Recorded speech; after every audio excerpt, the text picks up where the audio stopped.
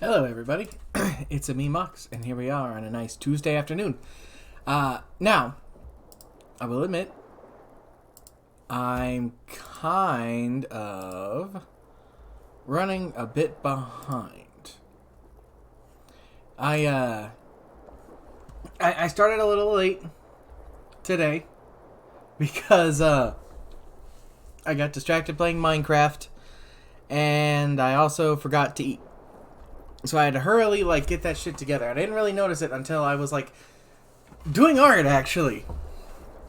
For the stream. A little icon over here for, our protagonist here. Yeah, I fell a bit behind on there. Anywho. We're back. We're playing more Disco Elysium. And I'm very happy to be playing it. I love this fucking game. I love it a lot. Last we left off, we had actually just started the game, didn't know who we were, had a crime scene to investigate, a murder to follow up on, and we discovered some interesting things, like the hangman wasn't hanged. He was shot in his head. There's a civil unrest between the Wild Pines. I want to say they're like a delivery service, kind of like they traffic 8% of the world's goods and services. And the dock workers here at Martinez. And that this murder might have had something to do with it. Yeah. It's very interesting. I think I'm going to have to lament. I had a plan for getting a pair of boots, but I kind of fucked that up, so I don't think I'm going to be able to get those boots. But I suppose enough of that. Let's see, is Kim here? Kim? No? Okay. There's the music. On a side, I have been actually listening to this game's soundtrack. I think I might have mentioned it before. It's all done by the same group. They're called, British Sea Power. I think that is actually their straight-up name, British Sea Power. And they have some interesting songs, but I think it's all pretty good. Alright, new day. Kim wants to talk to me. Alright. Good morning. How's it going? What's up? Morning. Looks like we can get to work at once. The Union muscle turned up. They look rowdy. We should talk to them. Alright. What do you mean, rowdy? I mean ungovernable. Martinez isn't exactly enthusiastic about the RCM being here.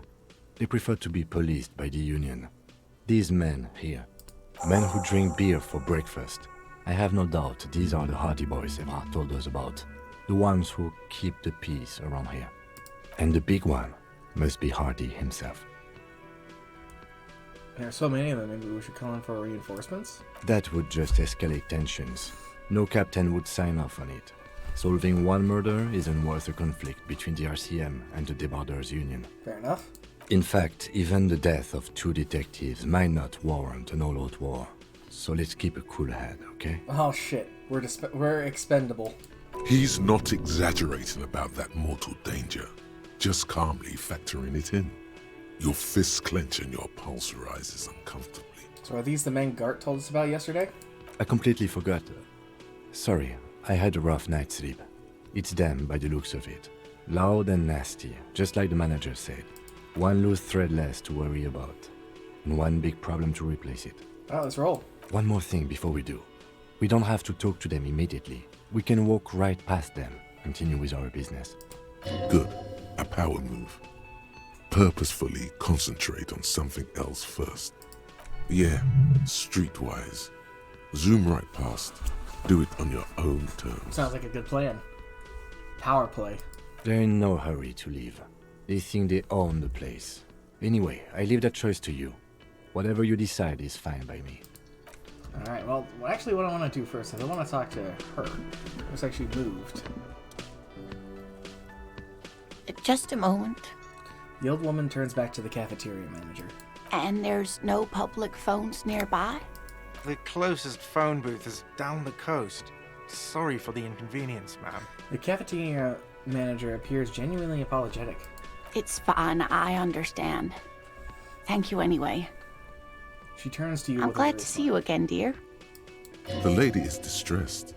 Perhaps something more upbeat might cheer her up. Good day, ma'am. Everything all right? Howdy, Lena. What's kicking? Please don't trouble yourself about me, sweetie. I was just hoping to make a call, but the Whirling's phone line isn't working. A faint smile tells you she appreciates the effort, but at the moment her mind is on more serious matters.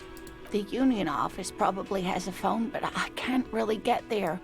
Or to the phone booth down the coast. And Gary's phone is dead too.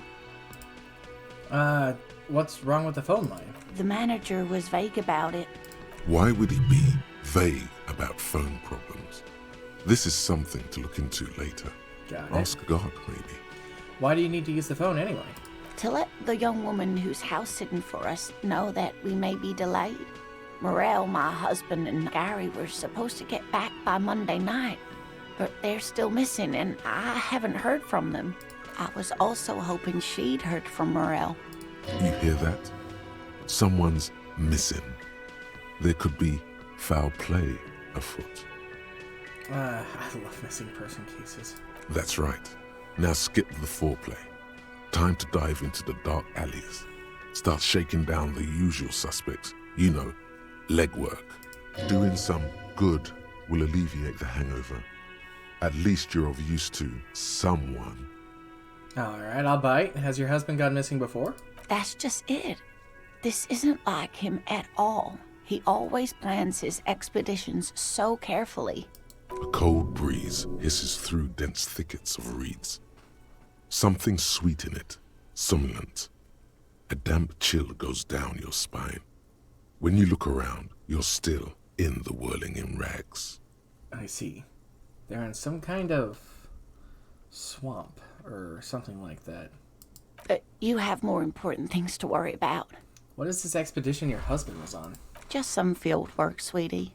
Morel is a highly trained scientist. He and his assistant Gary are studying an extremely rare species of insect. But they should have returned by now.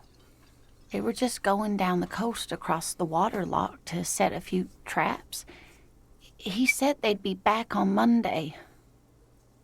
What could be keeping them? The water lock, that was broken. Could this be it? Imagine having a thunderstorm. I am imagining it. It's happening right now. There's a thunderstorm going off. Also, how's it going, medic? The water lock to the other side of the coast is broken. They're probably just stuck over there. Oh my. What happened to the water lock? I really don't know. Well, whatever the cause, I'm thankful. To both of you. You've spared me another sleepless night. You're welcome, ma'am. I hate to ask, but if your investigation takes you to the other side of the coast, please do keep an eye out for my husband. This will surely lead to a cryptozoological mystery with that extremely rare insect. Ooh. Spooky rare insect. And if you see him, let him know Lena is waiting for him here at the Whirling. He gets so tangled up in his work that he may not know the water lock's been repaired.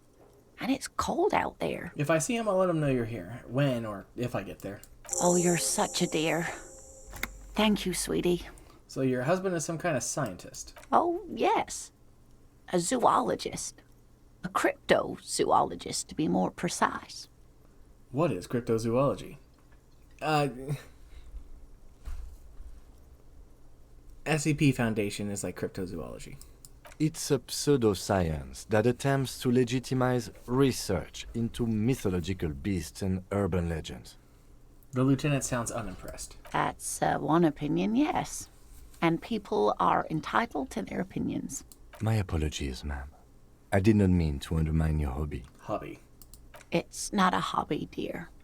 It's a subfield of zoology, one specializing in animal species that are so exceedingly rare that many assume them to be extinct or even fictitious. Searching for such species called cryptids is difficult cryptids. and often thankless. Oh shit! And frankly, many scientists are too lazy to do it. Universities these days are rarely interested in supporting real research. She's completely internalized her husband's struggles.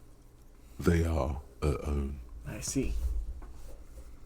Maybe you could convince her to tell you about some of the cool cryptids. Yeah. There's really no point in manipulating anyone. She'd be only too pleased to tell you about her work. Go on and ask. Hey, Lena, I'd like to hear about some of the cryptids you studied. Could you just tell me about a couple of them? Oh, I'd be delighted. Truth be told, I could really use the company too. One cryptid, not a couple. One. This won't turn into some kind of cryptid extravaganza. Okay, Kim. Just one little cryptid, promise. He nods and assumes a waiting posture. Alright, he wants me to get back to solving a murder. I guess. Cryptids. Let's hear about all the interesting cryptids. Electrochemistry is down to hear about the freaky things. Let's see here. No, that's a monkey. There's a green monkey in a pen. That's not really a cryptid. Let's see here. Let's hear about the invisible cryptid. What an interesting question. And the answer is yes, there are. Of course. All fairy tales have someone or something invisible in them. Shush, Kim. She's gonna tell me about the invisible cryptid. What is it? It's the Col de Mama d'Aqua. Its Its name means thin whisper of sound, and that's precisely what it is. Self-replicating sound waves, invisible and intangible. The Col de Mama is very afraid of us, which makes it incredibly difficult to track. What does it sound like? Like nothing, it's such a high-pitched sound that us humans can't hear it, nor can other animals. It could be ringing right outside your window and you wouldn't even know it. Could be anywhere. Everywhere, even. Oh, shit. Fine, I'll bite. How can an animal be a sound? Many scientists have asked the same question. Some have claimed that it isn't itself a sound, but a tiny corpuscle that emits sound waves. But there's no evidence to support this theory. It could be here. Right now? It could be. As I said, it could be everywhere. And we wouldn't know any better. It could be ringing all the days of our lives and nights. Maybe it's predatory. What if it's predatory? It's not. Don't worry. If it were predatory, we would have found it by the damage it inflicts. I wouldn't be so sure. What if the damage is also invisible? Let's see here. What is the evidence? What evidence is there of this animal being a sound? Plenty. It's the evidence that led to its discovery. In the 1920s, a group of Areopagite ornithologists, that is, scientists who study birds, were trying out a new recording technology for capturing sounds outside the range of human hearing. All right. That is actually a real thing. When playing back recordings they had made in the foothills of the Ea mountain range, they noticed certain anomalies, patterns that seemed random at first, but on closer examination were consistent with the waveforms of songbirds. Just not eagerly. The scientists soon discovered they could track and even predict what appeared to be feeding, mating, and migration patterns based on sound waves in a strictly delimited range of ultrasonic frequencies, even higher than those of the highest-pitched bat calls. Jesus. She transforms, when speaking about these strange animals, into a confident woman. They realized that they had discovered a new species and called it the Col de Mama d'Aqua, after the Paracanassian name for the voice of God, which is said to be very silent. Wow. They grew quite obsessed with these little birds. Even though they couldn't see them, they could distinguish among individual birds and even began to name some of them. Name them? Sequester, Time, Joscan. Those are but some of the Mama d'Aqua they followed individually. Why is the Mama d'Aqua so afraid of us? That is a sad story. A group of university students assisting with the field work in their enthusiasm for the project, and no doubt because they were preoccupied with impressing their professors, nearly drove it to extinction. Extinction? They tried to communicate with it and had no other means but sound. So they started sending out sound waves at frequencies they thought might match the Mama d'Aqua's. And what happens when a sound wave meets another sound wave of the same frequency, dear? Don't they, like, cancel each other out? This lady really should be a teacher. She's really good at the explaining things thing. Exactly. And these tests were performed so recklessly that when they happened upon the right frequency, well, they wiped out most of the population. Fuck. Great regret washes over her. A wending cloth. After that, the corpuscle appears to have migrated elsewhere. There have been recordings of anomalies similar to those spotted in Ea, but they've been few and far between. It's impossible to confirm the presence of any stable Koltama Madakwa population anywhere. Of course. A common thread in these. Disappearance and unfalsifiability. I like the story, though, ma'am. Come on, Kim. I'm glad you did, dear. Alright, interesting. What about... What about what? Was this encrypted on this pen you gave me? Hey, you promised you'd only ask about one cryptid. Okay, we'll move on from now. He nods approvingly. That's all for now, ma'am. I did promise. Can I help you? I seen something here, the Whirling Gart. A thing I need to talk about. What thing? So the phone line is dead? Yes, and the phone company is taking its sweet time sending someone to fix it. Losers. Is it true that there was foul play? Who told you that? Lena. Fine, yeah. It looked like someone had messed with the wiring. It was shortly after the hanging, but I don't know if it's at all related. Plenty of assholes around here who aren't murderers. That sounds very related. That sounds exactly like something that would happen. It would prevent people from reporting it if they cut the phone lines. He's exhausted from years of dealing with the assholes. That's why he's trying so hard not to be one too. If you do find out who cut the line, though, let me know so I can forward them the repair bill. There's something else I want to ask about. What? By the way, you should come back to this thing-based questionnaire if you see anything interesting in the whirling later. Alright. Goodbye, Gart. I don't really have anything for you at this moment, but, hey. That's that. Oh, we can go into the kitchen now. Sweet. Dishes are drying, the smell of chemicals and pine trees. Aroma spices, alcohol, and tomato hangs in the air. Why alcohol? Hey, $1.15. Sweet. Who are you, sir? A thin man is smoking below an exhaust hood, occasionally sipping from his mug. This must be the Whirling's cook. As you step in, he nods toward the table and says something in a completely foreign language.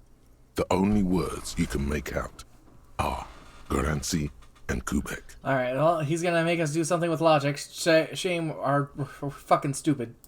It must be his name. Garancy. Garancy Kubek. Sounds representative.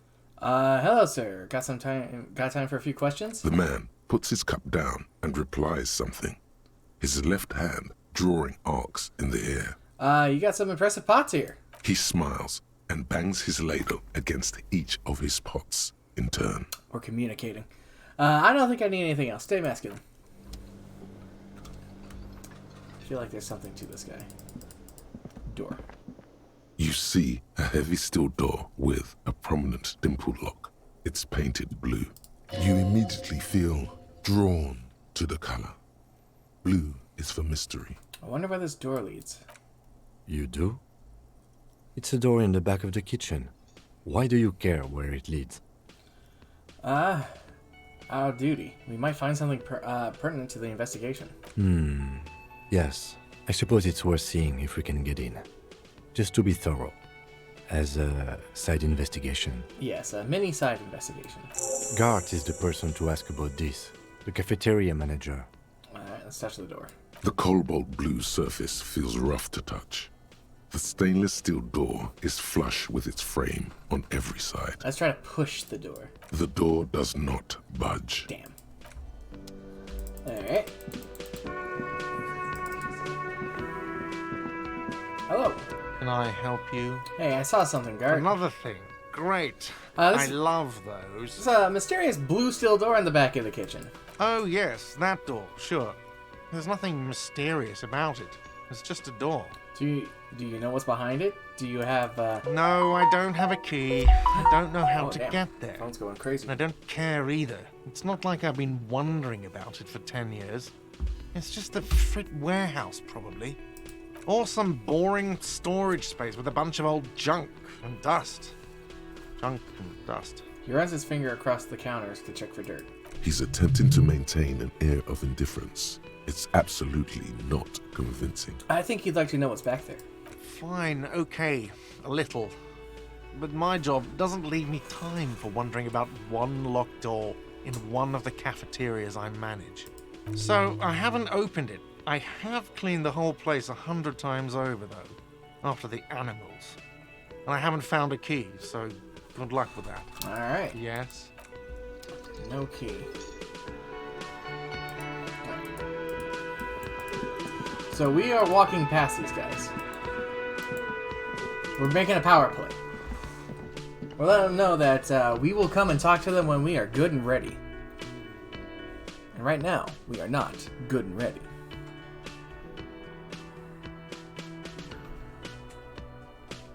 Grooving to the music.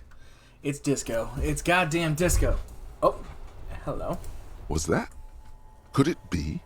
The Col de Mama d'Aqua? No, it's probably just your imagination ringing in your ear. Is it? Is there a ringing? There seems to be an extremely high-pitched ring. Ultrasonic.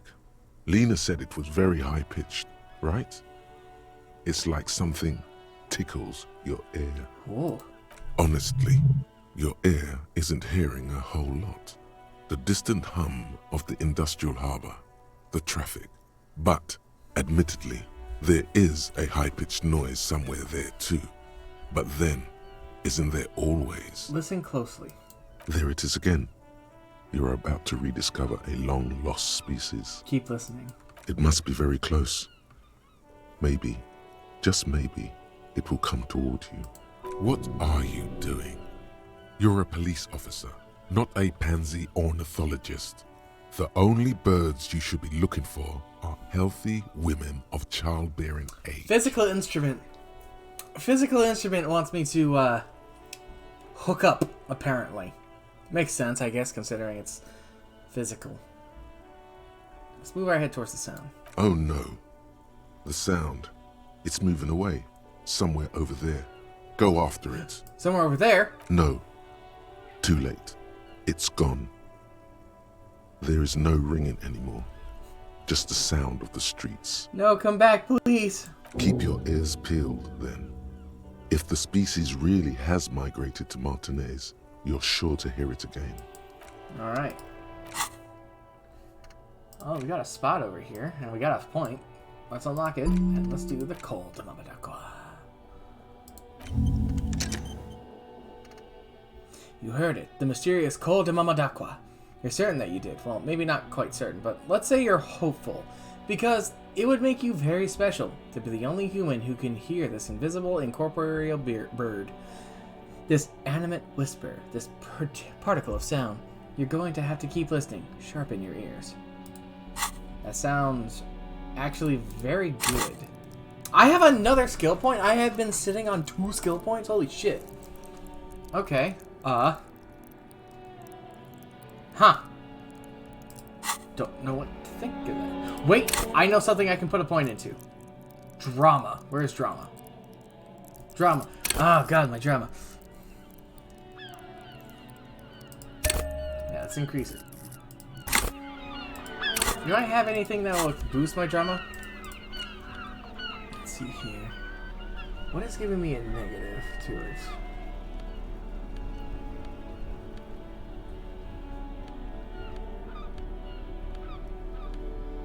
My glasses! Shit! Alright, well, no glasses for me. Shame. Oh well.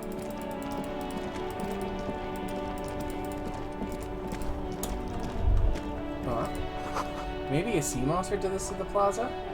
Oh yeah, there's this giant fucking crack. Huh.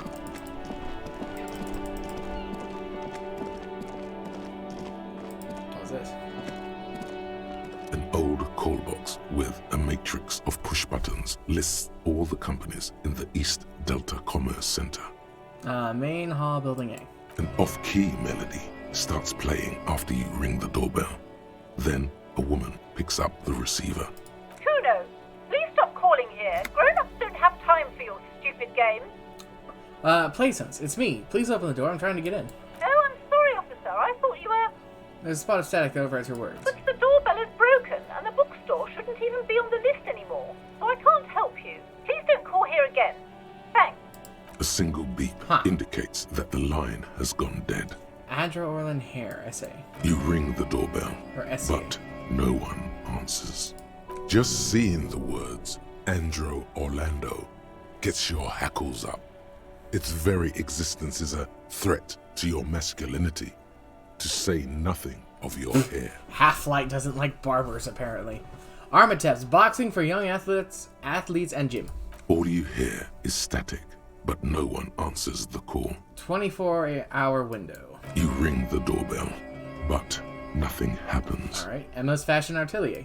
You wait for a minute or two, but all you get from the call box is silence. Fabron's No one answers the Taxi. The rest has been burned off. call. Looks like someone has melted half the plastic off with a lighter. The doorbell doesn't work anymore. Alright, Slipstream. You hear static from the intercom speaker. It sounds as if someone has picked up the receiver but isn't saying anything. You can almost hear them breathe. Hello, is anyone there? Yes, hello. This is Tricentennial Electric. What? This is a woman's voice, crackling and fragile through the static. Have you come to place an order? Hold on, Tricentennial Electrics. I thought I was calling Slipstream SEA. My God. The lieutenant exchanges a look with you. Sorry? It's you. My God. I didn't think I would hear your voice. Huh? It's a woman, and she knows you. Your heart beats fast. Electrochemistry! Now's not the time! No, something's wrong here. Are you sure she's talking to you? Do we know each other? Michelle, just please. She stops and you can hear her breathe heavily, her breath started by ancient static. Sounds like a ghost. Wind blows through your clothes and you feel detached from your surroundings. Inside the building, a cold memory hangs. Why did you even call? I don't understand. You've been gone for months. I thought you didn't care. Hold on, tell me what's going on. What did I do? Ever since I came to work here, it's been different. As if my mind's been wiped clean. A spot of static overrides her words. When she speaks again, it sounds like she's submerged. It's so nice. It's so nice to be able to finally forget. Forget about what? She sounds like she's about to cry. The cold is deep under your skin, as if you were talking to someone who's 100 years away. Somewhere inside the building, water is flooding the cellar floor. Oh god, please don't cry. She doesn't answer. You said it was nice. What's so nice about forgetting? Silence. The only thing you can hear now is static and waves washing ashore on the bay. What just happened? Another seagull passes by. It's getting cold standing here, staring at the silent call box. I don't know what happened either. We should probably stop playing with this thing. Alright, it's goodbye then. You press the number sign on the keypad that terminates the call. 12 name cards on the call box read, Something for volition. Do you have anything that can boost my volition?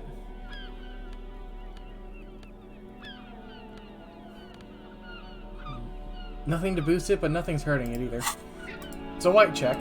An old Let's try. call box with a matrix of push buttons. We got a 50-50? lists all the companies in the East Delta. Let's roll the Commerce dice. Center. Let's go! Whatever she says, Yeah! it can't hurt you. You're a different person now. Stronger, healthier, and... alright, maybe not healthier, but it's a bonus that you've drunk so hard you can't remember any of your past relationships.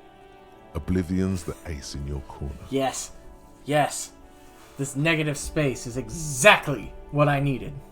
There's a light buzz as you press the doorbell, waiting for her to answer the call. It's cold outside, and you can hear the wind blowing into the speaker. A strange metallic taste fills your mouth as you stare at the intercom. That's the jitters right there. There's the static again, whispering like a seashell pressed against the air. Yes, hello. This is Tricentennial Electric. Have you come to place an order? Hi, it's me again. I wanted to talk to you.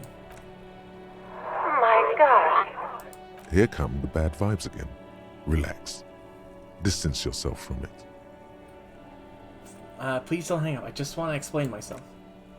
It's you. My God. I didn't think I would hear your voice again. Wait, is she... Are you repeating your words? Michelle, just please. Why did you even call? I don't understand. You've been gone for months. It doesn't I matter thought you didn't care. what I say. You're just gonna continue, right? The voice from the intercom doesn't answer, but you can hear her breathing. Wind blows into your microphone again, crackling and echoing in the box. Your hands are getting cold and your breathing becomes visible, forming small silvery puffs in the air. Is it over? Can we talk now? Ever since I came to work here, it's been different. As if my mind's been wiped clean. It's so nice. It's so nice to be able to finally forget about you. And then it hits you. You're recording. She tries again not to cry, and still doesn't succeed completely. Her quiet sobs sound old and distant, as if her voice is being played off a wax cylinder. Real or not, your mirror neurons react. It feels painful to be listening to this. Yeah, I understand that. Anger boils up in your chest. Go ahead, ancient recording. Cry then. Her sound melts into the static from a long-distance phone call. From time to time, you can hear people talking in the distance, but can't make out any words. This is where you hung up the call the last time, but the recording is still going. Let's keep listening. A phone rings in the office with an old-fashioned chime, and someone walks by in a pair of heels. The static is like a warm blanket wrapped around the sounds. Is anyone there? No one replies, but the static grows stronger like rainfall. Then a female voice speaks out, completely different from the one before. Glorious and total somehow, crawling inside your head. For 300 years I have been here, volatile and luminous, made of sodium and rain. What the fuck is this, Shivers? If you want me, you can find me on the beach. Donazernebal. So, The strange alien thought pattern ends. The lieutenant cuts in, expecting the intercom. it was a recording trapped in the circuitry from some ancient tenant. This sometimes happens. Shall we conclude here? We have other mysteries to solve. Wait, a recording trapped in the circuitry? Mm-hmm. I don't have time to explain it to you right now. Maybe sometime later. Something weird just happened to me. Don't take this the wrong way, but during our short stint working together, something weird is almost always happening to you. I think I need to step away from that. That was a lot to take in. Holy shit. Hi, guys. Oh, hi. Who are you? See a sturdy woman humming to herself. She seems to be browsing books. tip takes off like a silvery mosquito, unfolding its rotary blade arm. She mumbles reading, then puts it down. Hello. Hello? Who are you? Me? No one. I'm just a working class woman. She doesn't really want to be disturbed that much. What are you doing? Looking for something to read. Phenomenal. It is. I'm a policeman. I know you are. Everyone can see that. The rectangles. Do you need the help of a policeman? What with? This citizen thinks she can do without your assistance. Don't buy it. They all need help. Help her by carrying things? Maybe she needs a weightlifter. Maybe she needs you to fight her husband. No, that's not it. Maybe your husband is missing? My husband? No, he's not. So where could he be? I don't know. At home now? Out drinking with his friends? Working? Where is this going, officer? So what I'm hearing is you don't really know where your husband is. Yes, but... I don't really need to know where my husband is. Not all the time. Wouldn't you like to? No. She looks at you straight in the eye. Her right foot is tapping nervously. I can totally help you find your missing husband. Why are we still talking about this? I haven't lost my husband. She has the husband is totally lost. You should tell her that it's okay. It's okay. What? It's alright not to know where your husband is. Nothing shameful. No, it's not gonna say that. It's just nothing shameful in there. Who said anything about shame? Stop talking down to me. My husband is not missing. But he is. You can feel it. Or maybe it's something else then. That's all for the moment. I'll let you read. The woman before you nods and returns to her reading. That was a weird fucking conversation. I don't know where I was going with that. But I wanted to see what would happen. I had to know. I was curious, you know?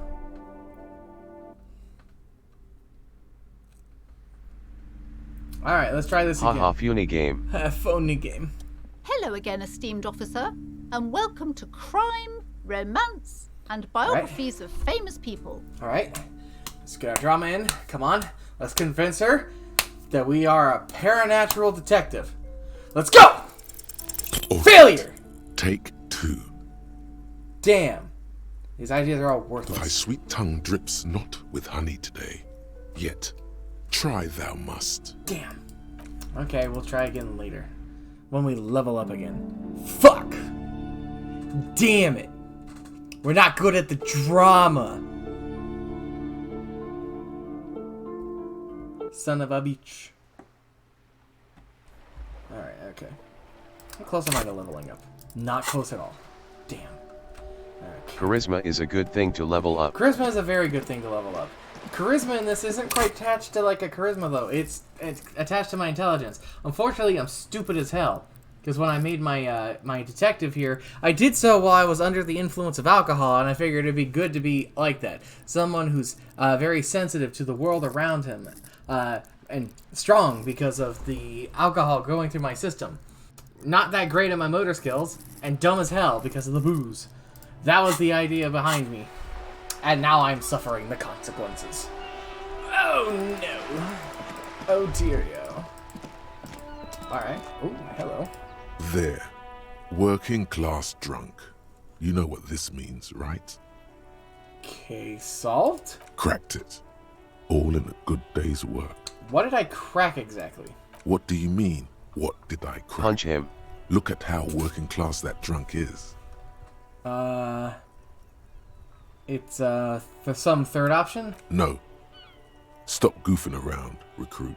It's the future leader of a proletariat uprising. No, it's not. It's her husband, the missing husband. Yes, and you found him. Now go and tell the working class woman.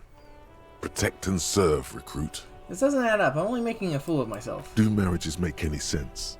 Does honor? You're not a filthy philosopher. You're an officer of law. It's time to ace this case and not brood over your reputation. We can deal with the perception management later. This is nonsense. Not honorable, recruit. Not honorable at all. Hey. Psst. Who, me? Yes, you. Just Word punch on him. the street is you're ready to start building communism again. What? What is it with standing in the spot that's making my inner thoughts really swing around here? Communism, I hear. Communism, I hear. Again? Yes, you're ready to start building communism again. You've built it before. They've built it before. Hasn't really worked out yet. But neither Commie-goes. has love. Should we Get just his stop ass. building love too? Yes. Can't argue with that. So, what about all that communism you've promised to build? Word on the street is you've woken up from 1,000 years of slumber, promising to erect a version of communism many times greater than any attempted before. Is that true? How come there's word on the street? You keep saying things like, down with the bourgeoisie. I do? Eat the rich. Sodomize the landowners. Impel all people who have more than 25 Eat the real rich. in their Eat the pockets. rich. Literally murder Medic is all loving human this. beings, regardless of their political Gasp. It is the game. It And is. Twitch isn't dying right now. You got here at a weird Cannibalism. time. You got here at a weird time, Whoa. Sylaps. My brain is trying to convince me to be a communist. I haven't said anything like that. Okay, not in so many words, but don't deny it. You're about to rip off that mask of social democracy and reveal the monstrous seven-eyed lamb of global communism that will devour and masticate Oh, mankind. communism and cannibalism? Pig. Everyone Pog can asterisk. see that. Fog. So tell me, do you have any questions before we fire up the big communism builder? Or do we get right down to it? What do you guys think? Cogchamp. Should I go communist? Become a communist cop of Martinez? Do we throw in with this ideology? Is this the route we want to go? Eat the rich? Down with the bourgeoisie? Go full commie and start another Russia. Start another Russia? New Russia. New Russia. Neo-Russia. Sounds like we're going communist. Alright, let's roll up our sleeves and start building communism. Oh yeah, get the firing squads and the animal wagons ready. You've heard of New England, now get ready for New Russia. Pro-communism. Pro-communism. Was that firing squads? You didn't say anything about those. Too late to back out now. You can't make an omelette without breaking a few million eggs. Uh-oh. Well, let's roll up our sleeves further and breathe in that pristine air. Well, we have another thing to put points into. Too bad we're already currently internalizing the thoughts about a fake invisible bird. Hello, sir. No one knows me. Here. I work hard, I play hard, nobody You can works make hard. an omelet with less than 1,000,000 stupid fucking brain. I'm stupid. I'm dumb as hell. I'm just one intellect. Dumb as hell. I don't know how to make an omelet. Who are these kind old men? Have you no shame? Whining about your back every time you bring out the measuring tape. René, you're a man with a fork in a world of soup. Please, let's just try to enjoy the game, alright? Never heard that expression before. A fork in a world of soup. That's an interesting way to call someone a stick in the mud. I'm trying to, but you keep I like breaking my concentration. You're old. I can see that. Fork We're in a both world old. of soup is my Now new stop insult. grabbing your ass like it's a girl. That's pretty great. Stop grabbing my ass like it's a girl. These manly men are playing balls. This is a ball game. Grab a ball and play it. Should I Don't ask questions. Shoot first. Ask questions never. Shouldn't I ask what the game is first? No, you got this. There's the ball. You're the game. Let's observe him. See? Your munching and complaining have ruined my concentration. Man, I just remembered a quote from Fate: people die when they are killed. It's true. People do die when they are killed. The man throws a metal ball towards a smaller wooden ball in the sand, trying to missing it by a meter. Ah, mon Dieu. The pain in my back is unbearable. I can't even say if it's in my back or hip anymore. Feels like it's in both. He tries to measure the throw. I hope you pass out from it. You goddamn jellyfish. Men like you are the reason this nation is sinking. Standing tall and proud, he looked at his partner with disgust. Shush. Ignore them. They don't know what they're doing. They're old. You are letting down yourself and the team. Shut up, physical instrument! Already. Shut up, my muscles! They're old, so fuck 'em. What team? Doesn't matter what team. Pick a team. Any team. The blue team. Yeah, fuck You're the old. letting them down. Get in the game and throw the goddamn ball. I'm not a coach! Eyes on the ball, Dinky Winky. Eyes on the ball, Dinky Winky. Alright, let's do it! Yeah! Hey. Give me the ball! What the fuck am I doing? Go, go, go. You are immediately surprised by the ball's lack of weight. No matter. You'll make it work. I have a feeling this is an accident. I feel like this is a mistake. I feel like I just fucked up. You've got this. God, this is right. You feel the familiar tremble of excitement and adrenaline that precedes every victory. Time has frozen. Let's feel the ball. The cold metal ball is surprisingly smooth against your neck. It has a pattern on it. Probably a sponsored ball. Yours would only be covered with bumps of learning and scars of victory. Nice.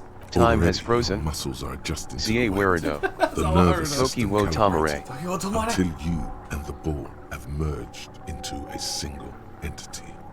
The man ball The is man ready. ball is ready. Let's take in our surroundings. A chilly breeze ruffles your hair as you stand there, feet firmly planted. All sounds, smells, even the wind, everything fades until the only thing left is the union of man and ball. Yes. Or the dollar store version spell card illusion world. The world. West, in the Grand Couronne area, a sharp overhand left from Shivers. Arsène Luc Edelbrock sends the Samaran heavyweight champion, Kostya Miasnok Kostanicha, flying to the mat. The crowd goes wild. Revachol loves her heroes. There is time for a last glance inward. Who am I? An embodiment of pure motion, a fine-tuned locomotor running at maximum efficiency. Behold the fear and confusion reflecting in the eyes of the two feeble geezers. They are in awe of your superiority. You are a god to I am a god! Some would still say you're a cop, but I guess we're beyond that now. The inertia can be contained no more than a bullet leaving a gun. Let go.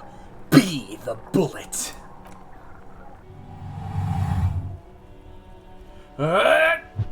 Yeah!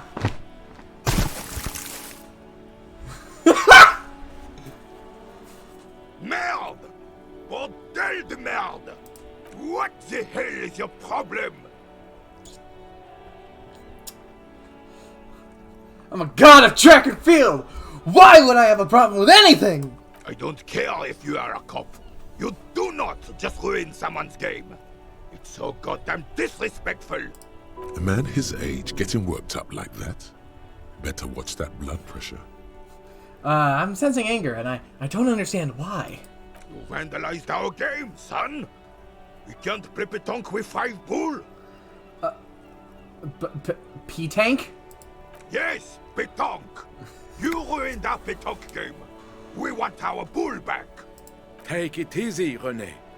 This is just a misunderstanding, isn't it, officer? No harm done. Kim just watched this happen. He just watched me watch over, grab their ball, and throw it into the fucking river. Of course there's harm done, you orange slug. You owe us a goddamn bull. Okay, we'll try to fix this. Good. Mistakes are forgiven when men at least try to right their wrongs. I believe you He's will immortal, Now, unkillable, why did you unmatched. us? Just talk. It'll smooth things over. It took me a bit to find the right order. I see. Renee, I found your guard booth. Yes. The Debardeurs Union pays me to stand vigil during the nights.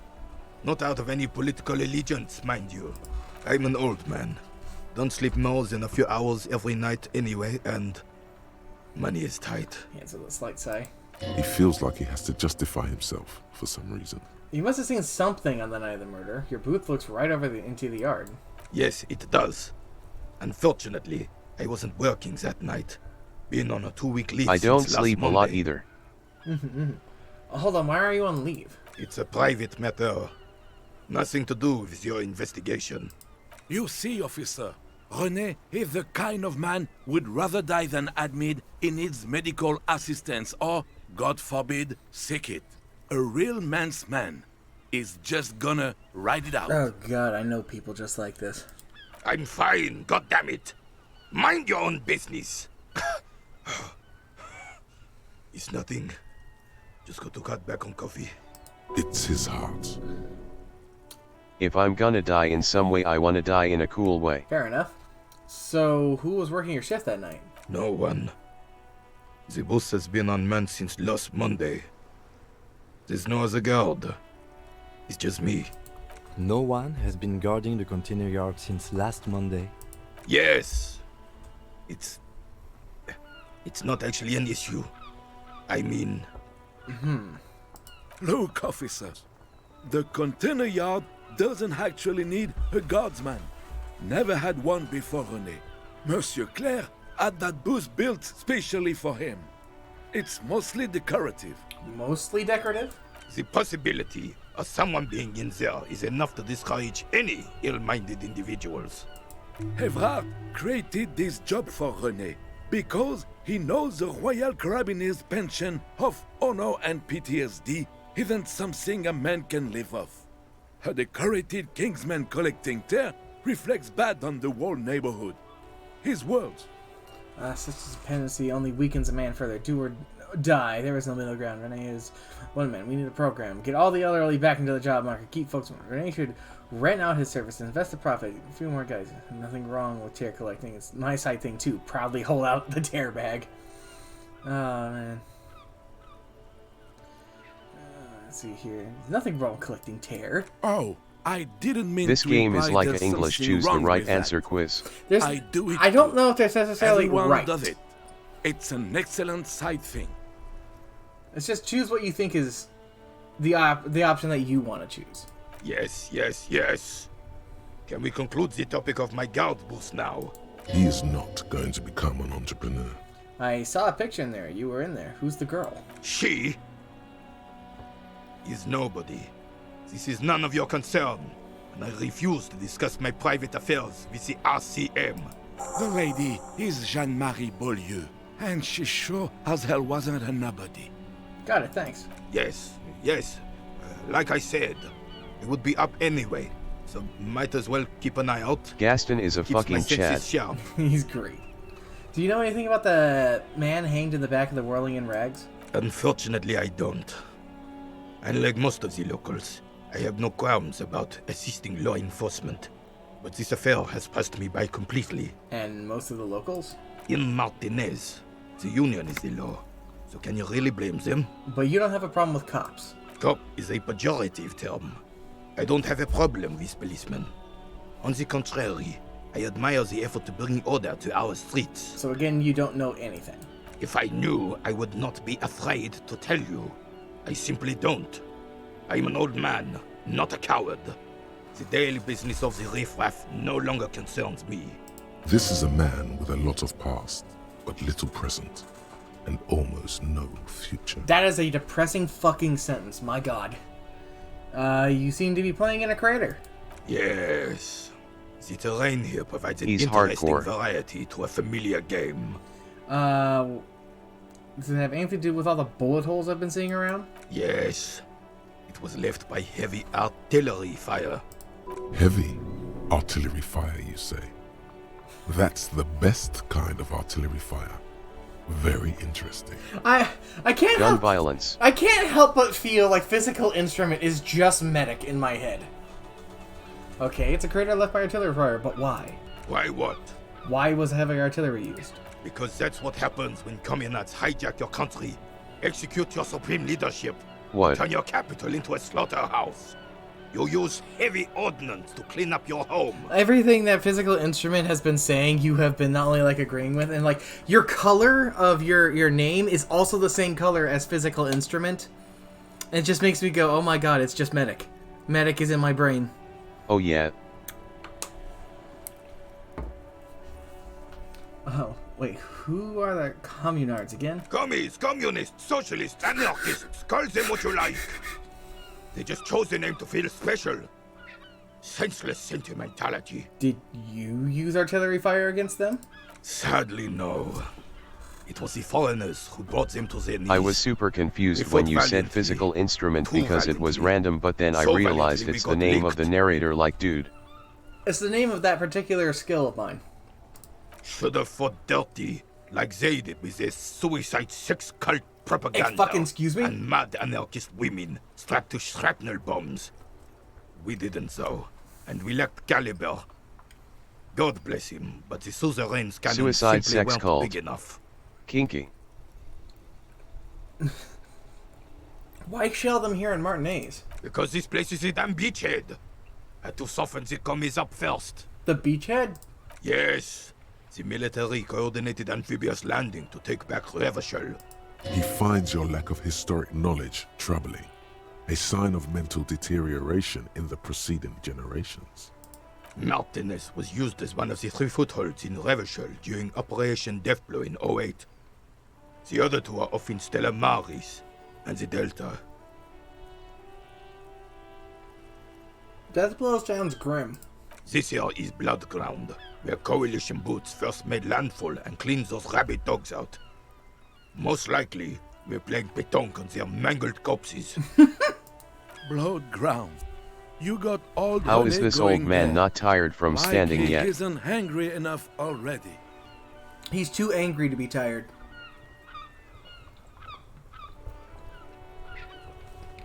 There's our answer. Sorry, I was eating a donut. Hold on, the coalition. Don't get me wrong, officer. I hate those foreign dogs, but the enemy of my enemy. Donut or donut? They're the lesser evil. I'm gonna say the first. D-O-N-U-T, maybe? I don't know. How do you spell donut? How does this spell donut? Yeah, it spells D-O-N-U-T-S, so... Donut. Why is everything so bombed out? Damn right, son. They laid the fire of hell on the city before they stormed it. And it worked, too. It's a strange gleam in his eyes. He approves of this radical approach, knows it was necessary. He approved of the artillery Why showing. can't we just nuke this part of town? He did! He did! The rest of the city got cleaned up, but Martinez they keep as a monument. And now the Union Socialists are practically running the place. Well, it's your own damn fault. You, we, the coalition, Revachol, whoever you Let's wanna just blame, get rid of it from the never map. finished the job. Officially, the party never surrendered. Of course, they still hold influence. You don't even begin to truly understand the players on the table, let alone the specific circumstances surrounding the... What do you think? Foreign powers cleaned up our mess and now they rule us. This coalition seems quite capable, actually. Commies just don't understand how money works. Ah yes, 2 old men arguing. Top gameplay. Absolutely. It's beautiful. I guess I'll go with this one. I'm sorry it had to be them. After 8 years of fighting those hyenas, boiling cats for food and drinking piss in the mountains, I would have preferred if the Right Honorable King Guillaume returned through Revachol, or even if that damn clan Frisel had risen from the grave and led us. Sadly, that was not the case. Cat soup. Cat soup. This royal failure weighs heavily on him. Yeah, we learned that the royalty of this place was cycle. Like, there was a great king, Cat soup and then... with a piss broth. Like, there was a great king, and then everybody afterwards in that lineage was fucking crazy. And there's a statue monument of the worst of them, whose, like, son was the Mad or something like that. Instead, all that is just, holy, and beautiful in the world was wiped away, and now it's neon signs with toothpaste ads everywhere. Foreign influence peddling garbage and stupid music on the radio. What do you have against toothpaste? This is just what the commies wanted. This was their plan all along. This is what they wanted to replace the role of the suzerain with. You mentioned Guilliman? A true king in both blood and mind. Led Revachol before Frissel. He would have been better. He's the but the damn 1/10 dentist. commies drove him into exile. I see. Who was Frissel? Damn Frissel. He was the king we couldn't protect. The Carabineers failed him, and the crown. He died in the hands of the Hyperlay, in a very public execution. Very public execution. Fuck. What exactly is a suzerain? The suzerain is the king! Has everyone forgotten already? They forgotten already. Soon, they will forget everything. Him too. Then he chooses anger over melancholy. It's no use talking to you. You were still in Daddy's balls when it happened. When we took our last stand and rode the cavalry straight into gunfire. Who says that in a normal conversation? I don't want to feel good, I want to feel angry.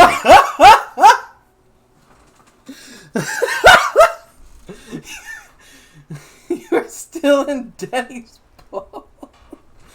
Okay, I saw the statue of Philippe III or the roundabout. Ah, yes. King Philip III on his steed. A reminder of what Revachol once was. Oh, absolutely. At the mercy of a cocaine-snorting tyrant who emptied the treasury so he could sleep on a bed of gold. Oh, good lord. Cocaine. Cocaine. Oh, God! Sounds like our kind of king.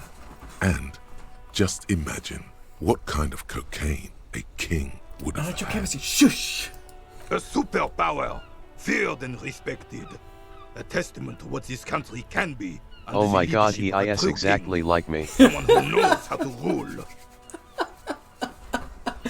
You're just the physical stats. Got it. How should I... What was that about cocaine? Oh, old Philip was a big fan of the purple nose candy the nobility loved so much. A cocaine connoisseur of sorts. His egocentricity is borderline legendary. You can't even take responsibility for yourself. How could you fathom the responsibility weighing on the shoulders of a ruler? That's why the Philippian kings use cocaine. For clarity of vision. Clarity of vision. To aid in their work. Regnum cocainum. Revachol's finest years. I did not see this conversation going this way. I'm satisfied with this explanation. Of course. Clarity of vision.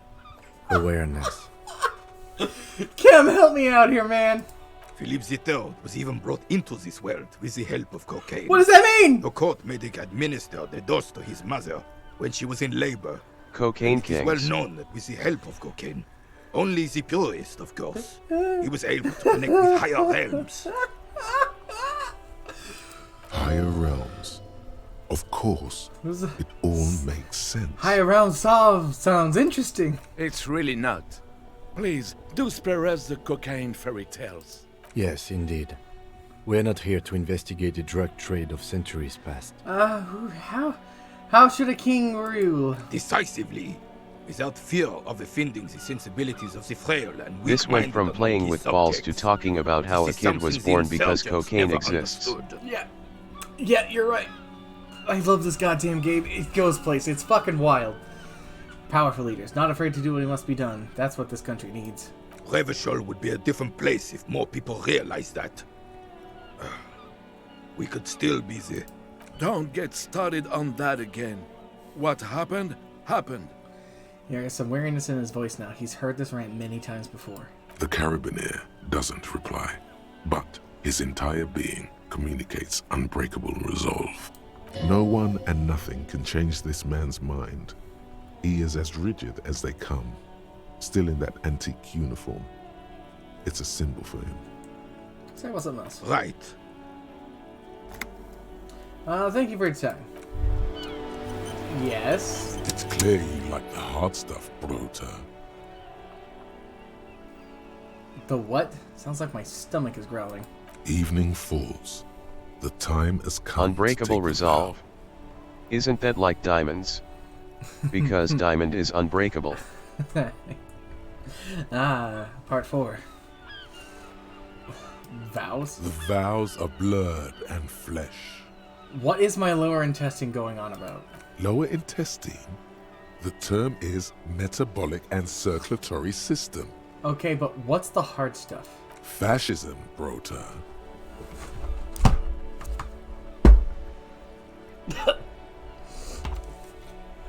What the fuck? I just subscribed to communism. Why is fascism trying to get in here? What is fascism? Fascism, literally. Many things. He said it like Brotour. Mostly about trusting your Many gut. umlauts. Who does your gut tell you is the source of Revachel's problems? I thought you were my circulatory system. Quit stalling, Bruta. We're talking about the weakest, worst, most insane thing. The weak link. Okay, financiers? Yes, them. But also... I don't like where this is going. Wormen.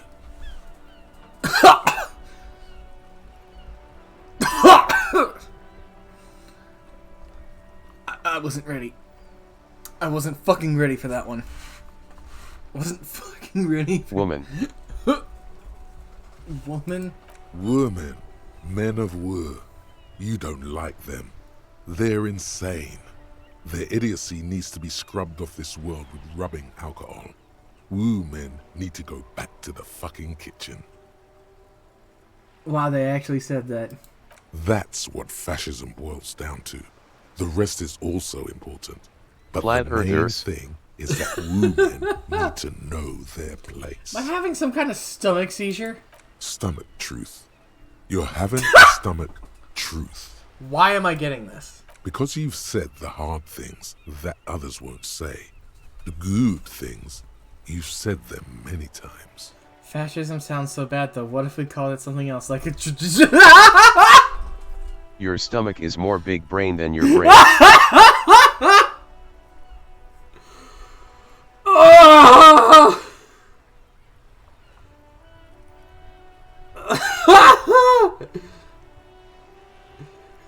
Woo! Woo! Oh! Traditionalism. Okay, yes, let's call it that. Good thinking. Fucking fuck. Oh my god. It's too real. It's too fucking real. Okay, Stomach, I've made up my mind about fascism. You're going to keep your views, right? Keep your views, Brota. Yeah, no. Absolutely not. I'm not going to be played for an upset stomach. There's a slow, painful growl somewhere in your intestines, knocking on your alcohol-engorged liver. It is one of betrayal and disappointment. I'm not becoming a fascist. Fuck that. Fuck that, alright? I can play with communism because it's entertaining. I'm not going to become a fascist.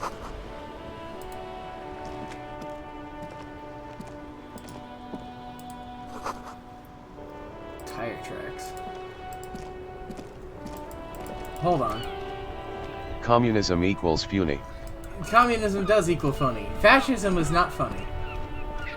But if you want to know something funny, I just picked up that there are tire tracks here, right? They're going this way.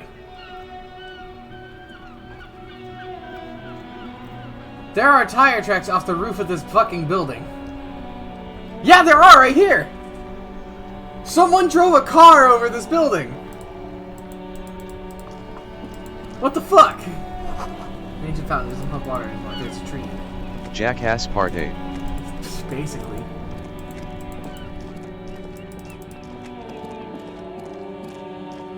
Oh my god! Wait, no, Jackass Part 69. They ramped off this building into a sign.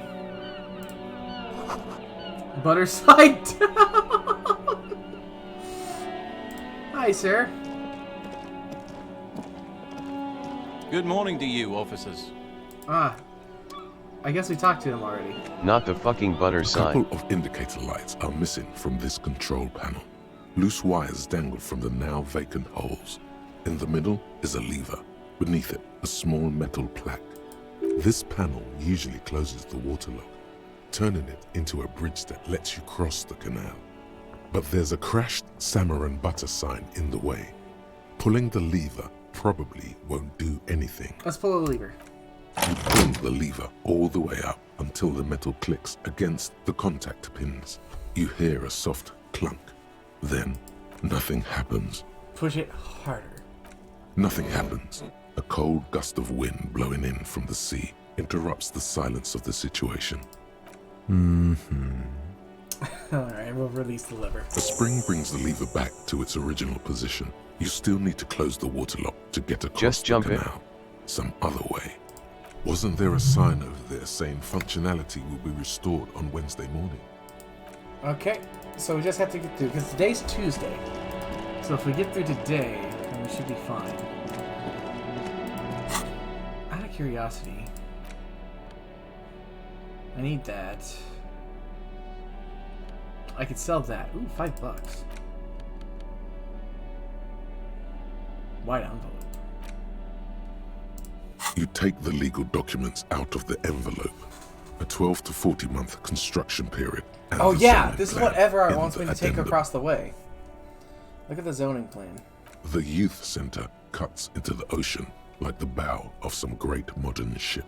Apparently, it's going to cover most, if not all, of the street and the square between the existing houses. It's 3 stories tall. That's ridiculous. What do you think of this, Kim? I'm no property lawyer, but it looks fine. I like the print size. They're not selling or leasing anything. It's not a perfect solution, but... Well, let's see if we can figure out a loophole. There doesn't seem to be anything of interest here. No fine print. You're smart. You can read. Alright, I guess we'll put it back for now. The bullet. The bullet is safely sealed away in a plastic bag. No, he bearing can't. The RCM stamp. Should Kim has filled out the label on the bag with the item number, case number, and date and location the bullet was found. Beside his orderly handwriting, the bullet looks especially sad, like a tiny, shriveled head of cauliflower. What do I do with you, Bullet? What? I said, what do I do with you, Bullet? Well, if I was the bullet, which I'm not, I would say, find the weapon that shot me. Good idea. If we find who owns it, we will have likely found It's who Snoo. used it. Hello, possibly Snoo. to kill Hold on our a second. victim. I feel it. Excuse me. Snoo, I'm a communist, but I'm not a fascist. In conclusion, LMAO, I got the a more we Guilty know Gear about this Strive bullet of ad. yours, Nice. The better. Oh hi Snowmox is just talking to a bullet. I am. Good God! What is with the Standard sneezing? fare. What is with the sneezing? Feel the bullet through the bag.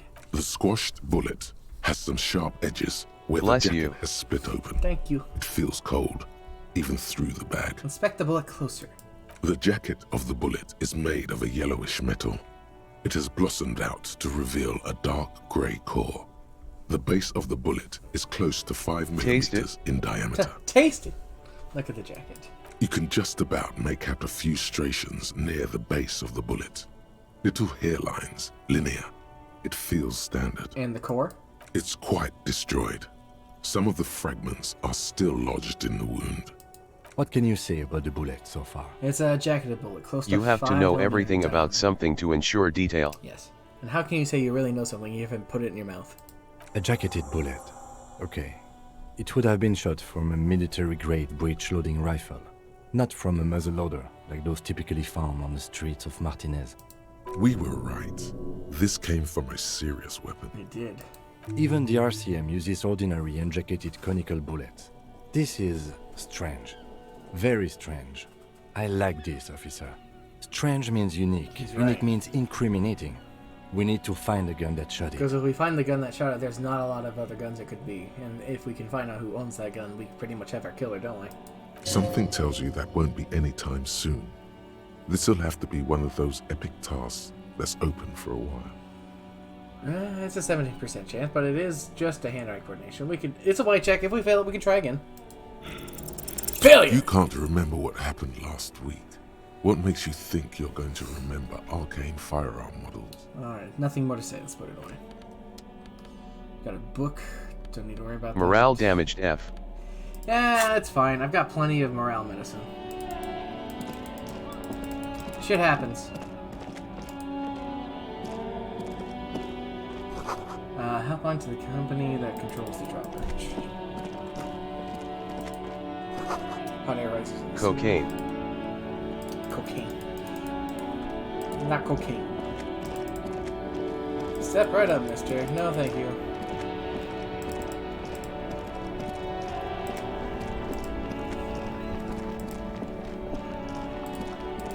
Let's think. What else could I do?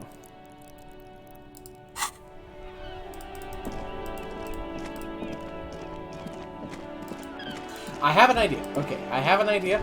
We're going... Oh, hello. Let's just swallow potato salad.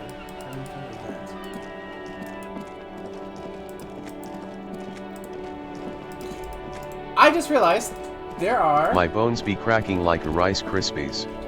We haven't looked at this. You see a set of tire tracks in the brown slush that covers the plaza mosaic. Why am I looking at this? Cop habit. You look at everything. What kind of vehicle drove through here? Hard to say. Let's try and reconstruct it. No. These tracks are not interesting at all.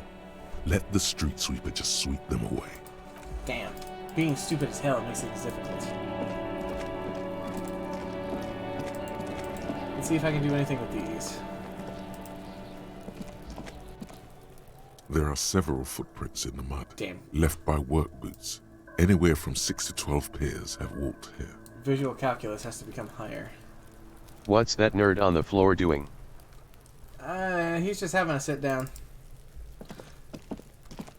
I'll check this out, see if I learn anything new from it.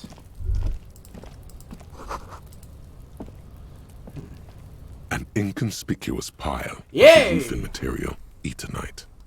Why am I looking at this pile of roofing material? Because there's a secret door hidden behind the panels of Eternite. That's why they're too orderly. Pull it aside. There it is. You see a shabby little door. Scooby-Doo shit. Yeah. There we go. Nice. What is... Let's investigate. What is... Shh. Quiet, Kim. Let's just go in.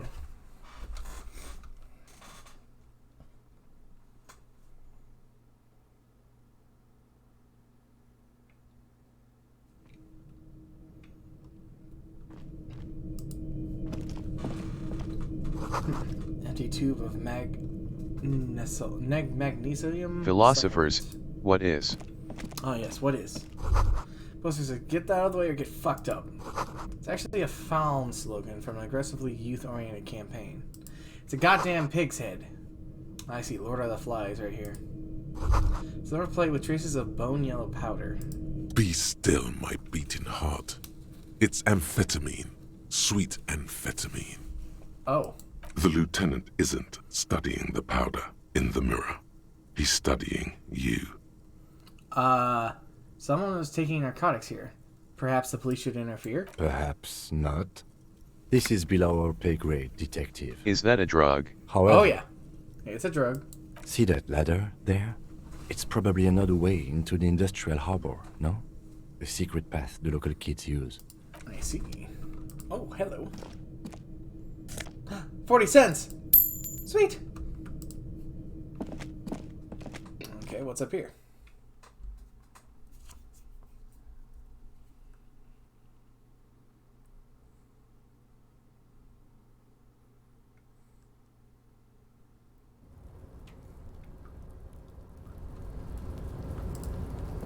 It's a bucket. Half full of rainwater. There appears to be another bucket. And change. I just noticed you put the cursed drawing on the side of the screen. What are you talking about, cursed drawing? It's an important drawing. It's a very important drawing.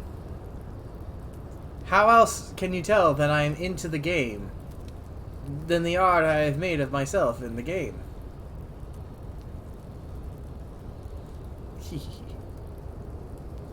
Yeah, that's a good size. Restoration pillars are kept the ruins together. This doorway is going to collapse soon. Ooh, I wish I get the fuck out of here. Hello. It's a window. I can look at this window? At first I thought it was part of the game, then I realized, wait, no, he drew that. I did. I did make that myself.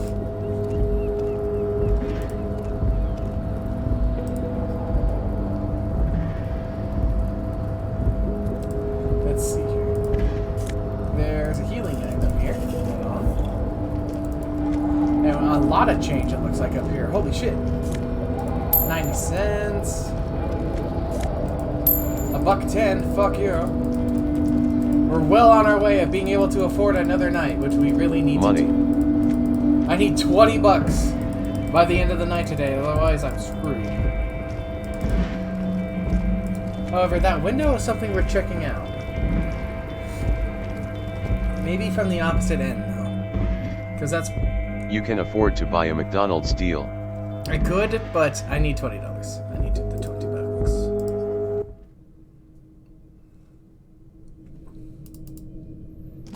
But hey, if that drawing right there did in fact make you think it was part of the game, I think I did something pretty good. I think that fits. I ain't gay, but $20 is $20. $20 is $20. Ain't that the truth?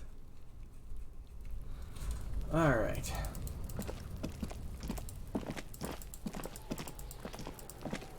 Let's see here. Zoom out even further. How's this coming along? I still need a lot of time. I need another 5 hours. That is going to be done by 3 p.m. Wow, cool, it's a racist. Just walk by.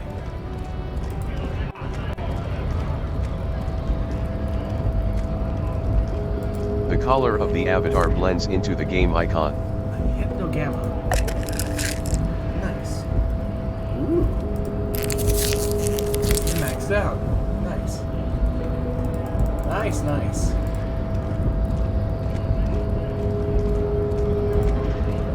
Alright, nothing to do to talk to that guy. We've already investigated that. I think there might be something I can do here. Maybe. If I'm lucky. Yeah. Heard a story from Renee? Let's try it. Damn. The more you ask yourself, the less you know. One thing is for certain, though. Your brain damage. It's serious. Ouch. Me head.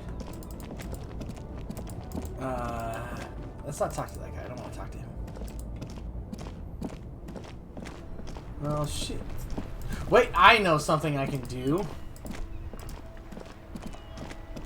To A, both pass the time, and B, get some learning and shit.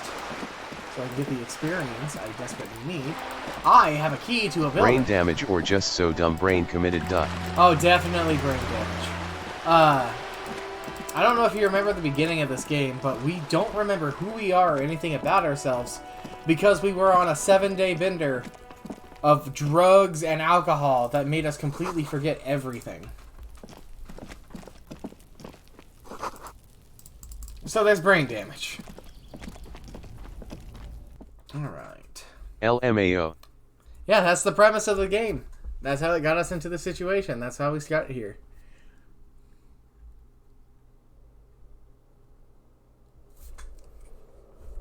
Imagine the reason you forget who you are is because you drank for a while. Oh, it's not a while. Oh, I have booze, speaking of which. Oh, well then. Actually, I just realized, if I drink that right now, that would probably actually give me experience. Like forgetting our entire identity because you breathe funny powder through nose. Well, hello. Someone seems to have found himself a bottle of alcohol. Here's where the magic happens. Let's look at the bottle. What a solid can of mass-produced piss water. Well over 10% alcohol in this so-called beer. Pop it open before it gets too warm. Wow, the gods of mass production have made this alcohol container laughably easy to open.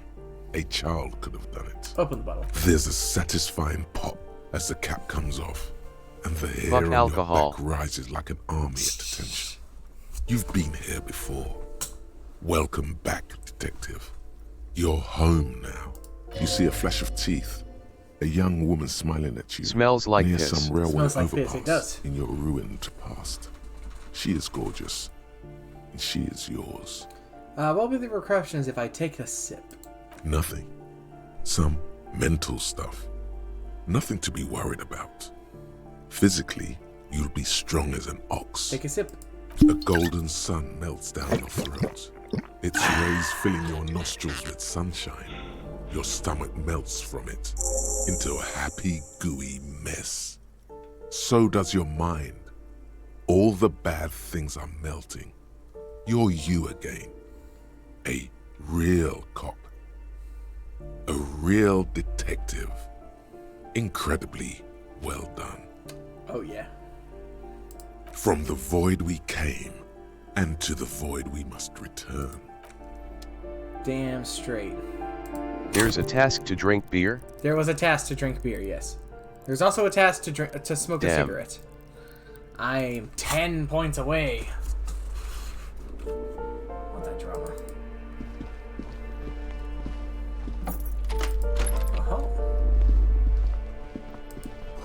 These shower curtains are covered in some sort of slime. Hey, 40 cents. What's this? Moss crawls on the bathroom tiles. Actual moss. Gross. Magnesium and a bottle of Commodore Red. That's fantastic and frustrating. There's something I can talk to in this door. Apartment 12. A loud, rumbling snore comes from within. The snoring is Mossy scary stone on sometimes. another level. Yeah, no doubt. Hello. Pair of spectacles. +1 to logic. That's pretty good. Oh, wow. I certainly look like a nerd, but now I'm smarter. My brain has gone up one. Hello? Someone's drawn a 5-footed star on the wall. Fancy. Pair of boots on the ground. There's 26 cents in them boots. This door has been closed with a padlock. A chalk-drawn number on the board says, number 11. Knock, knock. No reply. Examine the padlock. It's a solid lump of metal, but the shackle is deeply corroded. A solid pair of chain cutters would make short work of it. Better whip out those cutters. You won't get very far otherwise. Okay. Chain cutters. This door has been closed with a padlock. 58%. The chalk-drawn number on the board says, what are you Damn it. doing? You're trying to cut the body of the lock with the chain cutters, and it's really not working. I believe it's the shackle you mean to cut, detective. Got it. I am having just such morale damage all of a sudden. He's just trying to help. Don't take it bad. I think that's what I'm trying to do. Perhaps you should give it another go. I will try again. The shackle snaps like a twig, and the lock falls to the floor with a little thud. It should be possible to enter now. After you, detective. Alright, what's in here? There's that symbol again. Imagine being such an idiot you don't know how to break a lock. Ow. Books of critical theory and monstrosities of capital and such. Photos of revolutionaries posing with guns. A 9mm bullet. Samazarian lounge jacket.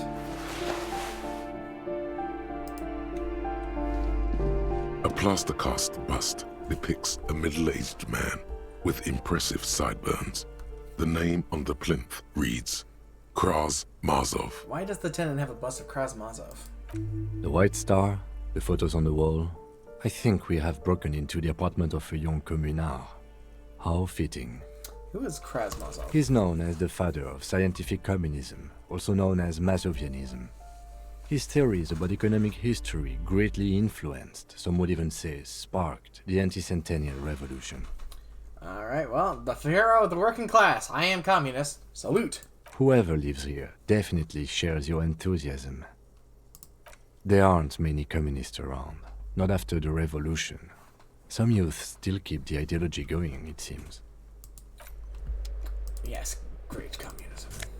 Okay. I can get that from here? How the hell? What's this door? You hear someone walking around inside, rearranging the furniture. The number on the panel says, "Fuck 10. you commies, your capitalism." Knock. The walking stops abruptly, but no one comes to the door. You can feel tension on the other side. Sounded like a woman. A woman's shoes. Knock again. A poor communard, from the looks of it. The room is barely bigger than a closet. What? Who is this? Demands a female voice. It's the police. Open up. Do I have to open the door? The clacking appeals again. Then the other side walks to the door. Her turn is now getting on a defensive edge. Do you have a warrant? Nuke her. I'm not obligated to open the door if you don't have a warrant. Let's go. We don't have a reason to get inside the A grenade would work very Later well. then, entering this door seems a physical challenge. Got it. This door. Number 9 is locked. A quarter. Whoa. Your mailbox is overflowing. Hello, lady. Pardon me. I'll come and talk to you in a second.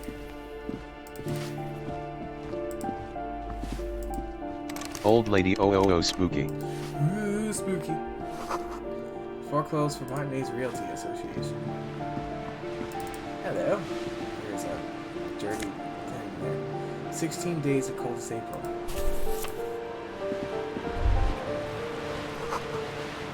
A shift in temperature. The Yes! air chills around you. Dust settles on the stony floor. Rub your sides for warmth. A former architect stands before a slice of window, a room plan in her hand. A cold wave has made the air in the building stand still and frozen, with temperatures falling down to minus 20 degrees Celsius. Her face is red from the cold. She's breathing on her fingers, clasping the plan. Traces of sadness are visible in her expression. The plan. Faint pencil Christ. lines on paper depict the same place, but a missing eastern wall connects the room with the neighboring apartment. Ideas for arranging the furniture have been jotted down. Look around yourself. It's clean and empty. Talk with about new stone cold tapestry personality. embellishing the walls. A standard HB graphite pencil has fallen off a three-legged stool in the middle of the room. Shiver. Fascinating. Fascinating is what that is. More grocery list is on the table. And checks. 20 cents and some heal. Hooray! The balcony. We're making money! We're very close to getting to that $20 mark.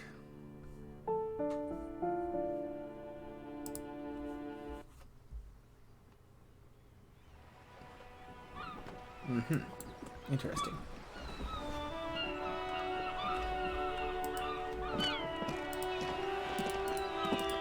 The game where 0.10 cents is a big fucking deal. It really is. But not for long. Yeah, I'm gonna end up spending it all. Hello, lady. Are you the artist? Ooh, the piggies have learned how to saunter up Soon communism shall staircases. rule. I didn't think you could do that with hooves. That's right, we've But evolved. Here you are. Yeah, I can see that. Cool mutations. Communism shall rule! That smell coming from her paint bucket. It's not paint. It's heavy fuel Is that oil. heavy fuel oil? Red-dyed heavy fuel oil, intended for exclusive use in government vehicles, to be precise. What did you think I was using? German Russian Aquarelles? communism is the Sucked it greatest out in the of a world. Pabst fuel tank myself. Back in Jamrock. She really did it. She's proud of it too. That's some clever cultural commentary. You ain't seen nothing yet, piggy boo. Catch you later, Cindy. I got another book to read, and I got a shirt that gives me conceptualization. Snazzy.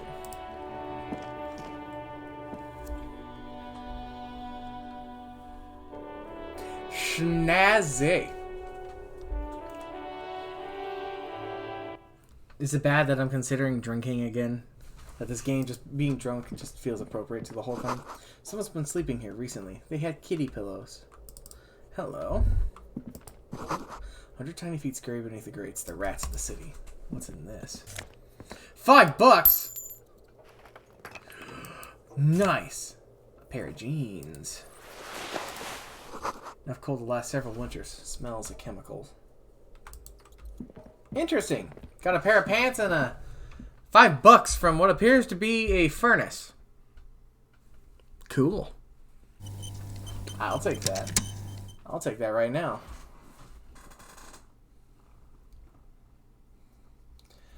Ooh, box. What's in the box? Yes! Tap flaps in the wind. Forgotten hammers and nails rust. Door's locked. You can't get in. Well then. So I leveled up. I got a skill point. I'm going to put it into drama. I can't put it into drama. Drama is capped. Damn it.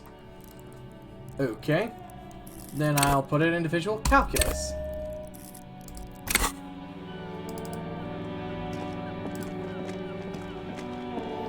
And I have a couple of things I can try out with that. And because I know what I'm about to be doing, and this requires the intellect stuff, I have a secret weapon to help me with that, actually. No, let's go this way. Let's go out the way we came, because that'll be the fastest way. No, it won't. No, it won't. I'll basically be coming out the same side anyway. Call Luigi. Call Luigi?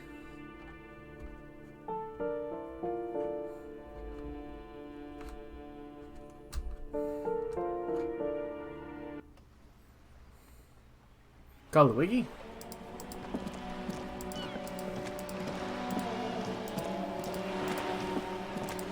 Yeah, secret weapon. These. Cigarettes. It may seem strange, but trust me. When it comes to this stuff, it's... Call Vacuum Boy. Eyes.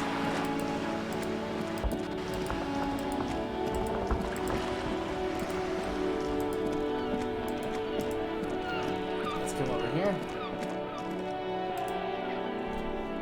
Okay. Why can't I use the cigarette?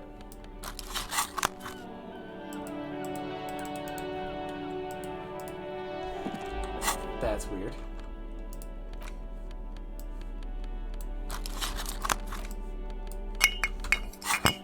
So I can drink the booze, but I can't use the cigarette?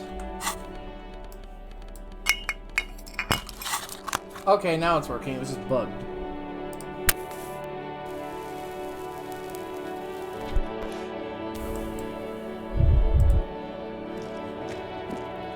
You see a set of tire tracks in the brown slush that covers the plaza mosaic. Let's try it again. Okay, so Yes! we get smarter by smoking. An unknown event that took place some days ago. It's a message, written in the language of burnt rubber.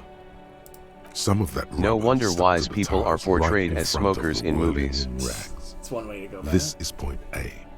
The driver started there, and then accelerated straight into the fence, left a hole big enough for the Franco-Nigerian cavalry, according to the cafeteria manager.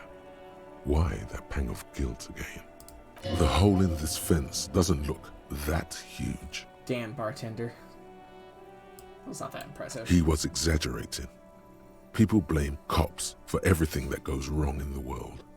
This has nothing to do with you. Okay, what happened next? The driver proceeded to back out of the yard, barely stopping before hitting the adjacent building. Before heading south. Must have been in a hurry. Car drove through the fence.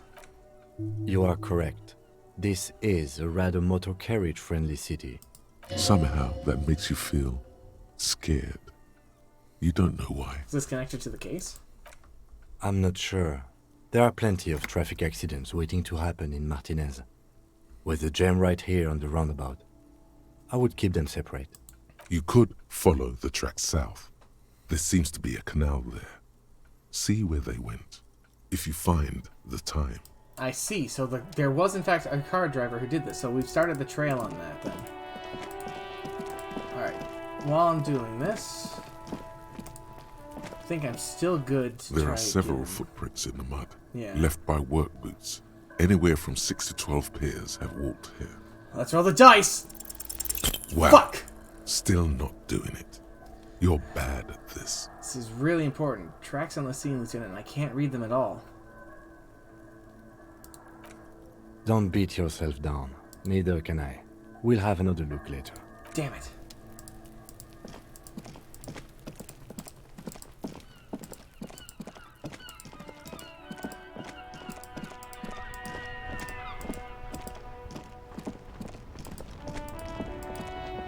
Well, we can try following the tracks here.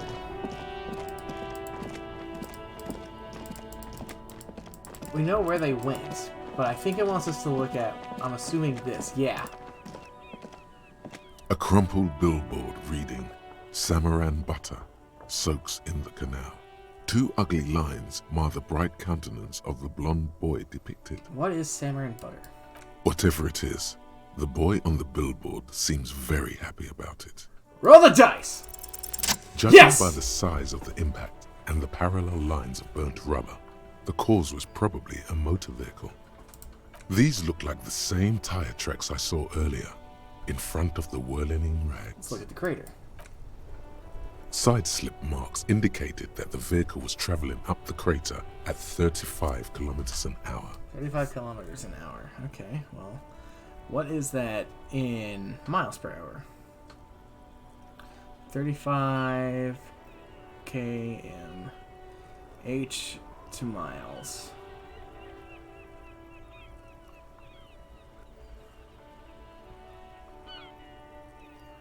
That's about 20 miles an hour. Look at the roof of the shack. Kilometers. The black marks on the Speak roof in McDonald's for indicate 3 that the blocks. vehicle vaulted from the crater to the roof of the shack. Like the sloping roof. The panel served as a takeoff ramp. Broken post. The vehicle soared through the air, hitting the billboard and upsetting the posts. Then it continued its flight, taking the billboard with it. The sign. The sign broke the vehicle's fall into the canal. Opposite bank. Still speeding, the vehicle made a loop and vanished into the fog along the coast. What's the model of the Phantom vehicle? There are two good candidates, the Caprice 40 and the Linear G22. Why the Caprice 40? It's about the right size, and the tire marks look like they came from the skinny tires frequently found on that motor carriage. Why the Linear G22? Very sturdy but light. Haha, your car names are me right. More likely than most to survive that jump. I don't know vehicles. I don't know shit about cars. What now? You'd have to follow the tracks to be sure. Blink. The lieutenant looks on, waiting for you to wrap up your analysis. What's up, Kim? Any theories about what happened here? Some top shelf shenanigans. I want to meet the driver and shake his hand. What kind of car do you think it was? I'm gonna say a Capri 40. That's quite likely, from what I can tell. I have some ideas about who it might have been. Oh. It was someone rather dangerous, perhaps disconnected. Someone cool and courageous. I suppose that narrows it down somewhat. Fortunately, we are not traffic cops.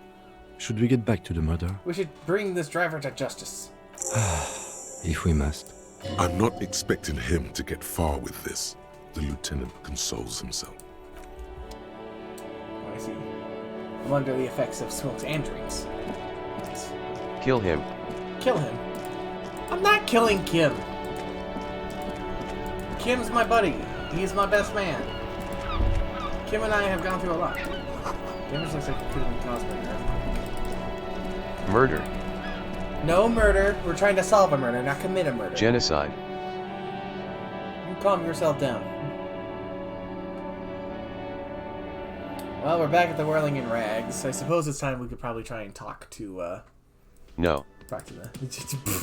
No! He's adamant about it. Hey, Gart, I got your 20 bucks. Can I help you? About my bill for tonight. Got the 20 real? Right here. Good. You got the room for the night, but remember, you'll need another 20 real tomorrow. How could anyone forget, asshole? Woo! I need a drink. Can you pour me one? Do I have a shaker in my hand? Is this a shaker? He sounds irritated. Sound irritated. Why? All I want is a drink. Am I wearing a little bow tie? Am I wearing a bow tie and doing this? He shakes the imaginary shaker furiously. Am I smiling? Do you see me smiling and shaking my little shaker? No. Do you know why? Why? Because I'm not a bartender. I'm a cafeteria manager. Is there anything else you wanted? What you want is a goddamn drink. How is that so hard to understand? Please make an exception. I got the shakes bad. I need my pacifier. You don't understand the seriousness of the situation. I'm an alcoholic. I need my fix. Fine then. Like what?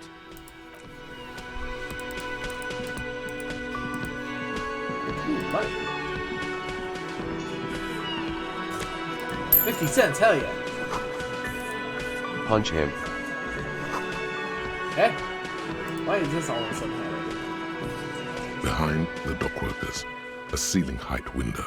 It's the not hawthorn branches scrape the glass. yet. Don't need to pay if there's nobody to pay. There's a little slide panel up there to let some air in. No need to open it in spring. It's still too cold outside. Okay.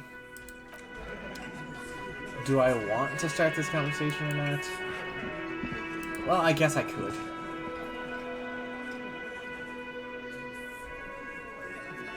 Nah. I'll hold off a little longer. You don't need to pay if there's nobody to pay. We can't kill the medic. We have bullets, but we don't have gun. We are trying to find our gun. It's missing. It's lost. It's scared and alone. Alright, my sleep schedule and the calm voice of the fucking narrator made me fucking exhausted. No worries. Thanks for hanging out, though. I hope you enjoyed Disco Elysium. I hope you have a good night's sleep. So I am a head out, and remember, if kill is an option, it's the best one. I see. I will try to remember. If it comes up, I'll think of you.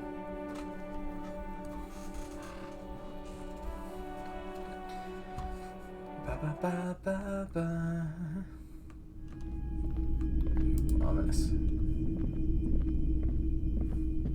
Some kind of machine, an antique cash register. What's this? A typical Martinez streetlight sits among assorted floor and table lamps. Bet you're going gaze right over the streetlight. The light pole has been carefully cut, and the wiring has been redone and attached to a standard indoor plug. The light buzzes faintly, but persistently. Is that a streetlight? Yes, officer. As you see, it's in perfect working order. Where did you get this? It was brought to me to be altered. We are not here to investigate the theft of city property. You have to admit it's rather clever what he's done with it. How much for the streetlight? 700 real. A bargain, I dare say. A bargain? No, it's not. He's trying to sweet-talk you into buying trash. Yeah, that seems a bit steep. There's also the matter of rewiring. But the most important transformation is the light's placement among ordinary indoor fixtures, which has adjusted its morphological field. The light became suitable for use inside the home just a few days ago. There's nothing else that you need to know about the light. It's over here. Mostly military wear, with a few eccentric fashions thrown in. Like wow, a very large red t-shirt with an impressive print stands out from the other garb. Oh yeah? Oh yeah. The print depicts a muscled man striding toward you, a giant sword in each hand, encircled by burning embers. Behind him is a cluster of cabins engulfed in flames. Beneath him are the words, Hyundal burning. Sniff the t-shirt. Smells like worn cotton And a little old sweat there. Worn cotton with a side of flea market or trash bin. Sniffing is okay, but please don't try anything on. Can't have you leaving your photon emissions in the fabric of things you're not going to buy. You're not imagining it. Photon emissions? What is he talking about? What's the deal with the man on this t-shirt? It's the man from Hendal. Walking away from his burning village. Yes. Their matter-of-fact tone belies their surprise at the fact that you didn't recognize the figure in the print. I'm guessing I'm supposed to know who this man from Heimdall is, but I lost my memory recently and need help remembering basic facts about reality. Huh? I said I lost my memory recently and need help remembering basic facts about reality. Oh, I see. That's tough, man. I feel the same way sometimes. The man from Helmdal is the hero of a series of popular books based on a fictional version of Kotla. In fact, most people don't think that man from Helmdal ever really existed, but they are wrong. Hendal isn't a real place. Neither is the man a real man, of course, but both the man and Helmdal are an ontological necessity. But hey, it's not worth getting into an argument about. What do you mean the man from Heimdall was real? I mean, even if the man from Helmdal didn't exist before the adventure novels, the stories have made it so that he has. It's simple, really. Okay. You sound skeptical. It's not that complicated. All that's required is a more robust understanding of cause and effect. Besides, I've been to Kotla, though not quite as far north as the Helmdal, and watched northern lights travel across the sky. Very unique, energetic tides there. Very, very unique energies indeed. Geomagnetic ley lines, one might even say. Ley lines. Stop talking about this nerd stuff. It will make you weedy. Buy the damn shirt already. How much It's are you powerful. selling the t-shirt for? 2 real. That's dirt cheap. Cool. I'll think about it. You should. Oh wow, that is a very powerful shirt. Welcome to Helmdal, officer. Well then.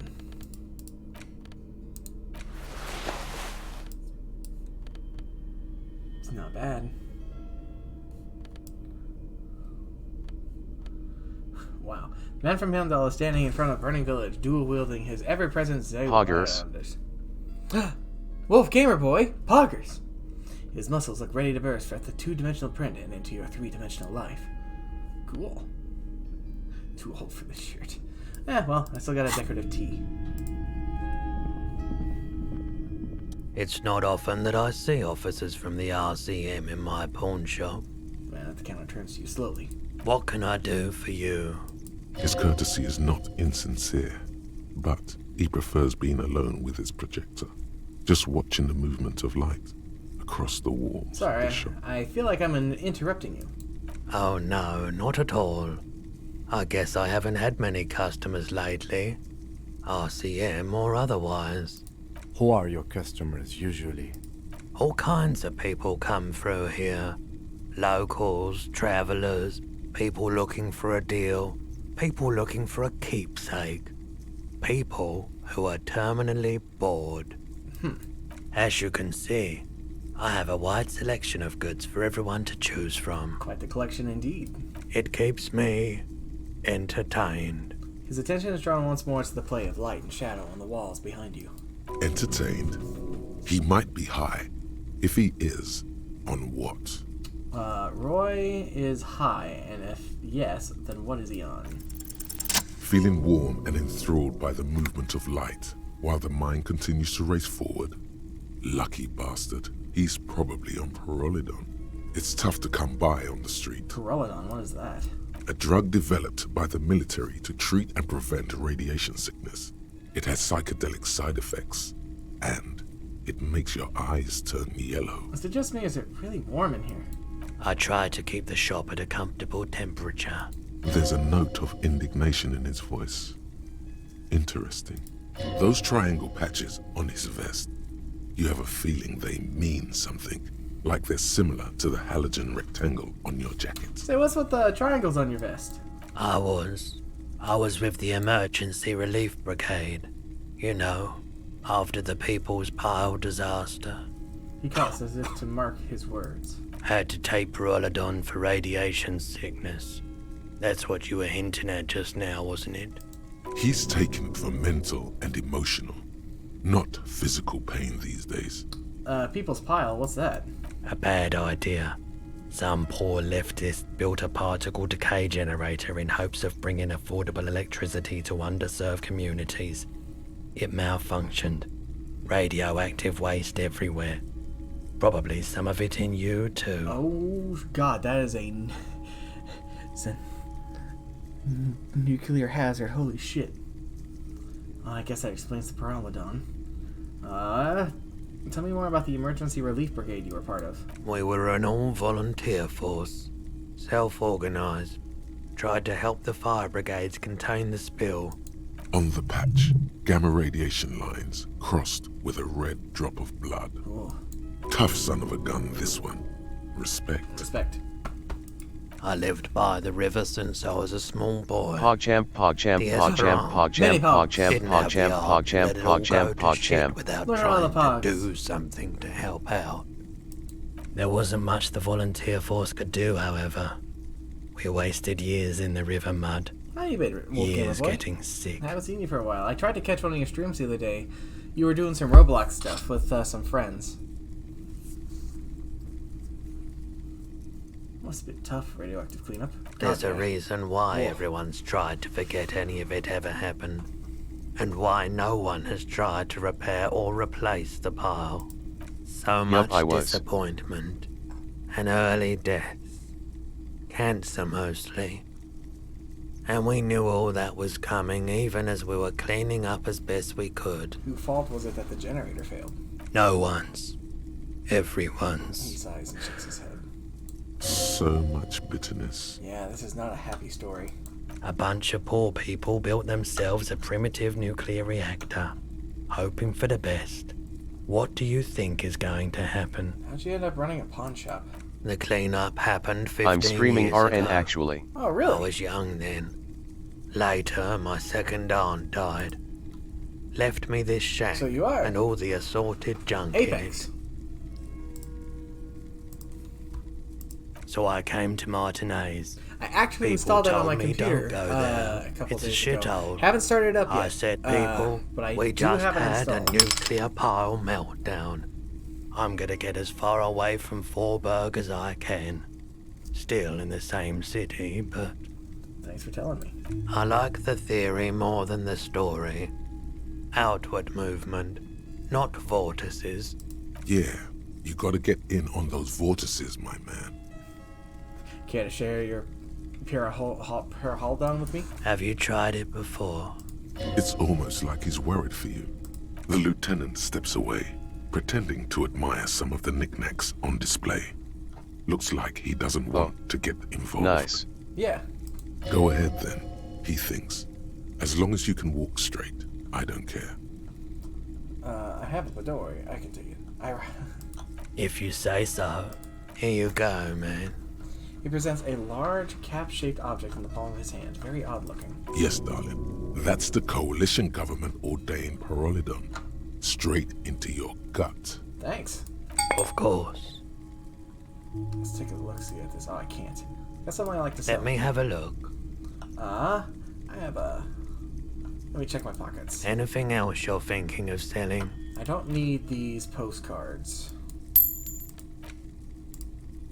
So those are safe. That pen has proven to be useful and kind of sweet on it, so I don't want to sell it.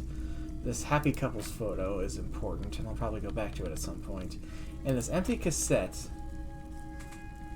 I could probably hold on to this if I can find the proper cassette. Alright. I don't have anything to sell at the moment. Another time, perhaps. Do you know anything about the traffic menace on the loose? Traffic? I'm sorry, officer, but I don't drive. But didn't you hear when the traffic menace drove over your roof? Now that I think about it, I do remember hearing a thunderous noise the other night. Some kind of powerful electric vortex hitting the shop, and then moving on.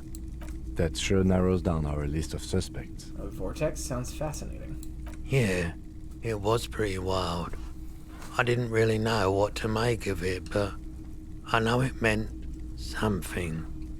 Well, he had a guy literally drive over the roof of his house. Or shop, I suppose. Maybe he does live here, I don't know. You might be able to aid our investigation. I doubt it, but I can try and answer any questions you may have. Know anything about the recent hanging? I do my best to keep my distance from all manner of butchery. Bad for business. Bad for everyone. No one likes to see what you have to see every day. Alright, actually that's all I've got. The pawnbroker's gaze is already fixed on the dancing colors. By the way, do you happen to have any guns like the ones carried by the officers of the Citizens Militia? Someone else came here earlier today asking the same question. I promptly sold her the gun you pawned a couple days back. I what? What? Sold? The lieutenant shifts from one foot to another. Wait. Alert. I sold you my gun. You were adamant about getting rid of it, officer. Said you were undeserving of a service weapon of the Revachol Citizens Militia. And I don't like keeping guns around the shop for long. Off the charts photon emissions. The unhealthy kind. He's not telling you the whole story. It seems he's trying to spare you. I feel like you're not telling me. You weren't quiet yourself, officer. What was I like?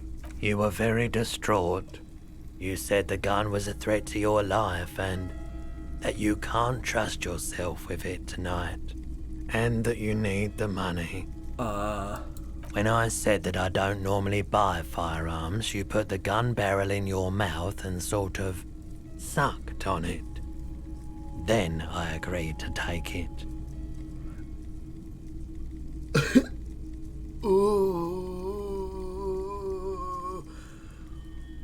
Oh, that's bad. I what? You sucked on a gun? Good. Very normal. Yeah, very normal. Wait, how much did I sell the gun for? 15 real. The lieutenant looks from you to Roy, and then back to you. It's clear that he hopes this tableau might still turn out to be a bad dream. It's not, though. This has got to be the most. Wow. Wow, indeed. There's pity there, too. In case you didn't notice. Sorry. I'm not even gonna say anything. The light swirls in his face and glasses. He doesn't know what to say either. Was the buyer a policeman too?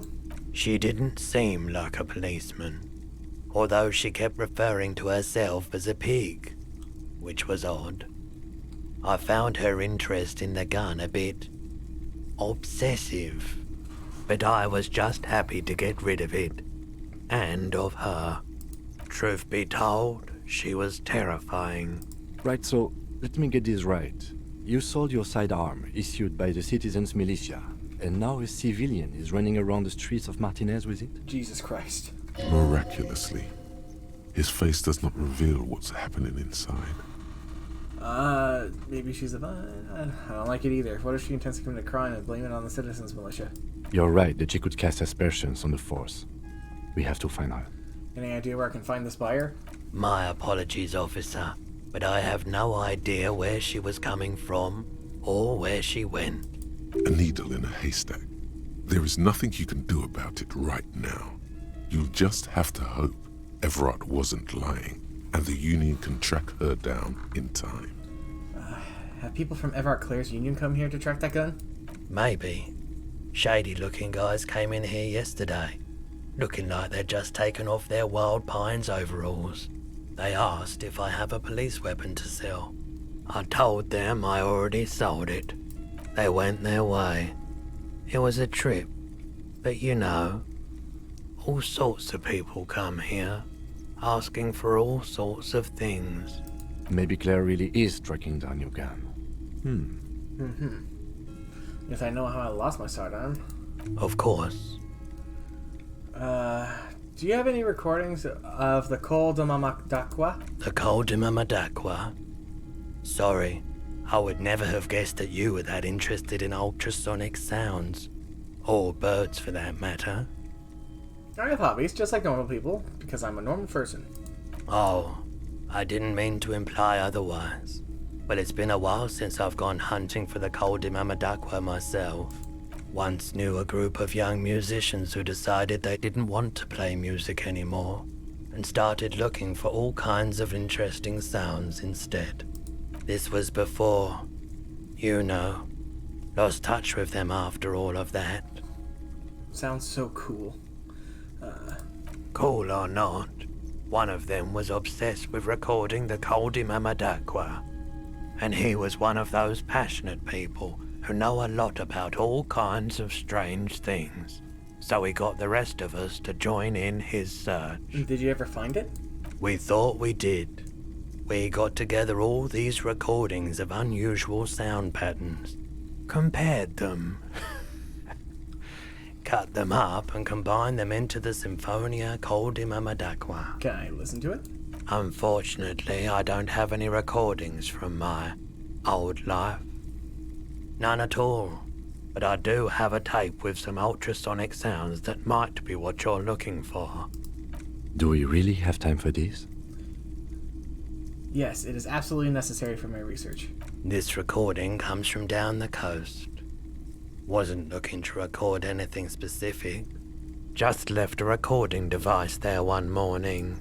Keep in mind, I have to slow this one down enough to make sounds well over 200 kilohertz audible to the human ear. It will be strange. As the hum grows louder, modulating but always unnaturally uncomfortably low, like it's coming not from the speakers, but also from inside your chest, breathing is becoming difficult. There's a growing sense of dread. The sound is coming from inside you, but also surrounding you. It feels as though someone is standing just outside your range of vision and watching you, doing this to you.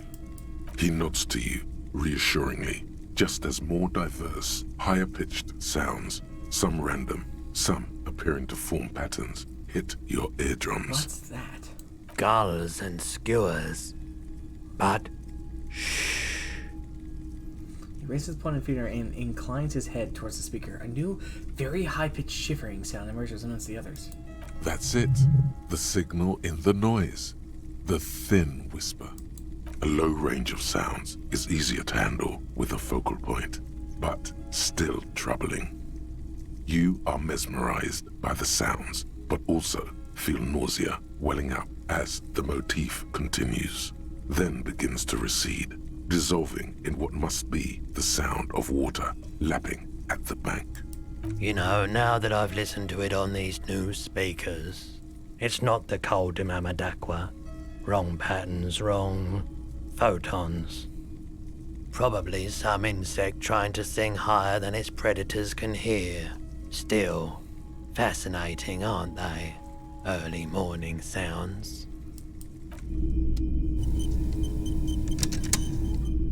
There is a weird noise running through this place now. The boomboxes on the shelf look well-loved and well-traveled. Chipped, dented, they stare at you with the unblinking eyes of their tape reels. Stand on your tips of your toes to see more. One especially catches your eye. Deep gold and amber plastic Nice. with a big old handle on top. A classic boombox that says Stereo 8 approved. Hell yeah. Boombox! This is you. Golden orange. A sunset suite. I felt it. Just make sure it works before you buy it. I really know this. Let's see here. Sure this is all in working order? Absolutely. I've tested each one myself with recordings of speech, found sounds and music from a variety of genres. Even though I don't really like music. This Stereo 8 approved machine here. Is the Harman Welsh W2. Made in Vespa. Designed in Seoul. Plays all reel-to-reel format. $6 short. 2mm, 8mm, 12mm. It's even got a little radio in there. It'll set you back 12 real. Damn. Can't afford shit. Ooh, hello. You see rows of toy soldiers guarding the rest of the trinkets displayed on the table. Some on horseback, others in rags, others yet in bright blue uniforms. All are stern and unyielding in their duty. Try to find something pretty and cool here, then use it to win her back. Alright, let's see what we can find. Everything you pick out seems faded, chipped, and sad somehow. Win her back? Yes. Buy something nice. A figurine. Expect the figurines and rags. This set of soldiers isn't meant to look impressive. A few have rifles, but most of them carry pistols. Some even shovels and tall sticks. These even soldiers? You're probably talking about the revolutionaries, yes?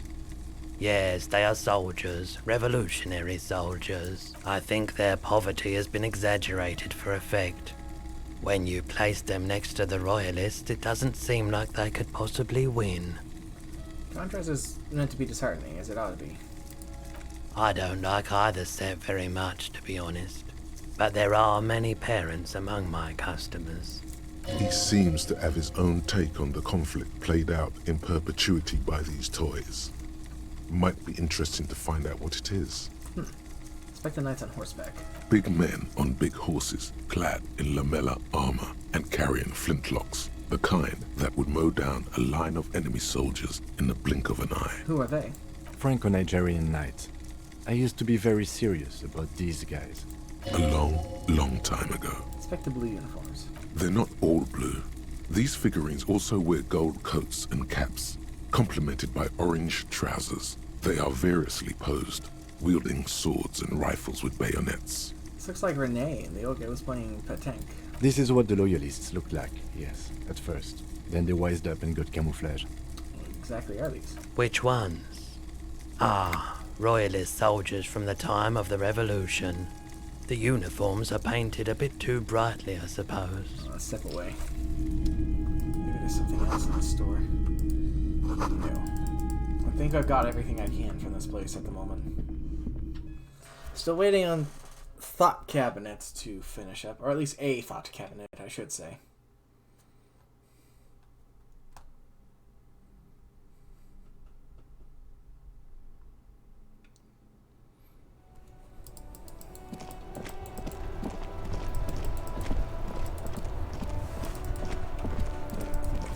Actually, no. Let's go look at the body again. Before we go and do something like that.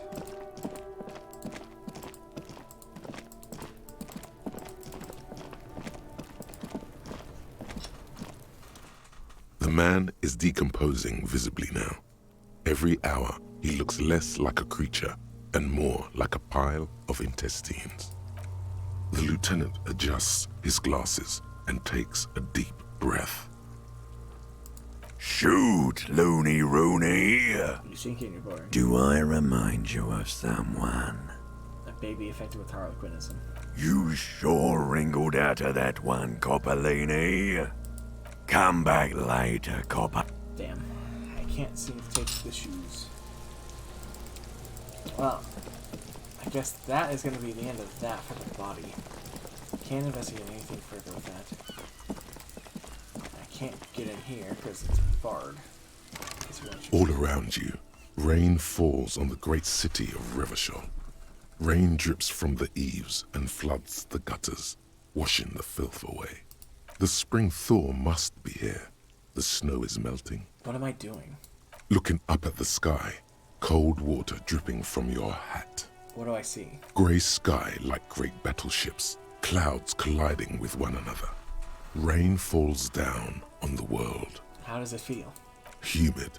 Your coat shields you from the rain while the city shivers around you. What's to the west? Sheets of rain over the water. A flight of stairs leading into the ocean. Wave after wave washing the coast of Martinaise, with its motorboats and gently swaying reeds. The ruins of a half-sunken sea fort crumble on an inlet beyond the Bay of Revachol. Ghosts rise into the sky. Who are you, ghosts? The skyscrapers of La Delta, the financial district. Faint golden light seeps from the office windows. Will you ever go there? Will I? No, you are just one of the hundreds of thousands who watch them rise across the bay from Martinez every day. What is down the shore? Urban coastline, rain dripping off Eternite-covered roofs, cinder blocks left over from half-finished construction, a defunct research and development building once seized by revolutionaries. An old wooden church stands on stilts above the water. And beyond that? Coal City, end of all lines. Run your finger through your dampened hair. It's in the east. The great gates of the industrial harbor are locked. A chill runs down your back. You shudder like an animal trying to shake water from its hide. Shake your shoulders again. You shudder, looking down at your feet. Dirty rainwater runs veins into the plaza's snow. 2 green snakeskin shoes stand at attention on the mosaic paving of the plaza. What's in the north? Tower blocks crowd one another.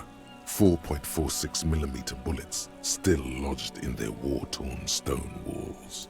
Hallways collapse from the mortar hits of a war that was lost long ago. Clotheslines go to waste in the rain. Radios play. And closer to here? A yard. Rain falls onto the roof of a woodshed. Filthy water pools around a body. Droplets of rain slip from the dead man's cold cheeks. What's to the south? A traffic jam. Rain thrumming on the roofs of motor vehicles. Inside, drivers watch water streaming down their windshields. The statue of a king shudders. He too is cold. The canal bridge has been raised. What's on the other side? The road ascends. A raised motorway loops above the ghetto. Beneath its concrete columns, a sea of rooftops, woodwork, and tar stretches northward.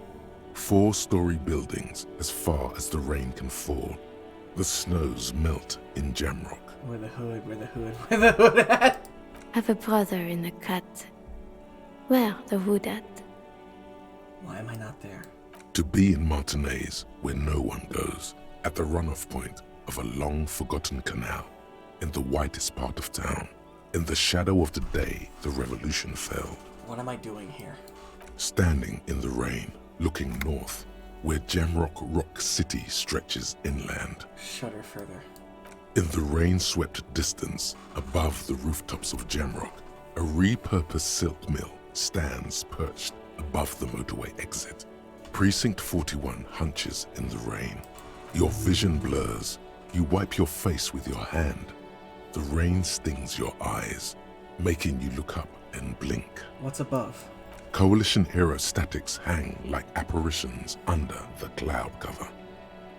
Way up there, where rain forms, rotors flutter silently.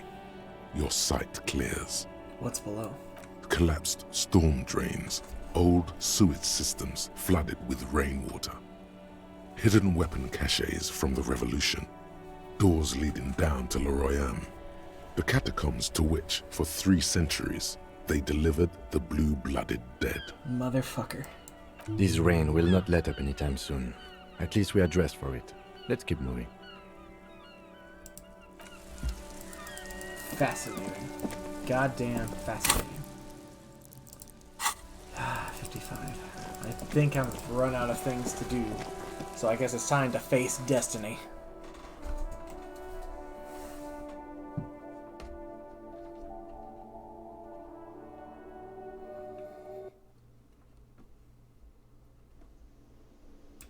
Let's see here. What am I going to be best set up with?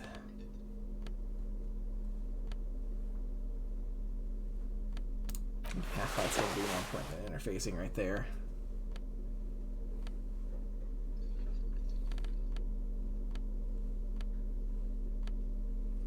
Logic seems pretty handy.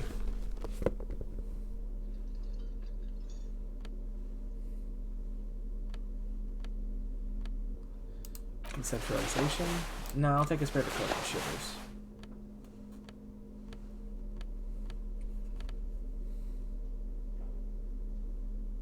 That's probably as good as I'm gonna get. I guess I do have this, though. What does this do? Increases my psych. Let's just top up on everything before I do this. Whoa. In your hand, Pyrrolidon, the double rainbow of synthetic hallucinogens, rare and gritty, a product of the age of atomic power. Look at the little puck of liquid. What a funny little cap. Don't let the scary medical warnings throw you off.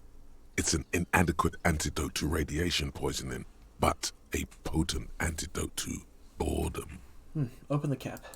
The container is warm to the touch. Or is that just the anticipation? You screw the lid open and look. A little slit on the side lets you just slurp it up. Like an oyster. Slurp it, but only a little. Slurp it. You suck a minuscule drop of extremely chemical-smelling liquid into your mouth. There, it seeps into your tongue. When you swallow, it's already almost all gone. Tastes like fire. It tastes like many things, all melting into one conflagration in the back of your throat. As you look around, the world slowly exists as it did before. Only now, gentle flames lick at its edges, as though it were a photo burning. Really? No, of course not really. It's just a metaphor. The effect of that otherworldly drop of liquid is slower, more subtle than that of real flames, yet just as warm. This warmth, it makes you want to share your discovery with Kim. Will I be able to stand straight and walk? Why not? This government-developed substance seems very non-intrusive. You could even operate heavy machinery. Fire machinery. This is going to be so useful in my line of work. Already you can tell you're going to be slurping a lot more Pyrrolidon. This stuff is going to give you insight into that little flickering light hidden in all human beings. Neat. Smoke the cigarette.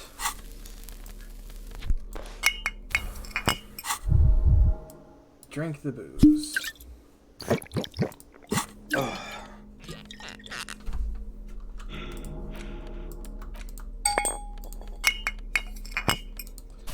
the ledger. And that's probably about as good as I'm gonna get. Let's do this. Over here. Okay. What's up? Let me handle this. Detective Disorientated. Are you still wondering where you are? This is Martinez, in case you've forgotten. I advise you not to overstay your welcome. Her entire character has shifted. This young woman is cold as ice. You're not a gardener. That's right. I am not a gardener. I'm a legal counselor for the Dock Workers Union. So let's get to it. You're looking for Titus Hardy? You think he has information that will help you? Maybe he does. That's Titus. Talk to him. But know this. I'll be keeping an eye on you. No strong arming. Nothing official. The District of Martinez does not recognize your authority to make arrests. It doesn't matter if you recognize our authority. We will make an arrest if we have to. She says nothing. Her glare speaks for her. Could this be the Miss Beaufort that Easy Leo mentioned? The one Mr. Everett sent to law school? Are you Lizzie Elizabeth Miss Beaufort? I suggest not wasting time on trivial pleasantries and focusing on why you are actually here. Titus Hardy. Even though she has excellent control over herself, something moved behind her eyes. In the way she stands. In her face. You caught her off guard. Push her some more. Easy Leo told me about you. He likes to talk a lot. You are not here to chat up the legal counsel. You are here to question these men. You set the pace and the topic of these conversations here. Establish that. He said you're a union fixer. You fix things. I am a legal counsel. Don't make this personal. A very minor victory. What if I want to talk to you, not Titus? What you want is of no significance, officer. Don't test your authority. In Martinez, you are no one. I saw what you were thinking. You want to say, what are you going to do to me? Don't. Just because it's in your head doesn't mean you have to say it. What's your role in all this? Like I already told you, I'm a legal counselor. Do you have hearing problems? Why are you so aggressive? Aggressive? You make your living enforcing violence. These people are just dock workers. So you were spying on us, and now you represent murder suspects. Just dock workers. We've talked to Everard Clare. We know who these men are. The Union's militant wing. Listen, you moral intern lackeys. You're a mob, enforcing the unlawful privatization of Revachol. 20 fat men in the Occident are stealing it all, and you're their bodyguards. Fuck yeah. So ask what you came to ask, or get back to your commanders.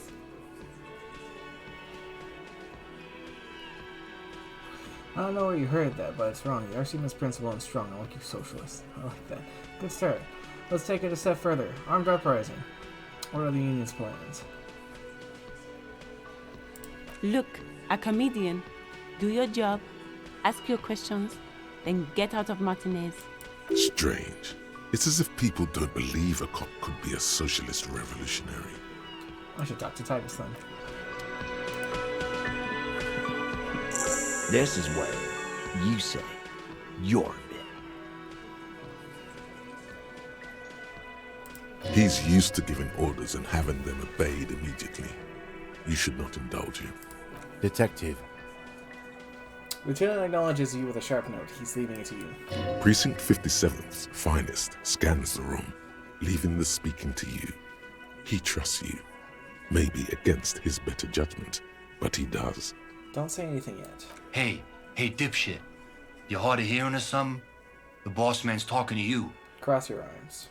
What, is he fucking kidding? This guy high or something? I am, technically. Hey, asshole, up here. We're talking to you. We're looking for Titus Hardy. We need to talk about the man hanged out back. Oh, this is about him. A real looker, that one. You sure took your time, huh? Waited for him to get real ripe and pretty for you. Oh, he was a real pretty boy.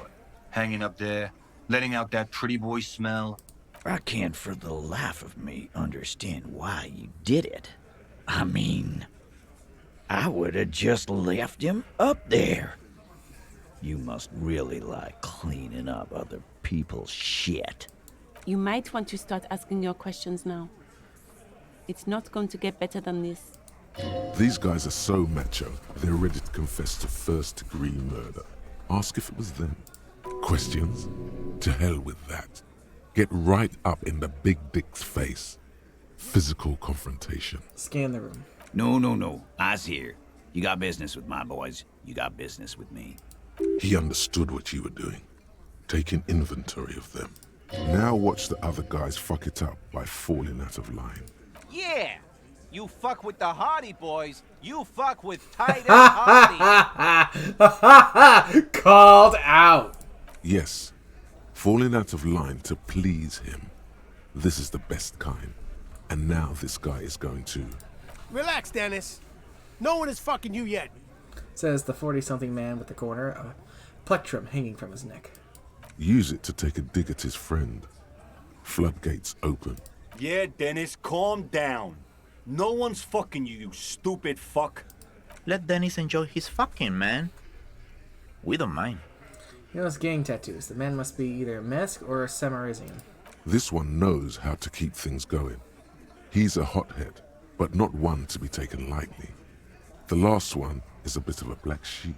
Yeah, You're not even being fucked, Dennis. Easy, fellas. We got company. Let's see what brings the cop around. Too late. You already got a pretty good picture of these guys. You can use this. Got it. Fucking say something already! Take an aggressive step closer. The room is silent. The leader does not flinch. Get further in there. Escalate. Tilt your head to the side, cracking your neck. What the fuck is this? You wanna fuck with me? Shift your center of balance from one leg to another. His eyes narrow. His right hand starts tapping a quick little rhythm on his thigh. Tap, tap, tap. This guy's tough. Get the eye twitch going. You need to look scary. Eye twitch engaged. What do you think you're doing? You hear, but his mouth isn't moving. It's the tension in his shoulders speaking. What are you doing? I can do this all night long.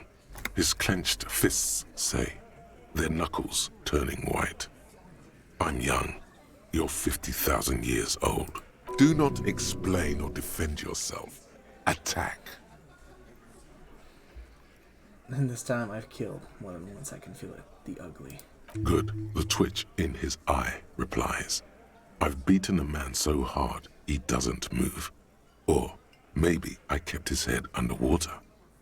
Hard to say which, but you can feel the ugly in me too. Neither one of us will ever get it off completely. With begrudging respect, he leans back. The room around you is silent. Time to speak now. With words. The man hanged in the backyard. Did you do it? The pretty boy. You guys really love talking about that pretty boy. Funny. But my partner and I have a serious matter to discuss with you. We've spoken to the head of the union. Evrard? Yeah, him. And what did he tell you? That we killed him? That we took a cargo belt from the harbor, went out back, and used it to hang him? The man gets a strange gleam in his eyes. His fist contracts as if going through the pulling motion again, savoring it. Because we did. All of us together. I hope he told the story straight. I hope he told it well. So you confessed to murder? Goddamn right.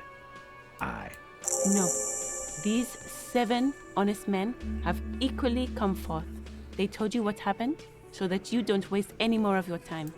They're playing to their considerable strength in numbers. Don't talk about arresting them. You'll only bring attention to your inability to do so. You murdered him, just like that. No remorse?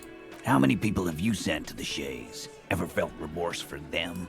Or send them to Reunion to rot. For 20 years. For life. What we do is different. We enforce the law. You just kill people like it's nothing. But you see, a lawman, is something people agree upon. And here in Martinez, we agreed that this man had to die. Who called the shots that night? Are you deaf? There will be no singling anyone out. You can't arrest a Hardy boy without arresting all Hardy boys. Do you think you could do that? Do you think you could arrest them all? Titus, keep addressing him. He wants everyone to know he's in charge. I don't have to. One of them was more complicit than the others. That's for the courts in Les Jardins to decide. Not for the officer making an arrest. Which we all know you won't be. What you can do right now is go back to your station and write a report. No. We'll stay here and discuss what happened at... Are you there? Do you think... Titus. Who do you fucking think does? I thought she did. It wasn't a question, dickwad. How fucking stupid are you? This asshole is worse than... Titus runs the Hardy Boys, genius. I think you got... Yes, there are... Are you there? Do you think... Titus. Who do you fucking think does?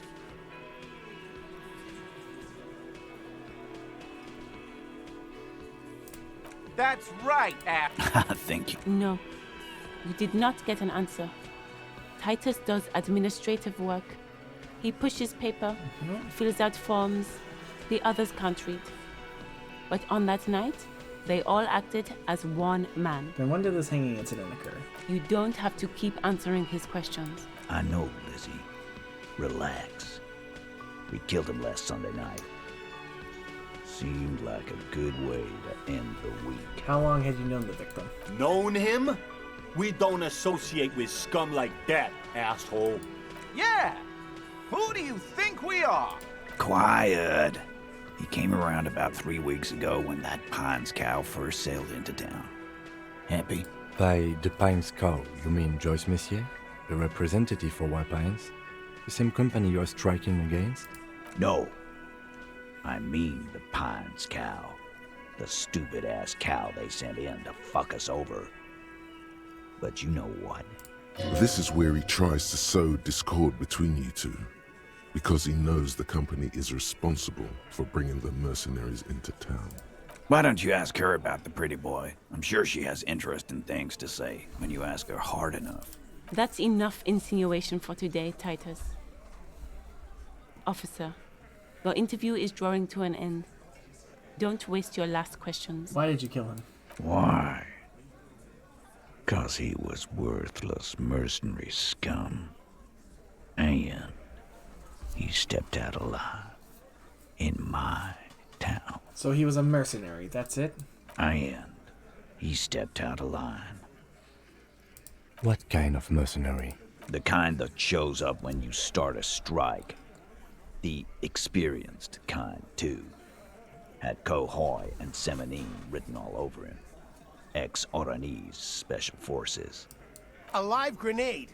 Right here in our bar. This one has a special gripe with him coming here. I can't prove it. But I know he was sent by the Wild Pines. They hire merc shit like that. Story of every strike from here to Samara. Right, but what did he actually do wrong? Wrong? He harassed women, raped one, harassed workers, threatened to kill some as a warning. There's a slight unease in him, suddenly. He regrets mentioning the rape. To kill us all, if we don't open the gates, if we don't let the scabs in, if we don't bend over. And that was before he started coming here. Yeah, he said it was his favorite joint now. Started coming here every night. Drinking, grabbing girls. Grabbed one of ours mid-karaoke, right there on the stage. He grabbed someone? Yeah. This girl's on the mic. A beautiful girl, young. Gets into the second verse of Lover Lake. The fucker grabs her legs, starts screaming. Show me your cunt! Why don't you show me your cunt? Then, he gets knocked on the head with a wine bottle. Doesn't even fall down. Was this the same girl who was sexually assaulted? Raped, you said? Aren't you fucking listening? My man is talking to you. He took care of it. They got the girl out before anything else could happen.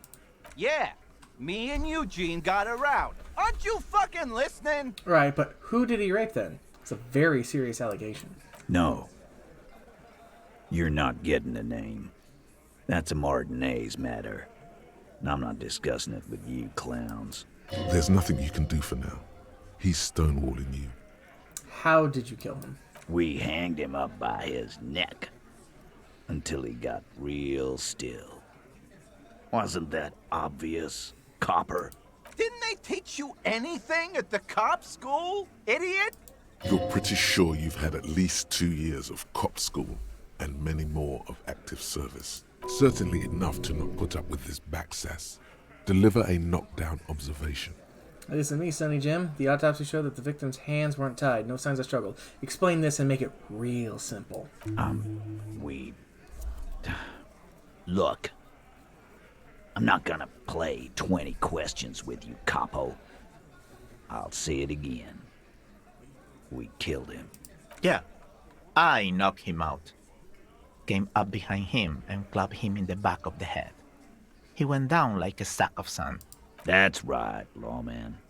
And then we hanged the fuck Mr. Tats, what did you use to knock him out? My fucking elbow, Copper. Samaran boxing style. And where did all these actions take place? Right fucking here. Eugene already told you that the fuck had started coming to our bar. Let's see here. Composure.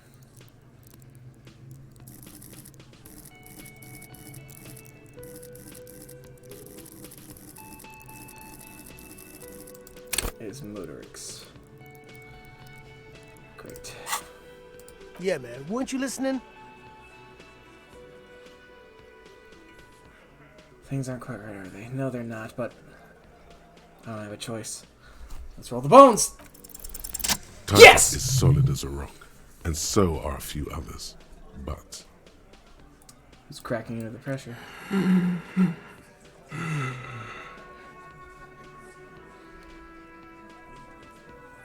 Hey, having trouble breathing over there? No. Of course he's having trouble breathing. Just look at how fucking fat he is. Fuck off, Shanky. Angus is a powerful guy. All muscle. keep your eye on this powerful guy. Sooner or later, he's going to break like a piece of twig. Right, there's something you're not telling me. And fuck you, too, Copper. Picking on Angus like this. We're done with this schoolyard shit.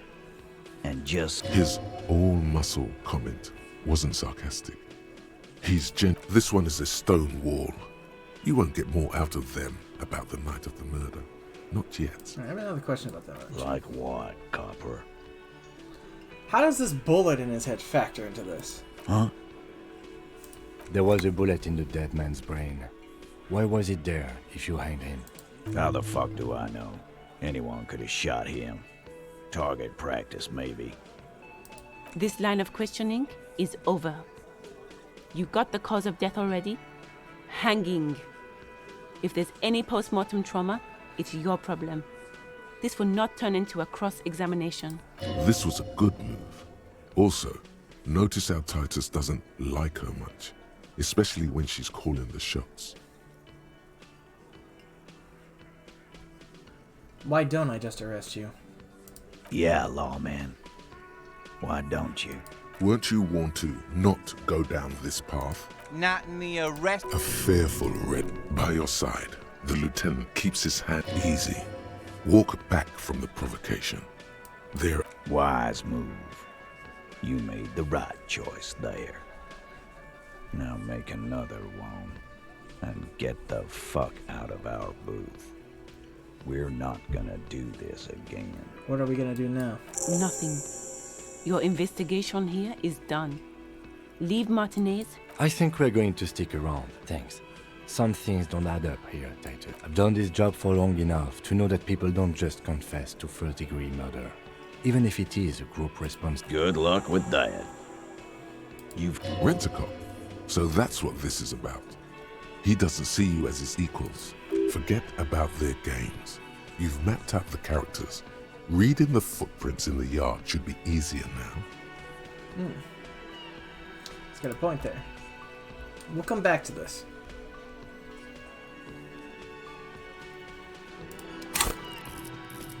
Let's boost our visual calculus. And let's go back out there and try that again.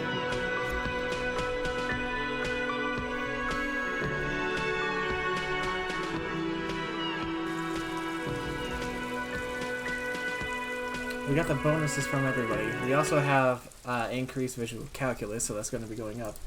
Our cigarettes are no longer in effect, so we don't get that nice thing, unfortunately. I could go buy another pack to boost our odds, but let's see what numbers we're looking at right now.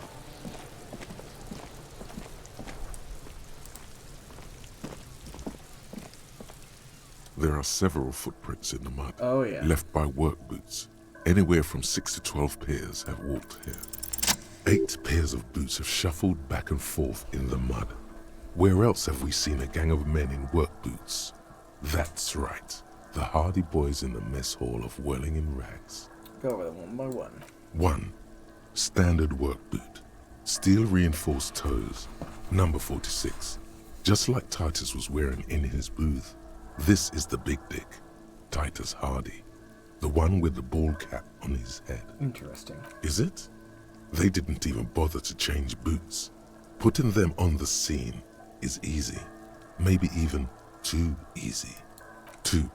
Standard work boot. Steel reinforced toes. Number 44. Either the blonde muscular guy, Glenn, or the young guy with a plectrum around his neck. 3. Hobnailed work boot. Steel reinforced toes. Number 43. The inked banger, perhaps. 4. Standard work boot. Number 45 or 46. Theo, the old smoker. You think you even see a tiny fleck of cigarette ash inside the print. What else? 5. Another standard work boot. Reinforced toes. Number 44. Same as before. Either the musician, Eugene, or the muscle-bound blonde, Glenn. 6. Light as air. Same make of boot, but number 41. Small like a rat. Shanky. Should have gotten this earlier. Better late than never, detective. The whole world is dark and the tracks burn in it with strange beauty. 7. The glowing outline of a standard work boot. Number 46. The imprints are twice as deep as the others. The weight exceeds 200 kilograms. Fat Angus. Carrying something? And the last one? 8. Another standard work boot. Number 44. There's an aberration in the pattern of the sole. The right sole is smoother, more worn. Curious. A missing 8th Hardy Boy. 7 sets of tracks, right? The Hardy Boys were here. 8, actually. That's all? Interesting. Then one of them seems to be missing. Anything else out of the ordinary? A leader like Titus doesn't let one of his guys out of sight easily, especially at a time like this. An aberration. One soul is smoother than the other. Interesting. Let's name it the Old Soul. I wouldn't be surprised if this was the missing Hardy Boy. Wonder who he is. Oh, this one's easy. Way too easy. It's a driver. A driver would wear on the right shoe. The accelerator's on the right. Remember the abandoned lorry cabin we found? With a piece of sandpaper glued to the throttle. Which means that the missing lady driver was also present at the lynching? That's it. She's the Old Soul. She's also the one running the drug trade. Interesting. Now we know who's the missing 8th person at the lynching. Do you think that Hardy and his boys could also be involved in the drug operation? Not necessarily. The lady driver could be keeping the drugs trade a secret. You're right. But we should still go and see what Titus Hardy has got to say on the matter. This might throw them off, work in our advantage. Yeah. So, what else? Light step 41. I'm guessing that's the skinny Hardy boy. The one with his front teeth missing. Yeah. I could still be wrong, but I'm probably not. A heavy one, 200 kilogram imprint. 200? This could... He might be right. 200 kilograms of living weight. Probably yes. Is there anything else that's noteworthy here? How do you think these tracks are? A week, maybe? 7 days would fit the time frame provided to us by the caller, who reported the hanging. It is not impossible. How do you know? I pulled last week's forecast for coastal Havashol. 7 days below freezing. The day before, the day of his hanging, was the last warm day. Correct again. Sub-zero temperatures would preserve the tracks in a good state. The commotion here could have taken place a week ago. What do you think happened here? What do I think? A mob of people brought something heavy to the tree. One of them, then, after hoisting him up, they stood in a semicircle facing his direction. At first, indeed, but we know the victim had a bullet in his head. A more precise way to put it is, it was made to look like a lynching. We've been purposefully misled. By these tracks? Yes. We've been through all of it. Fuck yes, we needed that. That held very important information. Let's go back and see what they think of this new bit that we have there. The missing Hardy Boy.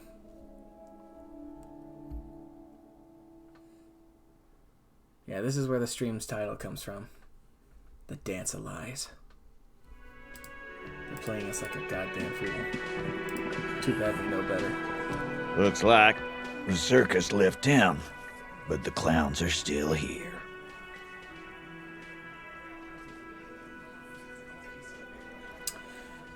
Let's see here.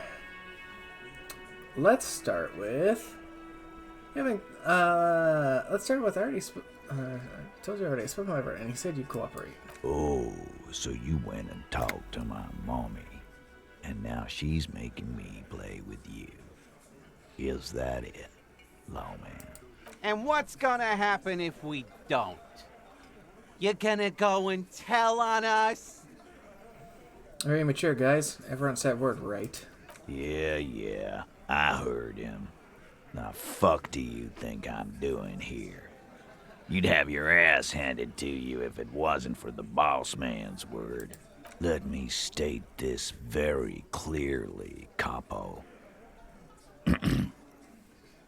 Hello, officer. I'm Titus Hardy, and these are my boys, Hardy boys. How may we assist you? Explosive laughter follows. To his men, Titus Hardy is a golden god. They want to laugh at his jokes even before they leave his lips. This guy is a born leader. We gotta keep going. Still haven't explained the bullet I found in the hangman's head. You still on about that bullet? A bullet in a hangman's head.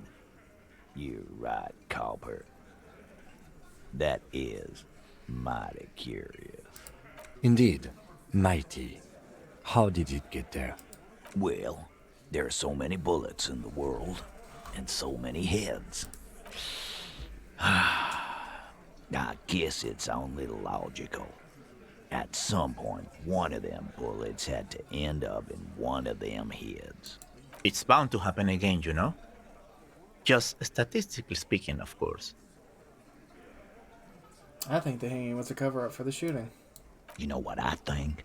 I think he was shot in the head as a kid, and his brain grew around the bullet. Around the bullet, man. That's a good one. They're only pretending to enjoy this. Beneath the act, they don't like you knowing this. I'm gonna ask you again. Why was this in the victim's head? Wow! He's got it in a real evidence bag and all! Why don't you go home and log it into evidence? These men have told you what happened. Alright, we'll figure it out sooner or later. Never been worried in my life, lawman. It's not like he blew it wide open, but there's a little crack in there, somewhere. Found 8 footprints, but there's only 7 of you. Where's the 8th Hardy Boy? What are you talking about, madman? There's no 8th Hardy Boy. There's 7 of us and we're all here. Or what? You want to be the 8th Hardy Boy? We ain't hiring. Actually, boss, we've been talking and we think she could maybe... This person Glenn wants to hire, he really respects her. Busted. She? So there's an 8th Hardy, and it's a Hardy girl? Who might it be? Elizabeth? The gardener? Oh, we already know. Shut the fuck up, Glenn! I do the talking here. Now what the fuck do you want, cop? So let me get this straight. There is an 8th Hardy Boy. It's a she, and you don't like us talking about her? That's right. We're not talking about this. This is a private Hardy Boys matter. Nothing to do with your shit. And you're not cops here. Don't go digging around if you don't want a bullet in the back of your head. I'm watching you. Good. We are all watching each other. Officer, your question. There's no point in pushing it further, he thinks. This is already a victory. We'll learn more about this 8th Hardy sooner or later. Guess what? I've connected you to the local drug trade. Like hell you have. There is no local drug trade. This place is as clean as a rifle. Go back to Jamrock and ask the local junkies how clean your streets are in Precinct 41 Kilos. We'll do that. In the meantime, did you know that there's an abandoned lorry at the intersection that was used to move raw ingredients for drugs from Terminal B to Jamrock? The person driving it was present at the hanging. It was one of you. We've connected the footprints. Detective, do you want to deliver the coup de grâce? No, the thunder is his. Leave it to the lieutenant. No, do the honor. You've earned it. Thank you. You're right, Titus. There is no local drug trade because it's all controlled by you. You're the drug trade. That's a mighty interesting theory. I guess that's what you would need to do, theoretically. A big, strong, state-run monopoly would outcompete the runts on the street. Yeah, man. Theoretically, that's what you would do. To get rid of the gangs, the dealers, even some of the junkies. You would need good, trustworthy people to take their place, of course. Hardy men to run such a monopoly. For the good of the community, of course. Yeah, keep telling yourself that. I know for a fact there's still plenty of drugs out there. No, there aren't. Some little shit and his dad are doing speed. Who fucking who? The stuff's probably from Jamrock. Whatever you've seen is peanuts. Look at the big picture, man. The place is a paradise. And all thanks to Hardy Boys. Theoretically, of course. We're just talking politics here. My answer to your drug accusation is, how dare you? Go fuck yourself. Not quite yet, Mr. Hardy. There were 8 sets of prints on the crime scene. There are only 7 Hardy boys here. The 8th Hardy, the one who's missing, she runs the thing, right? My answer is, fuck off. Mind your own business. There is no 8th Hardy. I run this goddamn scene. Finally, you got something out of him. This could prove useful in the future. And here we go. Back to the usual. I know! Fatty walked on all 4s. He's so fucking fat he left 2 sets of footprints. Go fuck your mom, Dennis. That's more like it, boys. You heard him. It was Angus on all 4s. Anything else you need to know? Dr. Joyce, the merc you hanged. His friends are coming for you. Yeah. By friends, you mean his squad mates from Crenell. Wouldn't want to beat up his grandma. They're snickering in the room. Some of the men down their beers. Nervous, snickering. There's a rush of adrenaline present. Yeah, they're forming some kind of tribunal, and they're coming for you. This is what happens if you take the law into your own hands.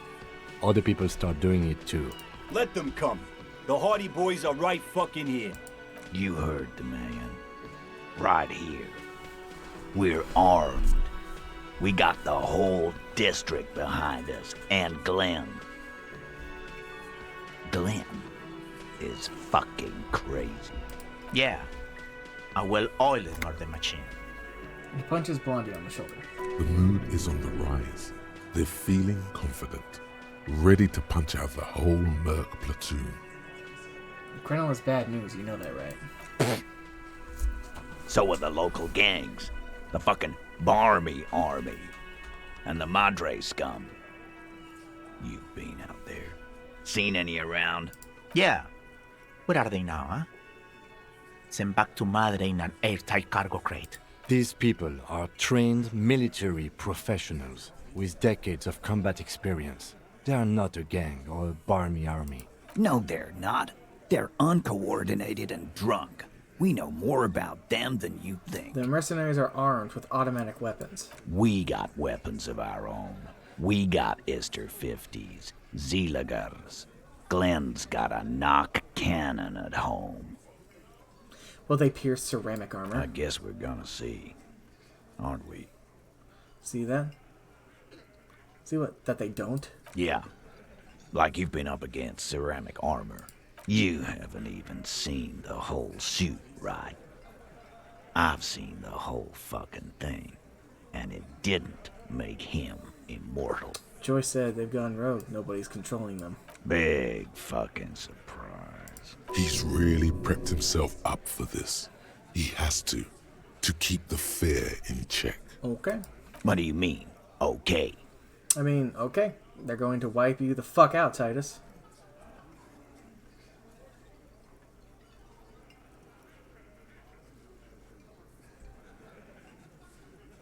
No, they won't. Get out of here with your negative energy. He really doesn't like you ruffling their feathers like that, on what might be the eve of battle. All he means is that the situation is serious.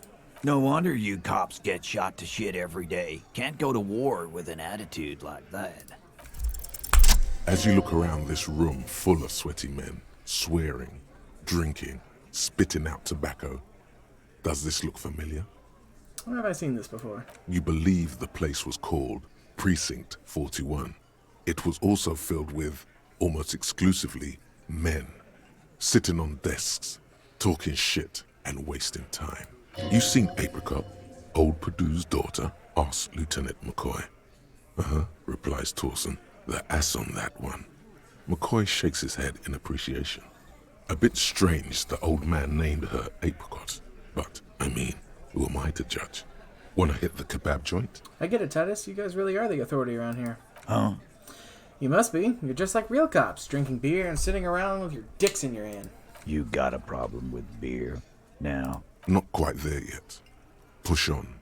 No. I'm also a big fan of beer and jerking off instead of helping people. You saying we don't help people? I've been doing this job for 10 years. Martinez was a dump before we put this outfit together. They don't know, man. They weren't here. We had 3 shootings a week, kids dead, fucking graffito everywhere. You cops haven't shown up since the 30s. Congratulations on the graffiti removal. All I see is you sitting around talking about Monica's titties while there's a rape victim. So what? What do you want from me? We took care of that fuck. Don't let him drink that. One more push. Quick. Just don't antagonize him. You have this already. It's not about who did it. It's about the victim. She needs help. Titus? She stops mid-sentence. That's it. You got him. He's going to give it up, but on his terms. You wanna help her, cop? Fine. I'm gonna let you help her, but you treat her with respect. If you don't, if you question her, harass her, a freight train of pain, buddy. What is her name?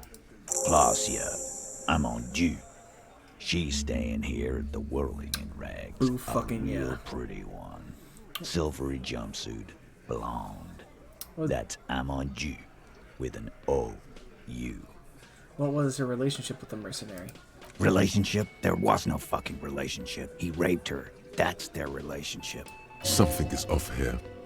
His anger is possessive. Was like that karaoke incident all over again. Or like some of the other girls he was harassing. Okay, enough. All of this is irrelevant to your stated investigation. When did the rape happen? He did it before we killed him.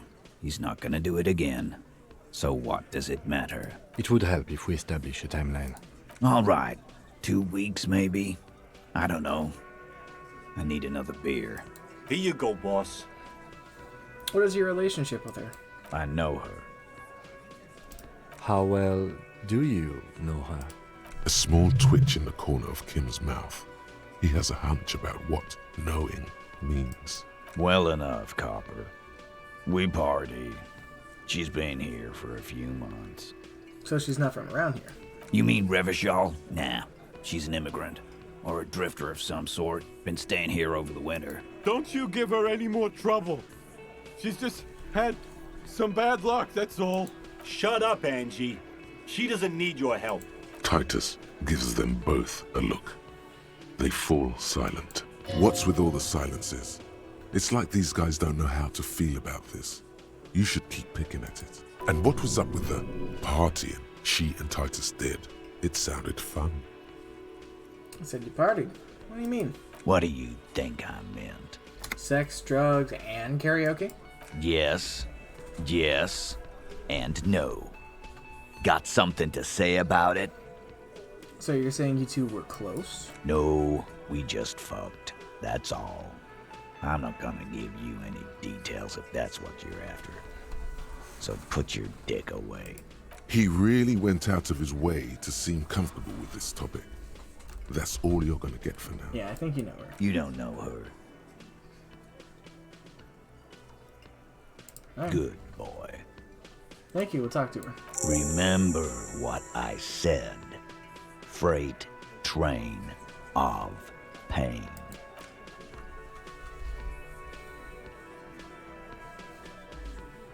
Alright. Can I see out of this yet? Behind the dockworkers, a ceiling height window. The hawthorn branches scrape the glass like bony fingers. Well, let's try it. There's a yellow ribbon tied to one of the branches. Light yellow, faded with time. A tiny splash of color in the blackness of the thicket. Hanging from it, a bronze key. It's close enough to the latch up there. One can slide it open and just take it. Someone's had a key Surely in the not a bush. coincidence. Huh? I need your guys to hand that key to me. And I need the fatty to get his feet amputated because the smell is killing me. We can't always get what we want. God damn it, Dennis. You know I can't help it. Sorry, fucko. These guys won't help you. Looks... I'm gonna enjoy the sighting. With a loud thud, the old man stands up, pushes the window open, grabs the key from the hawthorn branch, and slides it across the table to you. Take the key. The key is brass. Workshop spare is etched to its bow.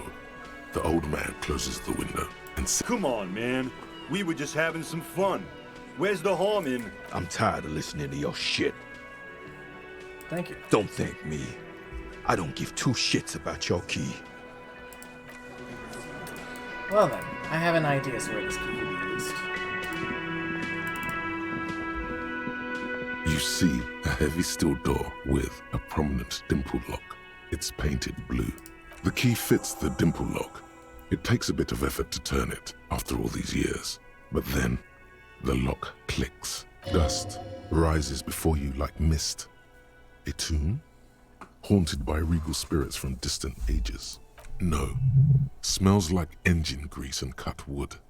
A workshop. Interesting.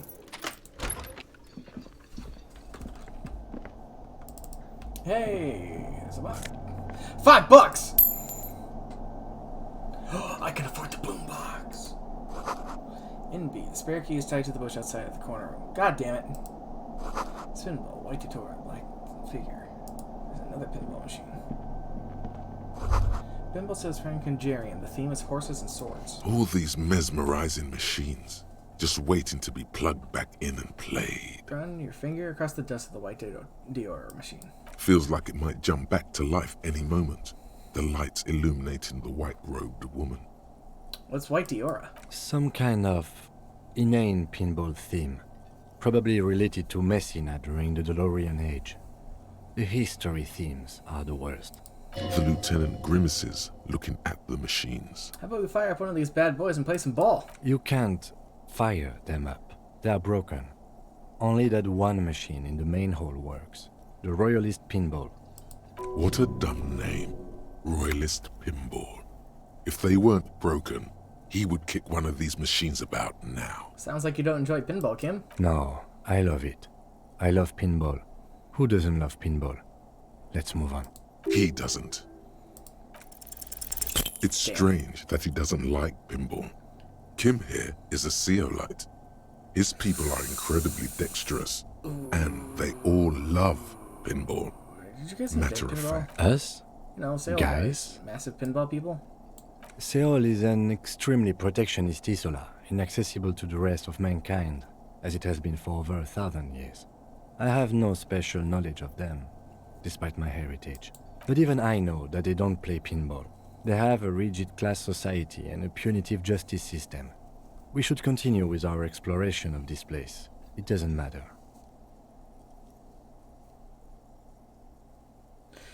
So you're not like pinball, because I swear I knew you are. No, they are not.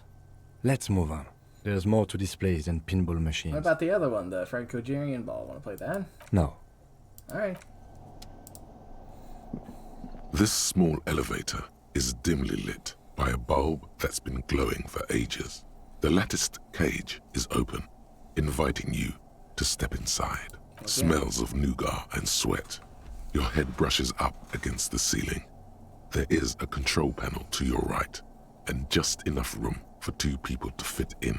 The maintenance card under the control panel reads, Last maintenance, 10th July, 88. It says it was last maintenance in 88. That it does. I say, let's brave it. This elevator was maintained in the future? Maintained a long time ago. At the end of the last century. Look on the bright side. If it fails, we will only sustain minor injuries. I'm talking 3, maybe 4 months in the hospital. Maximum 5. Nice. Let's close the doors and go up. God, I can already, like, smell the dust.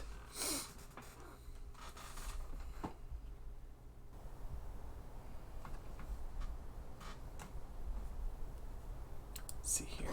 Small windows, tape shelves, plastic. I can't see outside. There appears to be a light on. Boxes and tools replacement parts line the shelves. Schematics for a pinball machine, futurism themed. There is a pinball maker's coat. That's pretty cool. It's pretty rad. Pinball machine seems to be taken apart and gutted. So this is where they brought 40 pinball machines to fix them up.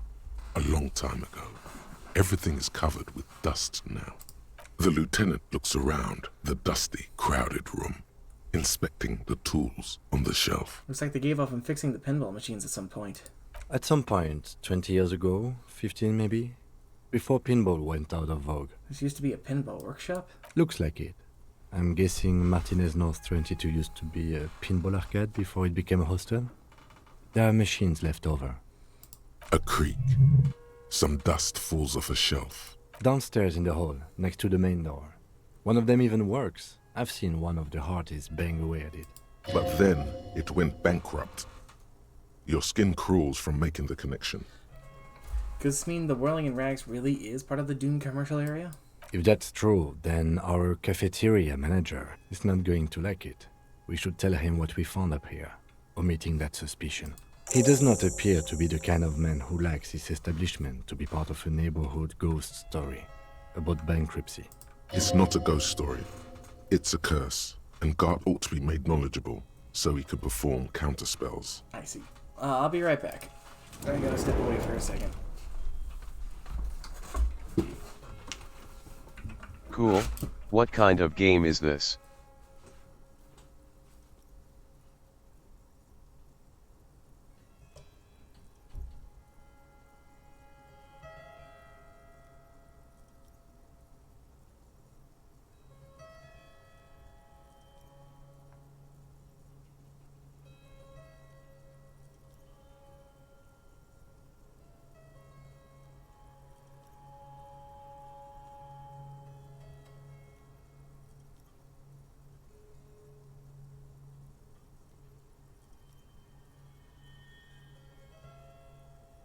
Hello.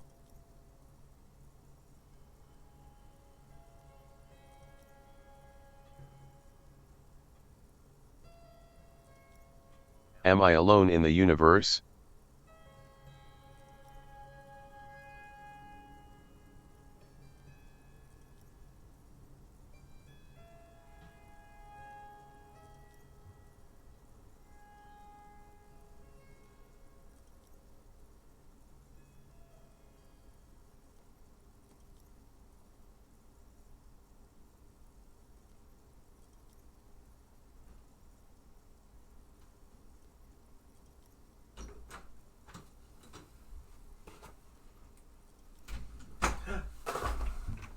Oh, sorry, Jay. I was taking a break. Stepped away for a second. I hope you're still here. It is a very fascinating game. It is called Disco Elysium, and it is probably the best written game of our decade. And no joke. No joke. Oh, went to the wrong thing. Went to the wrong page. How do I put this? This is a detective game about playing a guy who doesn't know who or where he is and still has to be a cop and solve a murder in a very delicate situation, in a very delicate and spooky time. Like, there's civil unrest, there's a riot, this murder is going to lead to a revolt, it's just going to become a big problem. And you are probably the only person, and you and your partner, who could do anything about it. And yet you don't know anything. Your personality is broken up into each one of these pieces, and every single point that you get and put into them makes those aspects of your personality and psyche stronger. And it also makes them more dominant, and they end up becoming more prominent in your speech and things. However, that doesn't mean that is a good thing, as that personality trait can become overbearing, and it can even lead you down bad paths. So it's all a delicate balance. It's fascinating. Footprints.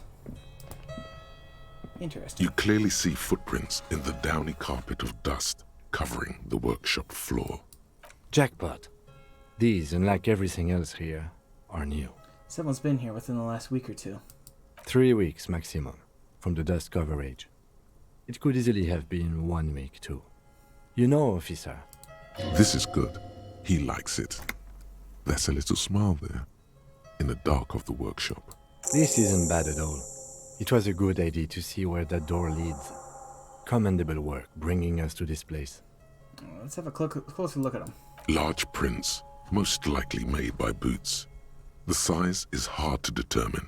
Sole could be bigger than vamp.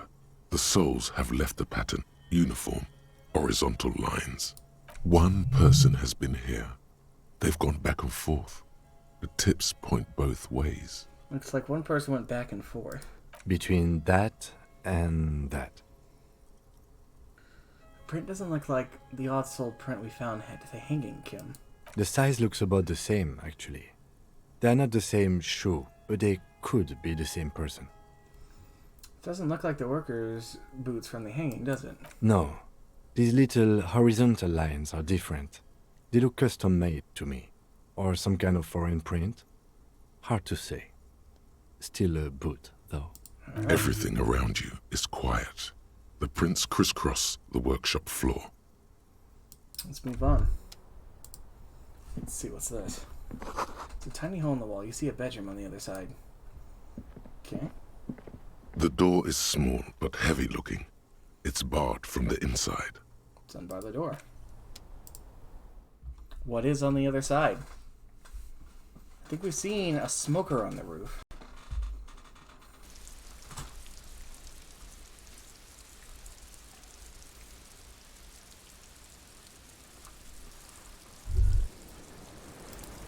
Smells of cigarette smoke in the air. Astral menthol. There's some things over here. A handful of dried wildflowers. Just as you look at the flowers, a gust of wind raises them from the roof, picking them up in the air. Move your hand fast. The wind Damn! brushes them off the roof. They're gone. Worth a try. Oh well. All well. Welcome to the roof. The young woman has a cigarette in one hand and a cup of coffee in the other. Her hair is still slick from the shower. Below her silvery jumpsuit, an athletic young body, built long and lean, then toned over several years of self-defense training. You can sense it in the sharp pointing of her elbows. I'm sorry for the mess down there. The cleaning lady hasn't come by in days. I'm beginning to wonder if she ever will. Nice view you got here. Nice? I don't know about that, officer. Where the ripe corpse of a man still lies on the ground, spotted with green and purple. The woman doesn't flinch, but there is something in her light brown eyes. A sadness. Imagine a cleaning lady. I think I need one. Oh, yes. Legends of room number 1 have made their way around the building. They say a portal to hell has opened in there. Disco Infernum. They also say that's why the cleaning lady quit. Because of the Infernum. I'm Kim Kitsuragi. I'm a detective from Precinct 57. I see you've already met my colleague. Have I ever? Have you grown accustomed to your role as a police officer? Once a cup, always a cup. Like riding a coppercycle. There is the tiniest bit of flattery in there. The way her eyes move from your shoulder to shoulder. Miss, We are investigating the murder of the man who was hanged. The people responsible have asked us to talk to you. Huh. I see. She takes a pensive drag from her menthol cigarette. Be careful. Ask something else first. When you go there, use words like, I hear you have been through something difficult. No need to dilly-dally. She's tough. Thanks, Coach, but I think I'll dilly-dally this time. You sound like a namby-pamby. Psh, quiet. What's your name, miss, for the record? Clausier Amondu. And where are you from? Vredefort, Republic of Oranje. What is Oranje? A bad memory, officer. A bad memory of what? Of lilacs and lightning. Parks, glass, duraluminium. Vredefort is a conference city. It's always autumn there. A night. At least it was for me. What's so bad about that? Nothing. If you're no longer there. I see. How old are you? I'm 28. What do you do, miss? What is your specialization? Something stupid. Wanna hear what's stupid? Somewhere in a one-room apartment on Boogie Street, a young man shows Patrol Officer Tilbrook his genital warts, asking if they're cancer. Good lord. His partner, Emil Mullins, can't be there. He's in another apartment with another man who's showing him a dead dog under the radiator. It's dead, Mullins says. No, the man replies. I touched him. He's warm. It's a radiator. He's warm, Mullins replies, because he's under the radiator. What's that? Oranese lit. Oranese lit? Oranese literature. It's what I studied at the university. What's Oranese literature about? Fear of failure, fear of death, how it sucks to be Oranese. All national literatures are. Only the name of the nation changes. If that's true, then Revacholian lit would fit you like a glove. What do you do with Oranese lit? Nothing. I do nothing with it. How do you make money then? Money is very important. Cool. I've made more money by just being than I have with Oranese lit. Cool. It's not very cool, but what can you do? Can we take a look at your passport, please? I'm afraid you can't, officer. Why is that? Because it's buried in a sealed plastic bag at an undisclosed location on the coast, along with cash and airline tickets. Thank you for your candor. Why? They say so in your tourist brochure. Keep travel documents away from your person when west of the river. How do I know you've told us your real name? If I were to lie to you, I would come up with a more mainstream name than Clausier Mondu. It's a weird name. Okay, then. Okie dokie. Thank you. That's it for the record. The record. So official. Nice room we've got here. Yeah. It's pretty deluxe. What are you doing here in the whirling in rags? I'm wintering. How long have you been staying here? About 4 months. I came in November. Why here? Here in the Whirling, here in Martinez, or here in Revachol? Martinez. I heard this is where the washed-up disco has-beens go. You're too young to call yourself a disco has-been. I'm really not. That door there, do you know what leads to a downstairs elevator? I did not. Mystery solved, then. I kept wondering where it led. There may be more to this mystery at some later time. She's holding back. Let's make a mental note for now. There are tracks on the floor. They're recent. Huh. This isn't good. She feels like quarry, encircled. Her eyes dart to the door. There's an old pinball workshop, the room back there. This place was used to be a pinball arcade. Okay. I'm glad someone's had fun. There's a peephole on the other side looking into your bedroom. A peephole? You mean like a hole in the wall? Yes, looking into your bedroom, miss. The lieutenant points at her window. The unmade bed is visible through the glass. Okay. There's a pause as she processes this information. A jitter of fear and disgust moves through her body, beginning from her shoulders and ending in her hips. The cigarette tastes foul to her now. Do you think this is somehow connected to me? It could be connected.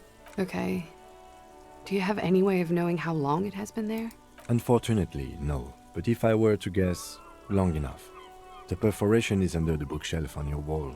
It shouldn't be hard to cover with some tape. If it is recent, who do you think made it? Shit. I don't know. Maybe it's been there for a long time. Maybe the local kids use it or something. I don't know. I'll be fucking covering it up with a lot of tape, that's for sure. Was there anything else back there? That's all for now. Mm-hmm. She flicks the ash from the cigarette absentmindedly. She's lost in thought. Eyes narrowed. Forehead furrowed. I have other questions for you. Okay. Watching herself reflected in the bedroom window, torn and sparkling and draped in smoke. They tell us you've been through something difficult. Something difficult? I've been through at least half a dozen difficult things. Were you... Which one do you mean? Sexually assaulted, miss? By sexually assaulted, you mean raped? Yes. It's a bit early in the morning for raped, isn't it? It's 2 in the afternoon. She sounds positively buoyant, vivacious, totally unbothered. It's already afternoon. Is it? It is afternoon. Time flies, man. So, were you? Yeah. I'm gonna go with not raped. I don't want to say that shit about him. By him, she must mean the victim. Tell them it's not my style. They'll have to, you know, if they want to jazz up the charges, they'll have to get someone more, rapeable.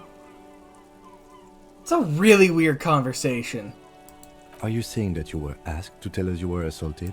Not explicitly, but I understood what they meant. It wouldn't hurt to spice things up a bit. Some assault and battery.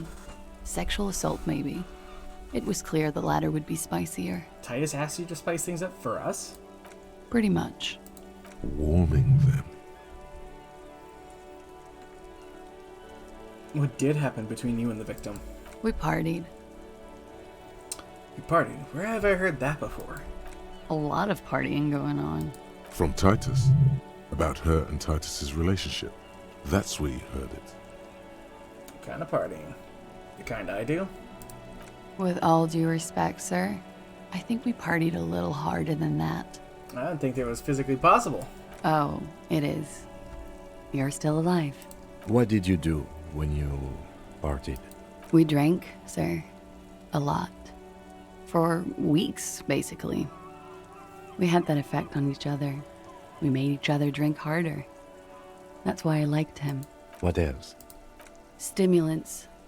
Speed also has that effect, making you drink harder. And then drinking harder makes you do more speed. It's quite the combination. We also had sex. Were feelings involved? A little.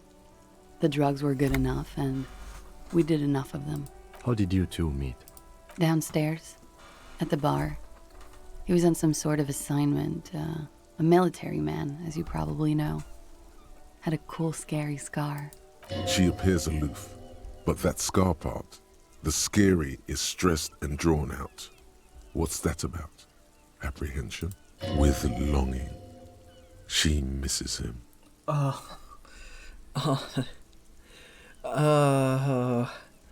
kind of get it, actually. I kind of totally get that.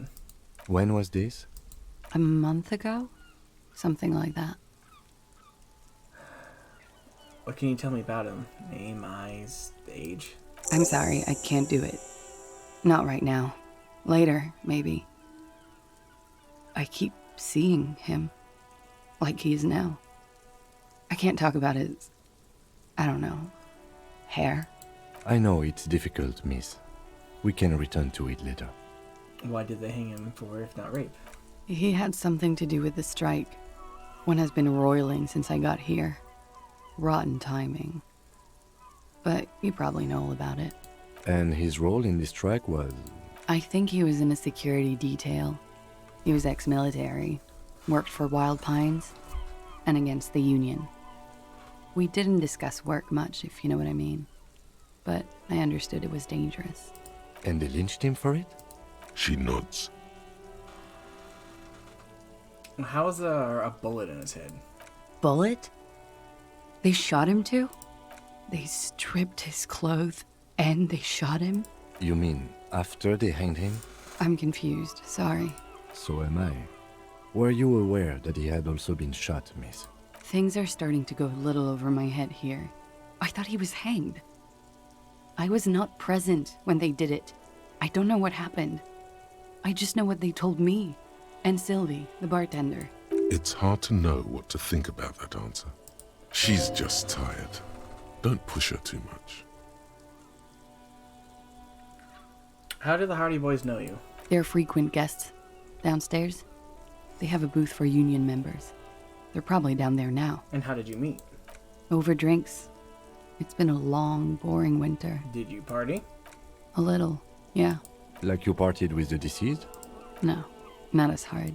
I'm sorry to have to ask this, but have you had a physical relationship with any of the Hardy Boys? I have. Which one? Which ones, sir? I don't remember precisely. Titus, obviously. But as I said, it's been a long winter. Could that have been part of the reason they hanged him? Could that be why they lynched him? Jealousy? I hope not. Actually, I know that's not the reason. I'm careful about that kind of thing. Not crossing the wires, you know? But that's probably where they got the rape idea. Hold on. We appear to be getting a phone call from Snoo. Let's say hello. Hello? Hello? Hello, you're on stream. Hello, stream. How... You're on your way home? Are you going to hit up the store? Onion. Right on, right on. What's that? I had a pretty good day at work. That's very good to hear. I'm glad you had a good day at work. You deserve it. Yeah, aside from the hole in my pants, which... I kind of made that. I was smart enough to put a band-aid on my leg before it actually developed the blisters.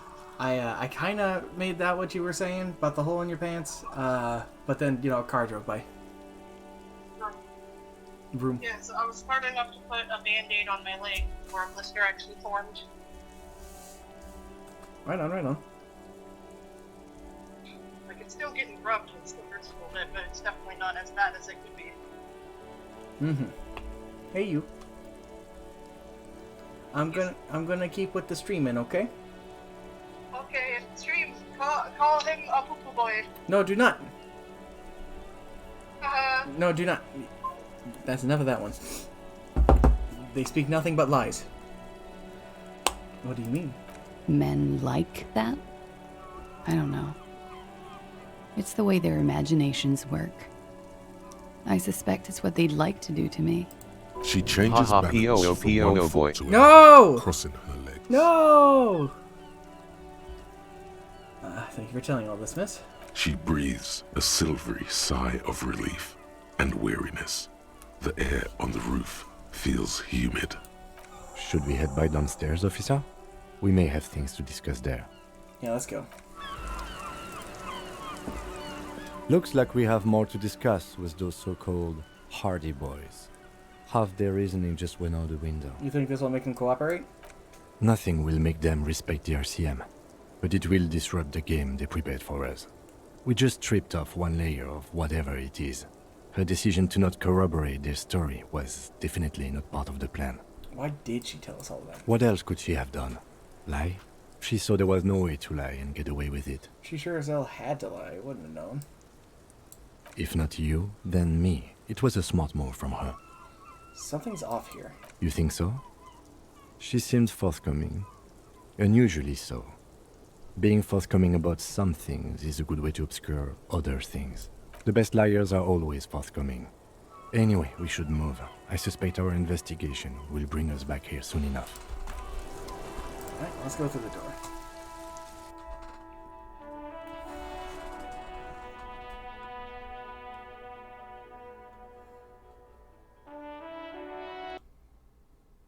Let's see what her actual place looks like. Feel someone watching you behind the glass door. A woman. Of course. It seems to be hastily made. This window is pristine on the inside, unlike the one next to it. Light from the desk lamp reflects off the glass, in an untarnished golden halo. Run your finger across the surface of the glass. Smooth as ice. There are spots of mud and rain on the outside, even smudges. But the surface of the window is clear from the inside. No chips, no hairline fractures. Following your lead, the lieutenant leans in closer to inspect the surface. Recently replaced. Looks like it, yes. You know which window has not been recently replaced? What is this, guilt now? Whatever it is, it's messing with your concentration. Stop distracting him! He has work to do! Class, if I recall, the window has been giving him shit ever since he got here! Thank you, Necktie, for defending my honor.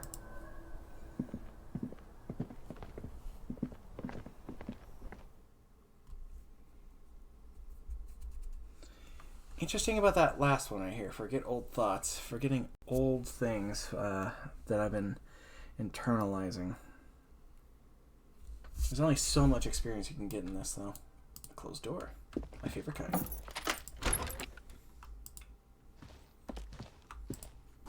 The yard below a corpse lies under a pine tree. This medicine cabinet is full of wares. Sheets of pills, haphazardly stacked, one on top of the other. There's also a toothbrush somewhere in there. Look at the toothbrush. It's been used quite a lot, but not for scrubbing blood off towels, or anything else interesting, it seems. Look at the medications. Pharmaceuticals line the shelves, sheet upon sheet of pill bottle next to pill bottle. Acetylic acid, APAP, eye drops, blood thinners. Search the bottles. Pill bottles rattle like bones as you search the cabinet. Paracetamol, something in a foreign language you can't read. Behind them, an unusually shaped nasal spray. Its label reads, Nacra. What's Nacra? An opioid receptor antagonist. It's used for diamorphine overdoses. Search the pill sheets. Among some foreign, probably Messinian or Gottwaldian, marked red blister packs you find. What do you find? This is going to take a little know-how. Good thing I've got that know-how. A bright orange bottle with Preptide stamped on it. In sunny, happy letters. Jackpot, baby. That's the stuff you're looking for. Your palms begin to sweat just holding that little plastic container. What's exciting about this orange bottle? It's speed, man. Just what you were looking for. They call it dextroamphetamine and talk about psychological disorders. But what we're seeing here is some scientifically advanced trucker speed. Let's close the cabinet. It wants me to have better interfacing. I have at least something that can work with that. But that's about the only thing I can think of that would help me out.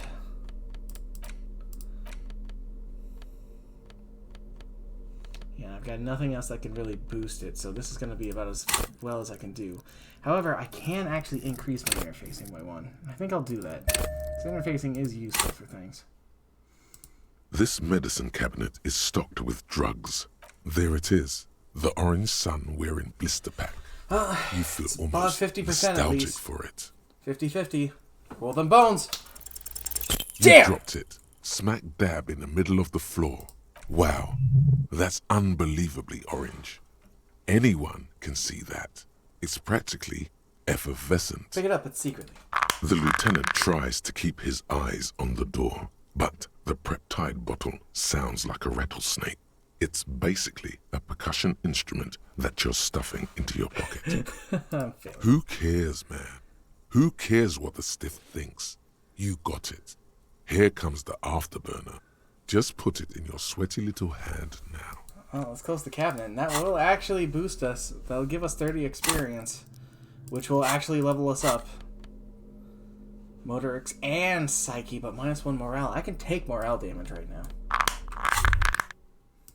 Now that you've acquired some stimulants, it's time for a little pick-me-up. Time to detect. Make me a super cop? It'll make you into more than that. A mega cop. This is your modus operandi. This is how you've done it for years. Let's go. Alright, my body is ready. Let's do this. You raise the Preptide bottle, press one nostril closed, and inhale furiously with the other. The rush is almost immediate. It tastes bitter and caustic, and stings a bit inside your nose. Mamma mia! Now the taste is slowly receding into your throat. The rush is growing in intensity, your little heart pounding like a bird in a cage. A sweat breaks out across your brow. Your jaw clenches. And, let's be honest, there's a little chest pain. The good kind, of course. You may want to blast a nosophed or something. Whoa, this shit is strong. This shit is disco. Time for a little truth. Tell the lieutenant you did some. Clear the air. Get my little speed. I hope you don't mind. It was for professional reasons. I'm not your mother. I don't care. Do what you have to do. As long as you remain functional, he thinks. Now, let's get back to work. Cool, let's boogie. Spring. Everything is clear around you. You're ready to concentrate on the next task in the task chain. Woo! Hell fucking yeah. Kind of want to increase my volition.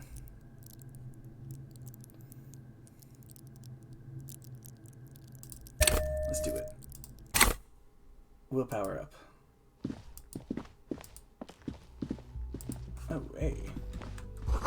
Hotel bill calculations. Looks like she's had an extended stay. Piles of dirty clothes. A woman's. Alright, down we go.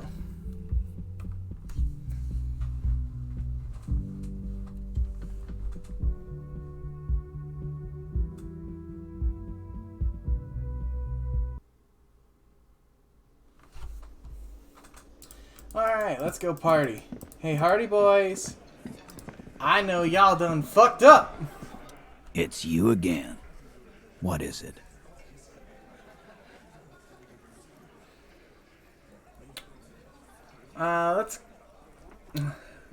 Let's see here. Class 8 says she wasn't raped.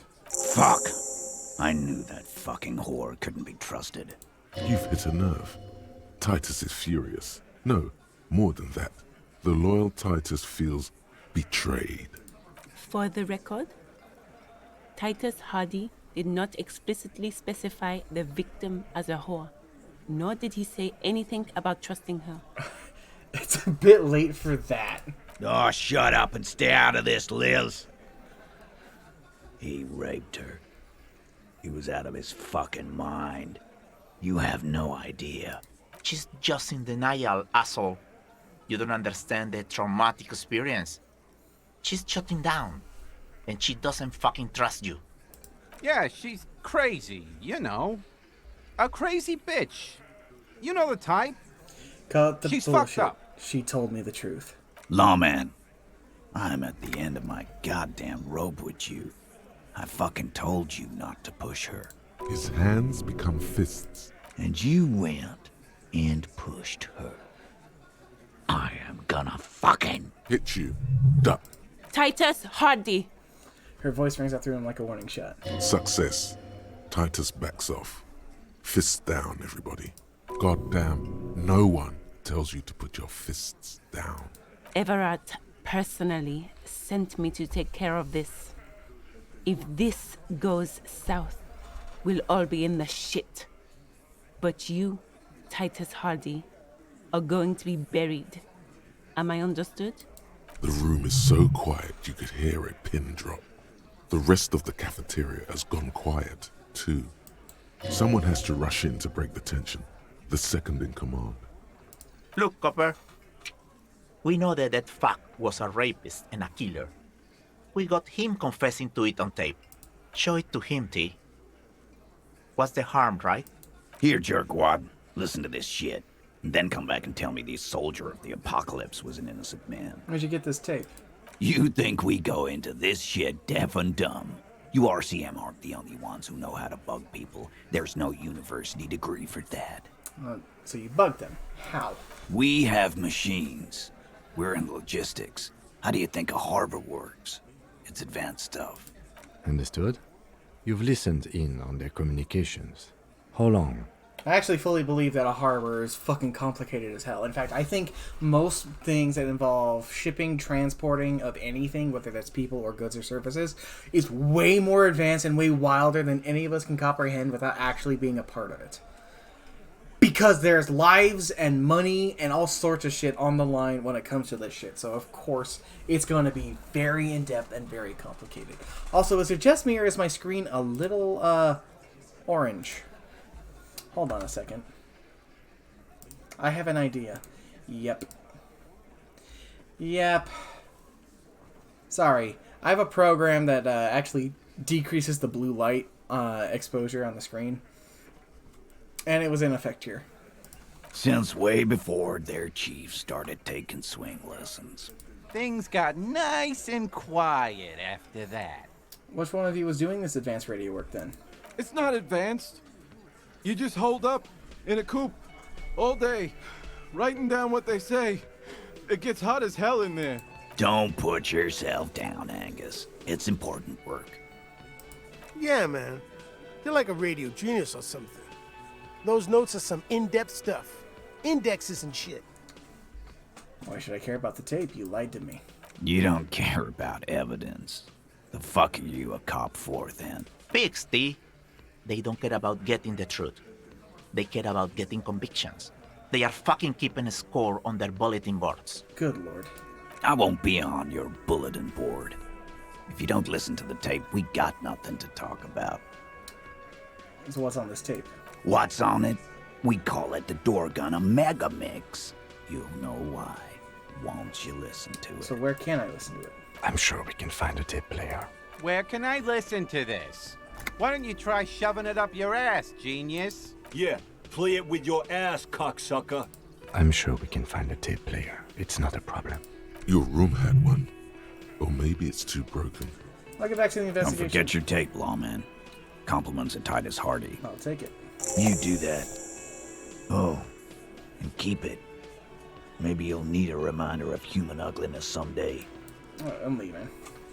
I know where I can get a tape player, and I actually have enough money for it. And because I already paid for my room for the day, I don't have to worry about extra expenses. Thank goodness I found all of that extra money. Did I increase my drama at all? I know I have the means of increasing my drama, but did I? Also, something occurred to me. Yeah. This has 6 minutes left. I'm gonna kill some time real fast. Give me a second. Interact. Let's look at this Mega Mix. You stare at the Great Door Gunner Mega Mix. The tape feels ominous. Upon it, the dead speak. Respect the tape. Let's do 16 days of the coldest April.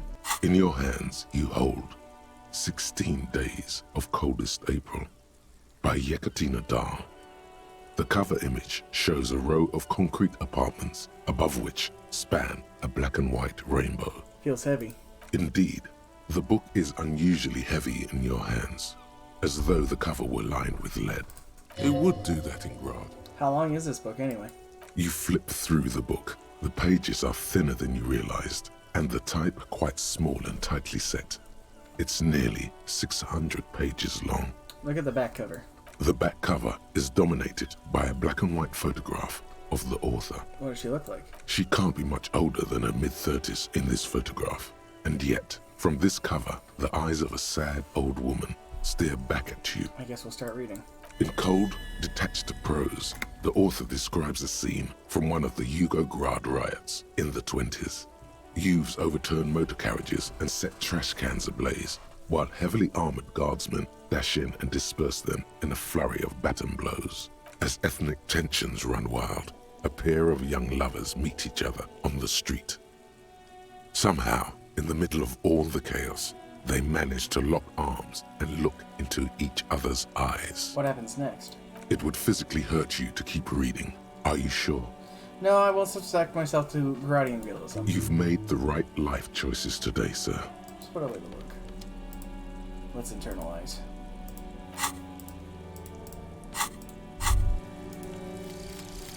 Call the Mama Dakwa. It's not only your eardrums that register sound anymore. Your very skin has become an organ of hearing. Looking for a whisper light and low. A god who's very, very silent. Nothing escapes you. A cockroach in the other room. A candy wrapper falling on dry grass. A drunk falling from a chair in a bar 20 meters away. In fact, you haven't heard the call du mama dakwa, but you have discovered that you have amazing hearing. It must be the only part of you the alcohol hasn't drowned out. Keep listening. Fantastic. My perception is now an 11. It is the highest thing I have. The Spirit of Corp, though, isn't too far off. Alright. The afternoon sun shimmers off the white on blue police livery of the motor carriage. Wasn't I supposed to? Do something important? Something murder-related? There's always something important. Doesn't mean you can't take a moment to admire this piece of machinery. Even at a standstill, the unibody Caprice Kanema looks sleek and dynamic. The cabin is tilted frontward to give it a more aggressive, hunched look. Someone has waxed it recently. This machine really puts the loco back in locomotion. Very cool. Mm-hmm. You want to take a closer look? What's it packing there? 130. I reckon that's a 7-liter V12 there. What's that, a 7-liter V12? 7.2. Supercharged. Lieutenant is trying to suppress a smug smile, unsuccessfully. Saying these words brings him immense joy. Fine machine. Yes. An extraordinary machine. It's nice and all, but why so modest? Put some zing into it. Flare it up. Slam it down. It's a bit girly right now. Fit it with some proper off-road components. How much of mud tires you can make it off the beaten path, Kim? Slam it up, Kim. Make it more imposing. Sorry, I'm not following you. Lingo it up. Drop the ride 200 mil. Get the cavern, frosty minus. I don't know either. I don't know why I said that. Well, maybe don't just say every little thing in your head out loud. It confuses people. Fine machine. Yes. It's nice and all. It's a bit good. We are not going to, though. Because this is clearly a sports motor carriage. I see.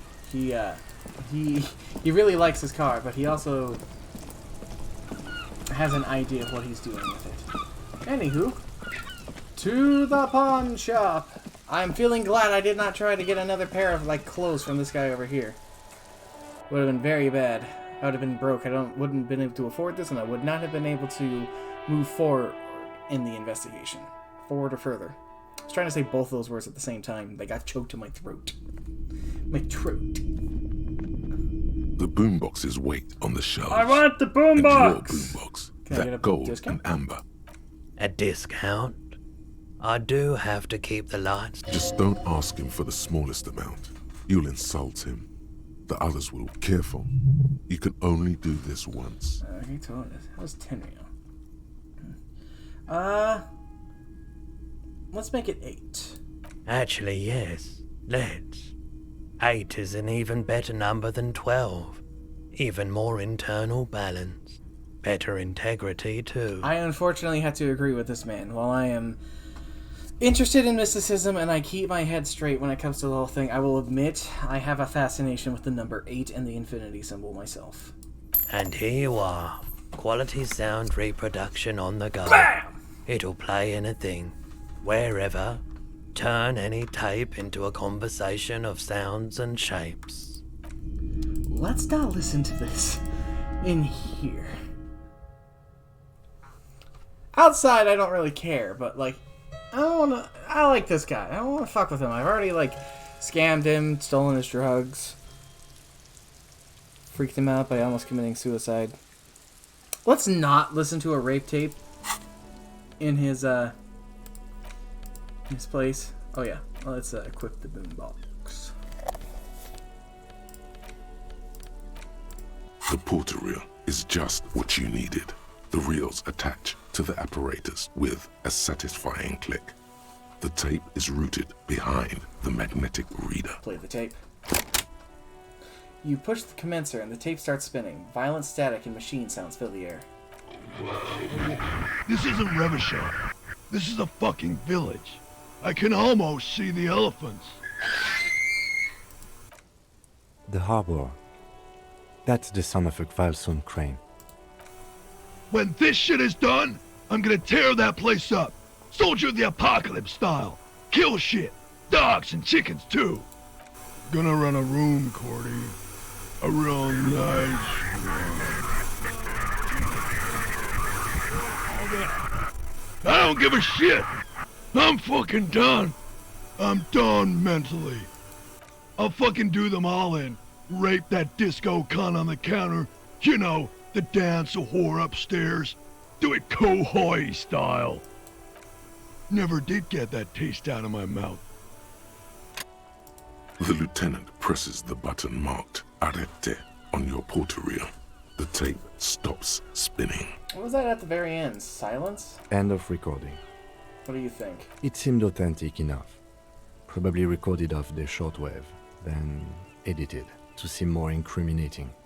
He sounded like he was on patrol around the harbor walls. Agree, he sounded inebriated. Still. Lieutenant looks at the tape. You are familiar with this look now. It's his look of suspicion. There's more going on here than we know. Who's this Cordy? Corty could be short for Cortenard, one of the other mercenaries, the one he was talking to. Probably the mountain at the harbor gates. Mr. Right to Work. What's Kohoi? A village on the Samaran Isola, in South Safri. Grad committed war crimes there, the kind of thing he talks about. You think he was there? Who knows? Maybe the tattoos would have an answer. Or maybe Kohoi is just merc talk for atrocity, slaughter. Okay, what now? I think we've got a few more questions for class here, don't you? This seems to contradict her testimony, at least to some degree. As you take out the tape, the boombox tunes itself back to the cheery radio again, spewing out beats like it's a Friday night. The contrast feels chilly, inappropriate even. Maybe we'll take this off for now. I'll,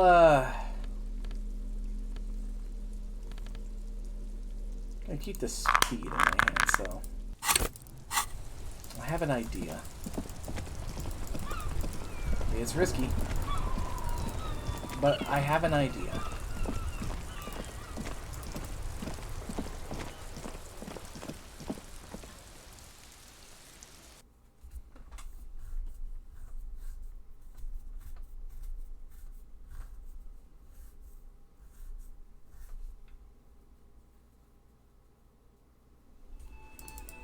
Let's go back and talk to Claudia. And see what they have to say about what we just listened to on the tape. Ominous sounds coming from that elevator, my god.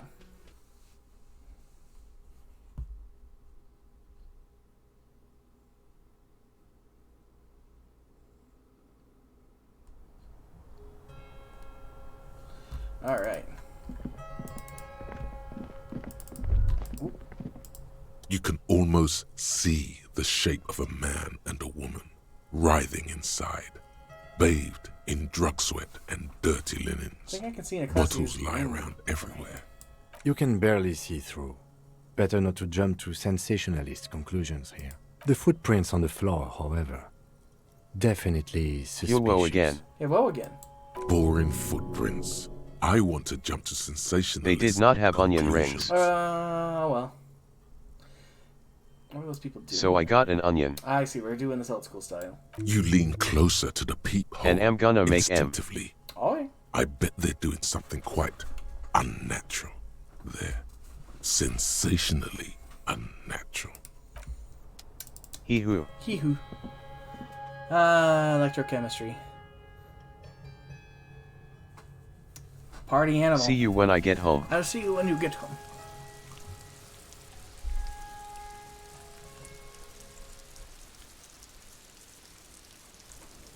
Hello, Clausier. I'm still under the effects. Why not? Maybe. Put this back out. Officer, It's a fine day for questions. Ooh, slight confusion about the boy. Let's talk. I need to talk to you about your room again. Yeah, That window is new. it is. The lieutenant makes a note in his notebook. He finds the answer unsatisfying. All right. Titus Hardy gave us a recording where the deceased states his intentions to commit rape. She puts her coffee cup down with a soft ring as the porcelain meets the metal table. This does not surprise her. Did he? I never said he was a good man, or that he had good intentions. Only that he was never bad to me. On this tape, he specifically identifies you as the target. Where did they get this recording exactly? It's intercepted radio chatter of the deceased, recorded via a de-encryption station. It's authentic enough. Does he say he's gonna do it Soldier of the Apocalypse style? Something to that effect, yes. The phrase was used. Yeah. That was practically his pickup line. She picks the cat back up. A memory surfaces in her tired neocortex. It's not entirely unpleasant. Did he say whores a lot? Was he pretty much on the verge of doing it Kohoi style? Kohoi was mentioned.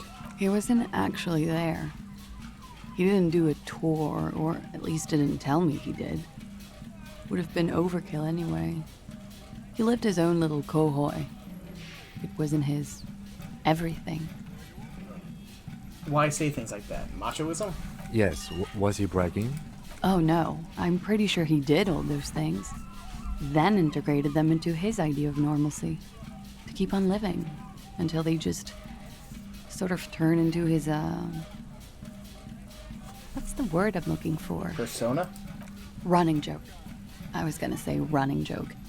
And it sounds like you didn't even get the good bits. Lely's punchlines got way, way funkier than that. He was like the Seminoles conflict, the Kohoi massacre, and the 36 famine in Yezud all rolled into one person, then cast in Orani ceramic armor, which he wore in bed and in the shower.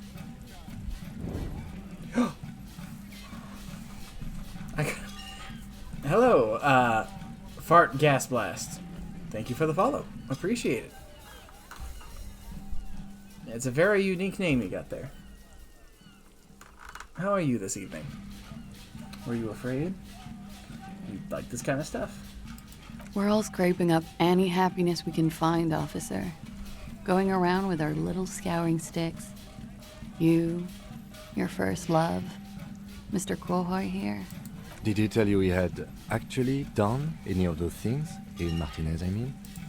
No. We were too busy laying waste to our own nervous systems to direct any of the fury outward. He seemed happy, I guess. At ease. As much as a man like him could be. There is a small measure of pride in her that she could quell the rage in such a being. I am doing this entire conversation, this really touching movement, with a big ass boombox blaring in my ear. Thank you for clearing that up, miss. Whenever you're ready. I'm interested to hear what Titus Hardy has to say now. She takes a very small sip of her coffee and smiles. Now you've had some time. Can you tell us more about the victim? Like, for example, his name? Actually, officer, I didn't know his name. I just called him Lely. A nickname? I guess. He came from Lelystad. It's short for that. And it was his army name, apparently. He said his real name wasn't his. I tried to pry it out of him, but it was no use. Lelystad. That's a good start. We have a few questions you can help us with. A few things a field autopsy alone can't answer. The young woman cranes her neck, trying to catch a glimpse of the page the lieutenant passed to you. On it is a list of autopsy observations recorded neatly in blue ink. The last missing pieces of a puzzle of flesh. Let's see here. Where is Lelystad, the place I mean? In Oranje, officer. It's, I think municipality is the term. A nowhere town there. You were almost right, officer. That means his race was occidental, not mondial. I'll update the form. You were both from Oranje? Yes. We were compatriots. Did that bring you together? No, he was too old for that. And from another part of Oranian Rek. I didn't even understand his accent. What brought us together wasn't Oranje. It was bad habits. Sex, alcohol, The party. speed, probably also sildenafil. How old was he? He was 42. 42? Are you sure? I would have had him above 50. He had many scars that made him appear older. But no. The memory makes her smile. We even celebrated his birthday, like, some weeks ago. It was a funny 2 days. He had little reason to lie to me. We were slightly off then. Thank you for clearing it up. A miss. Damn. The adversary one. His eye color? Blue. Light blue. They were like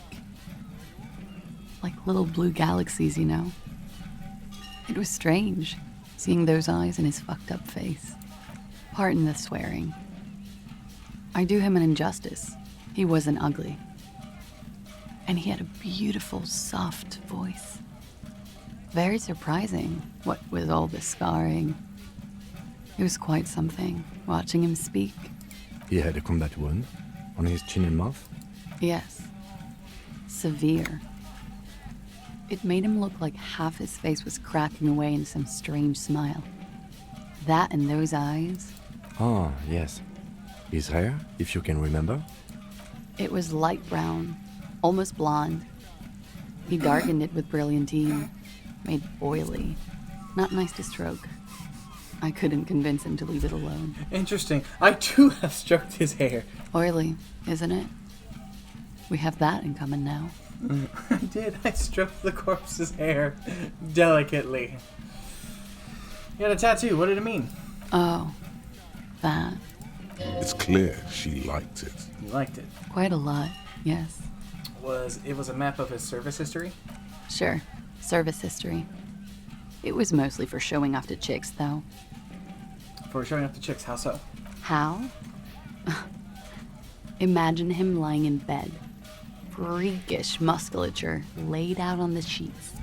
Scarred, of course. Tattooed. The sheets are dirty for some reason. He's smoking and drinking, of course. And his chest and shoulders and arms are studded with stars. Tens, hundreds of them. Maybe even thousands. And the woman goes like, "What was this, baby?" And he says, "That was too hardcore. Don't ask me about that." So she goes, "Okay, but what's this, baby?" And he's like, "Saw some bat shit there. Killed some loincloths." I see. And so it goes. Star after star. Port after port. Third world country after third world country. And he's done horrible things in every single one of them. You were the woman in this? Oh, yeah. Can you tell us precisely what these mean? No, thank you. I've seen enough of him dead. I can tell you what they meant without looking at them. Go on. He was a blue-eyed boy with thick arms, from a small town. He was also poor, and the government of Oranje needed some people killed, so they turned him into a grotesque killer. For money. He went to Killer Academy in Vredefort. Then he killed some people in the Seminine Islands, and on other islands too. All of the islands. After this, he came to Revachol and got killed himself. Thanks for clearing that up. Change of topic, perhaps? Did he... Tell me something odd. Did he enjoy his death? Why do you ask? It's just a feeling I have. Indulge me. Well, it's wrong. He had too many drinks to down and too many bad things to do. Couldn't tap out just yet. Everything checks out here. It's all A-OK. Good answer. Could it be that love did him in? It very well could be, yes. Hello, gamers. Ooh! It's a snoo! Whoa. It's a wild snoo! You got the whole box of orange in there? I did. Huh? How could you easily pick up the whole... Down, you're a wild snoo. This is a random encounter. Pokeball, go! Didn't work, you missed. Go! You didn't throw a Pokemon at It's over there. Yeah, you missed.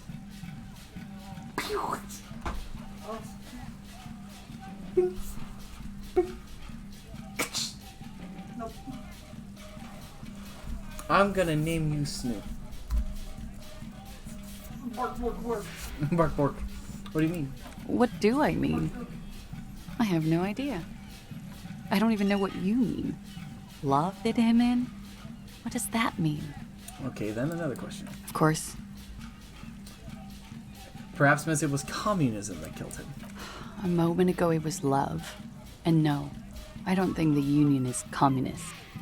They're a couple of shades pinker than that. They're not hardcore in that way, is what I'm trying to say. My weirdness. What are we is talking getting about thrown anyway? away. This politics shit is a lot in the morning. Is it even morning? So I'm having this very important conversation with this witness who's very important to the case, right? I have a boombox just blaring on my shoulder while I'm doing this. It's just going off. I think she's just tired. She doesn't know what you meant by that. And can you blame her? All right. Something seems off about this. Coolly, gracefully, she pours herself more coffee. Ow. Ow? Why not? That's a band-aid I put on my leg to prevent blisters. Wait, stop. That man, bloated beyond all recognition, was 42? Oh my god. Below the damage, really the big weeks hole of in half decomposition, all the swollen indignity of morality. He was 42 years old. How old are you? That's where this is going. 45,000 liters of raw alcohol has left its disfigurements. What lies beneath, you wonder? You could ask either one of them. Kim, how old do you think I am? Huh? How old do I look? How old? 58. What if we were wrong? What if we're both wrong about the deceased? He turned out to be 40. 42. And he was deceased. He had been decomposing for a week.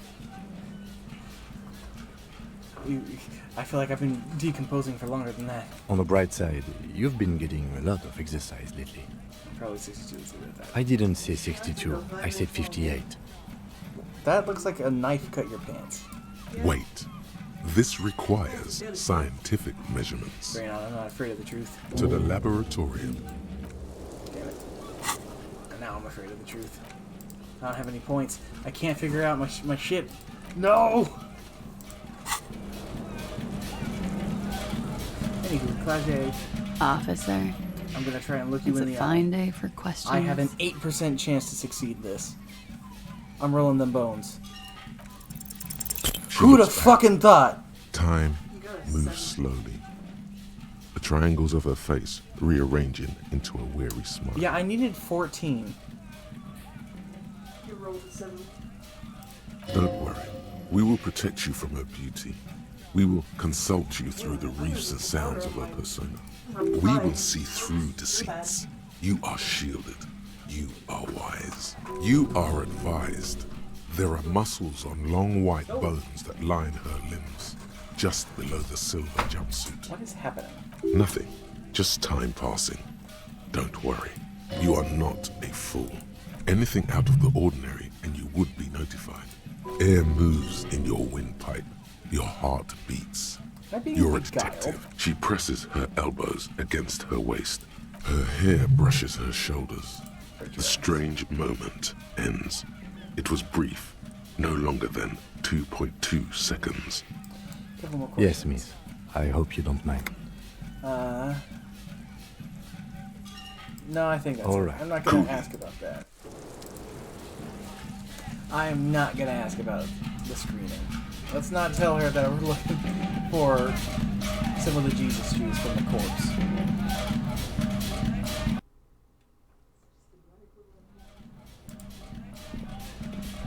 Okay. I need to take this off. That was a bit much even for me. So next time we have to talk to her, we'll have to increase our volition again and take some speed. What a weird sentence that is. To make sure that we can break through this spell she's putting on us. And that's an interesting way to put it, I know, but it's the truth of the matter. Oh, yes? This room has sad written all over it. Reminds me of your own. Oh. let's go talk to the Hardy Boys, and let's go see how their bullshit has failed again.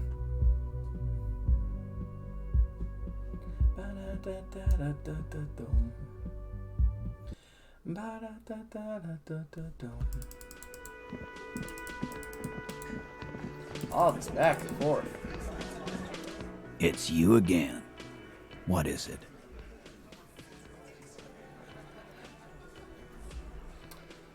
I talked to Class A about the tape. And nothing. She stands by what she said. that fucking fucker. You're the worst cops in Revachol. I gave you gold on that tape. Gold? It was just locker room talk. It's not evidence. Locker room talk. What are you, fucking brain dead? I've been to plenty of locker rooms. They don't plan rapes there. Sounds like he wanted it to change her mind about the hanged man. This is definitely personal. What did she have to say then? Fine by her? This is what people are supposed to be like? Fucking whoop-de-doo. Definitely didn't come as a surprise to her, and she definitely wasn't scared. Yes. In fact, I think she thought it was a little funny. Funny? No good goddamn psycho whore. Right. Oh, fucking righty then. I guess it's good then. Fucking. Please try to control yourself in the presence of visitors, Titus. Her voice is a bit softer than earlier. Okie dokie. This is just perfect. Just fucking perfect. Any thoughts on this, lawmen? Women are crazy. Irrational.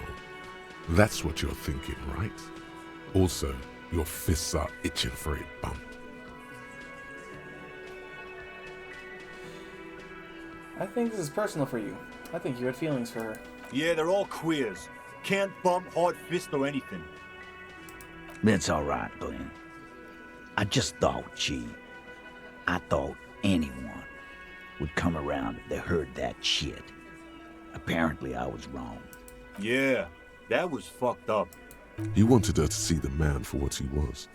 Now that you know, you might want to lay off this topic, or else you might antagonize him. I just got too worked up. Big man lost his shit. It's cool now. Maybe she isn't who you thought she was. Nah. I know her. She's just a girl. In over her head. Titus, she has special training, and I'm not talking about Oranese lit. I don't know what the fuck that means. Oranese lit. What is that shit? Literature? I've noticed the same. Yes, he meant Oranese literature. Women are always reading, right? The lieutenant adjusts his electronic wristwatch. Psychological and physical training from an unknown government body. I noticed it. You noticed it. They haven't. Be straight with me, Titus. What really happened? I already told you. We fucking hanged him. There's less gusto in his voice now. His men too are growing increasingly silent. Come on, Titus. We know you didn't hang him. He was shot. I know you're tired. So am I. Why don't you just... You know what? I am tired. I'm tired of you and the whore upstairs. Next time you see her, tell her. Titus said, "Fuck on!" This is the petulant rage of someone who's at the end of their wits. That lying, scamming. We're done. This is over. You understand? Your little investigation is over. Yeah. On the floor, beer drips out of the can into a small puddle. No one does anything about it. What is this quiet funeral shit? All we need is some beers in us. Bartender, 20 beers for the Dock Workers Union. Why do we make it 40, huh? Why do we make it 100 beers? You're not loud enough. 100 beers? Now we're talking. Hoppity hop over here, cafeteria manager. The window might be closing. The more beers they get in them, the less cooperative they will be.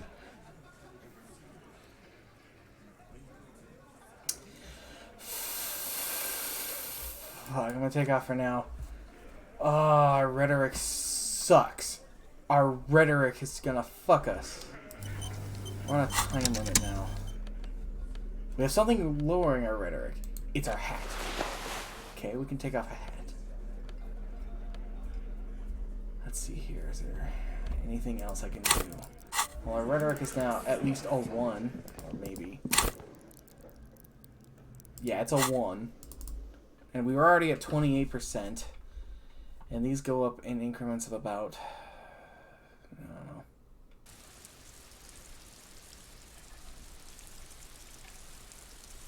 It's hard to think about, considering I didn't see what the actual check completion number we needed is.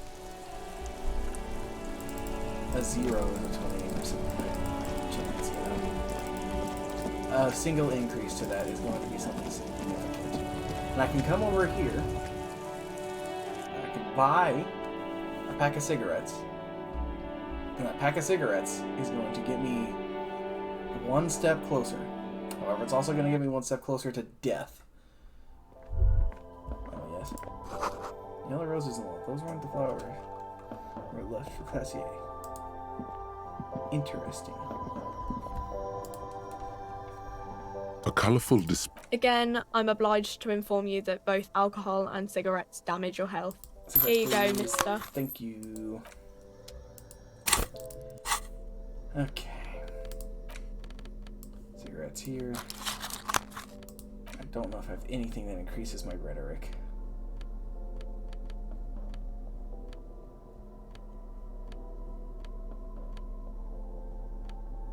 No, but I do have something that decreases it, so no increase to rhetoric. Gonna take a ding to my health. Thankfully, I have the healing on me. I have the healing bonus there on me. So I can take a hit and I will be fine. Anything else that boosts my logic? No, no, no, no, no, no, no. It's just this. Got it.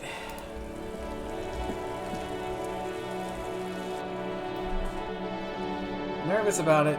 Don't know how this is gonna go. This is one of those important ones that I don't want to fuck up.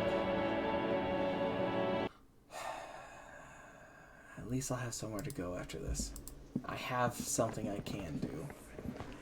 Maybe. Huh? What's this? It's a bowl. Spit me. The reheating tobacco.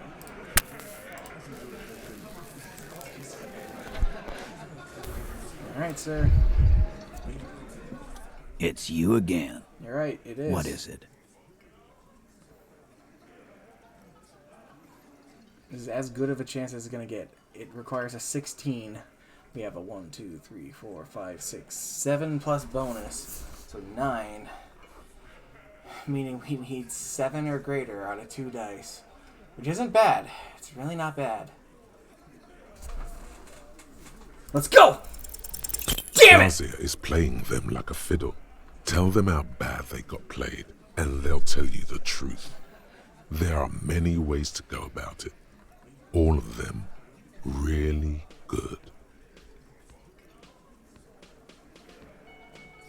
You guys aren't telling me the good.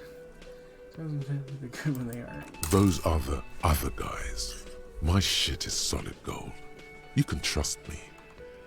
Can I? All those ideas looked really bad. Oh, you don't like these arguments?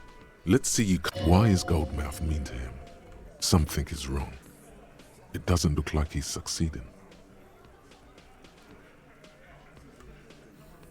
Those are the other guys. That's right. Titus is ready to break. You've come too far not to trust me now, pussy boy. Pussy boy? What the hell is going on here? That doesn't sound trustworthy at all. I don't know what's going on. I'd be wrong too if you got this fucking shadow over my head. What the hell are you talking about? Got fucked by some chick real fucking bad. Look around, cop. These men. I don't know, boss. I'm always up for another suicide attempt. Yeah, me too. I'm always up to see a cop cry. You won't hear it. That's enough for the circus now, officer. Let's do procedural questions, or even, why not take a little breather? These working class oafs don't know how to talk about feelings. You shouldn't have opened up to them, or anyone. Alright. So that failed. My odds of succeeding have not gotten better.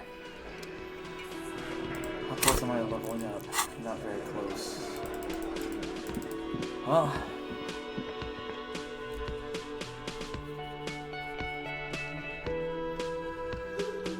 I have an idea. I'm gonna hate it, but it's going to probably help make or break this whole goddamn thing. And the first step to that idea is going to be able to see if I can get through this. If I can't get through this, I don't know if I can do this. I don't have a whole lot of health, and I don't have a whole lot of healing left on me. At least physical healing. Emotional healing, I'm not too worried about. Is my drama better? Hello again, esteemed Drama officer, is not and better. welcome to Crime. Farewell, book peddler. Right, well, I've given up on that rope. The curtains tattered with... You see a I warned you. You're unleashing forces beyond your understanding. Too late. Too bad. A heavy door with a missing handle stands before... What if you just break it down? Maybe I shouldn't break it down. Not before I strategize. That's right. Take in your surroundings.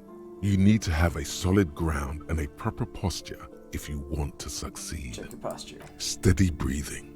Solid core. You've got this.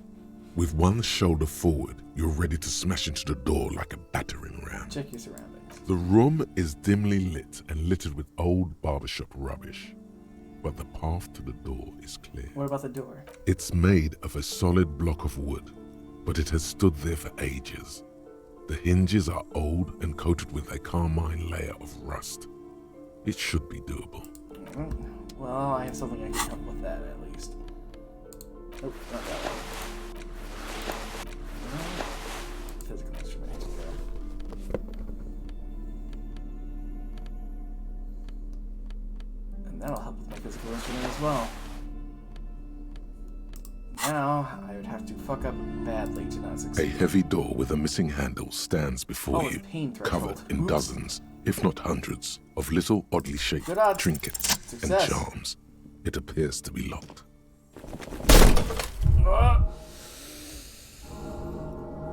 I'd love to, but I can't. You smash into the wood and see a small crack appear on the door frame. It's going to take one more try to break through to the other side. But you've done it. You're not thinking of trying again, are you? Freeze, dirtbags! Fuck, it hurts. Fuck the system. Hell yeah. Fuck, it hurts!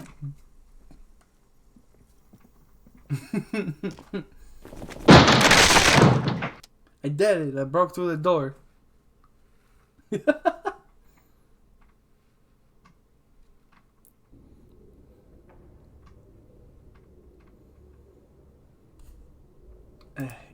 Oh, right. I think I know what he's gonna say. It's dark in here. He wants a flashlight. Yes, Kim? What is this place? Looks like a gym to me. Yes, but no one's been here in ages. I doubt the electricity still works. Good thing we have a flashlight on us. Some specks of dust shimmer in a faint beam of daylight falling from the window. Other than that, the room is dark. An eerie feeling rises in your chest. Let's keep going. I'm sure it's just a regular abandoned house, nothing mysterious. Sounds good. Ooh. Punching bag. Sand is dripping from the punching bag. A bull! We can give them that shot put thing.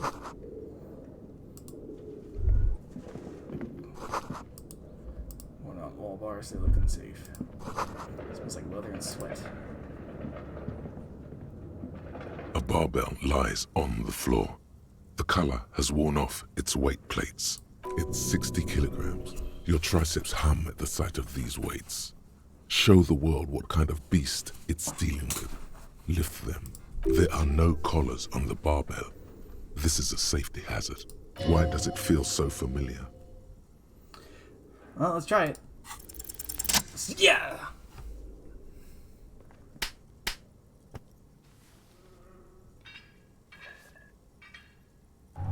Oh yeah. Conjuring up an inhuman amount of strength, you raise the barbell up in the air. Your biceps tremble, but you're a savage. This is a children's game. Say nothing, revel in the feeling. A warm wave of accomplishment washes over your head as you drop the barbell to the floor. Yeah! For a moment, it feels like you're strong enough to succeed at anything you ever set your mind to. Hey, but you're still in a ghost house. What if someone heard this? What if they know you're here? Good technique. Look, Kim, there's a trap. There's no collars on the barbell. You're right. The weight may fall off. Better not touch it then. That bastard just removed the collars. It should be a felony. It would be a violation of EPIS safety regulations if the gym was still operating, but it isn't. No one's supposed to come here anymore. Cool.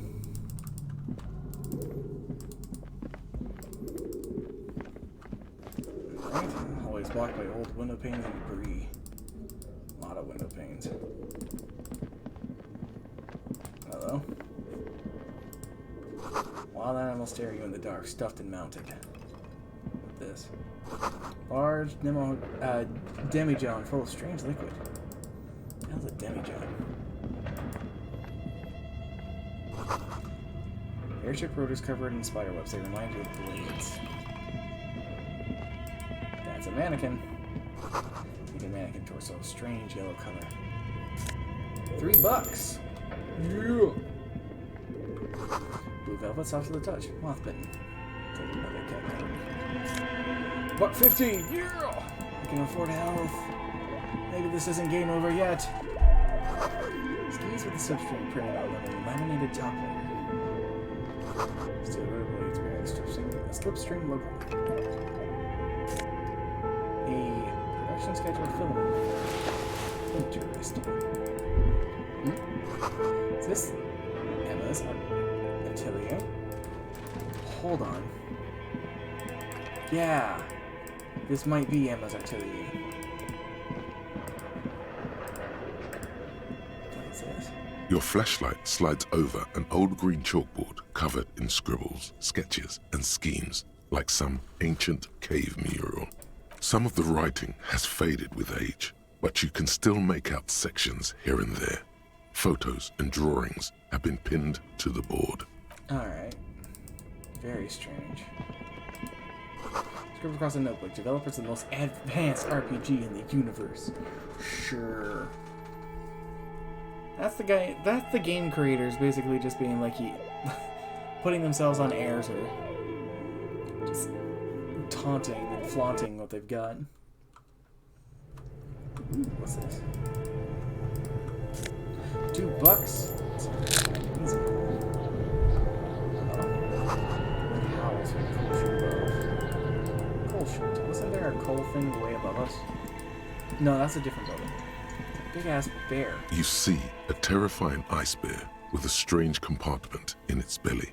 The door is covered in frost and the bear's eyes are glowing red. This ice bear is a hyper carnivore. Be careful. The bear looks oddly realistic. Is it taxidermy? Is this thing a giant ice bear? The lieutenant doesn't answer.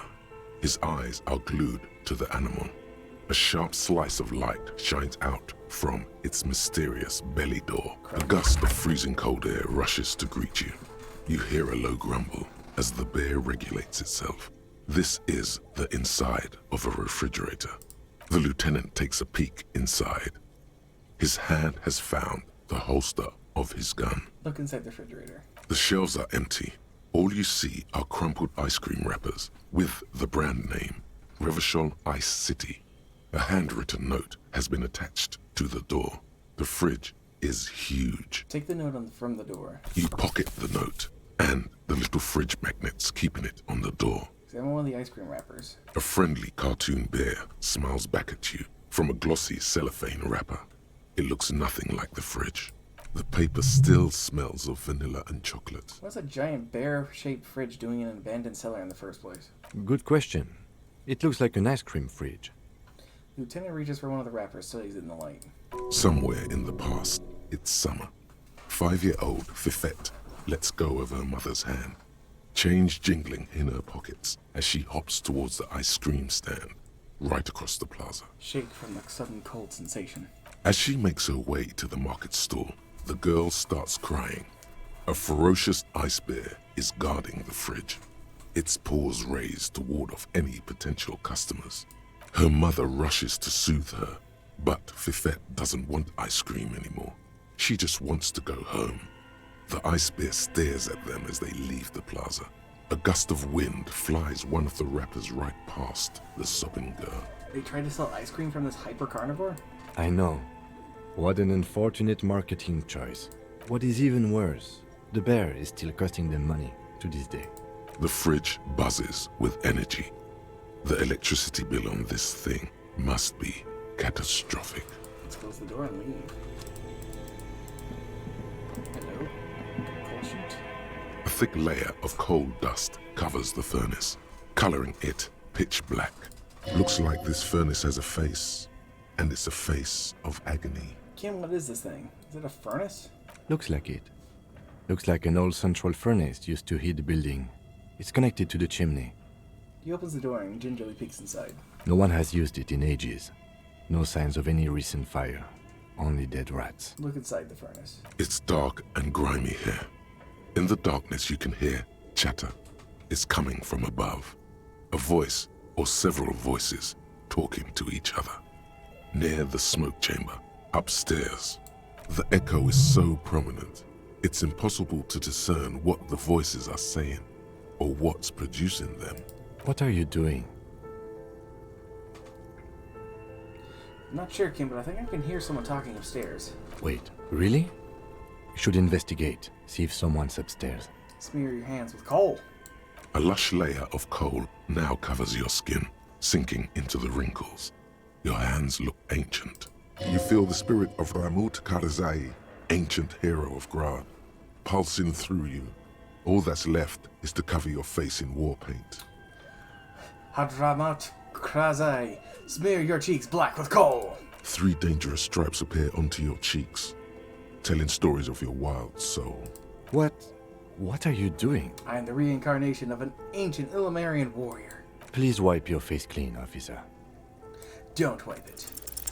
You can feel your cheeks turn red under the lieutenant's gaze. You look like a kid, not a police officer. Even the war paint can't conceal the embarrassment. Thank you. So, where were we? Kick it with your foot. Oh my god. The hollow ring echoes through the furnace. Your toe hurts. Damn it.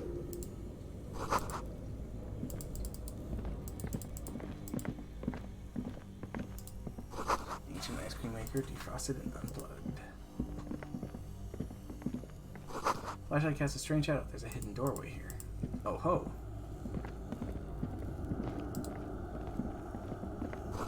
There are 2 aggressor rifles hidden above the piping. They look inoperable. Someone has stuck some busted guns beneath the ceiling. What the fuck?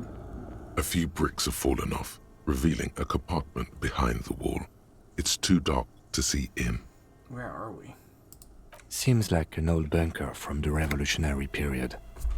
Look at all those rifles.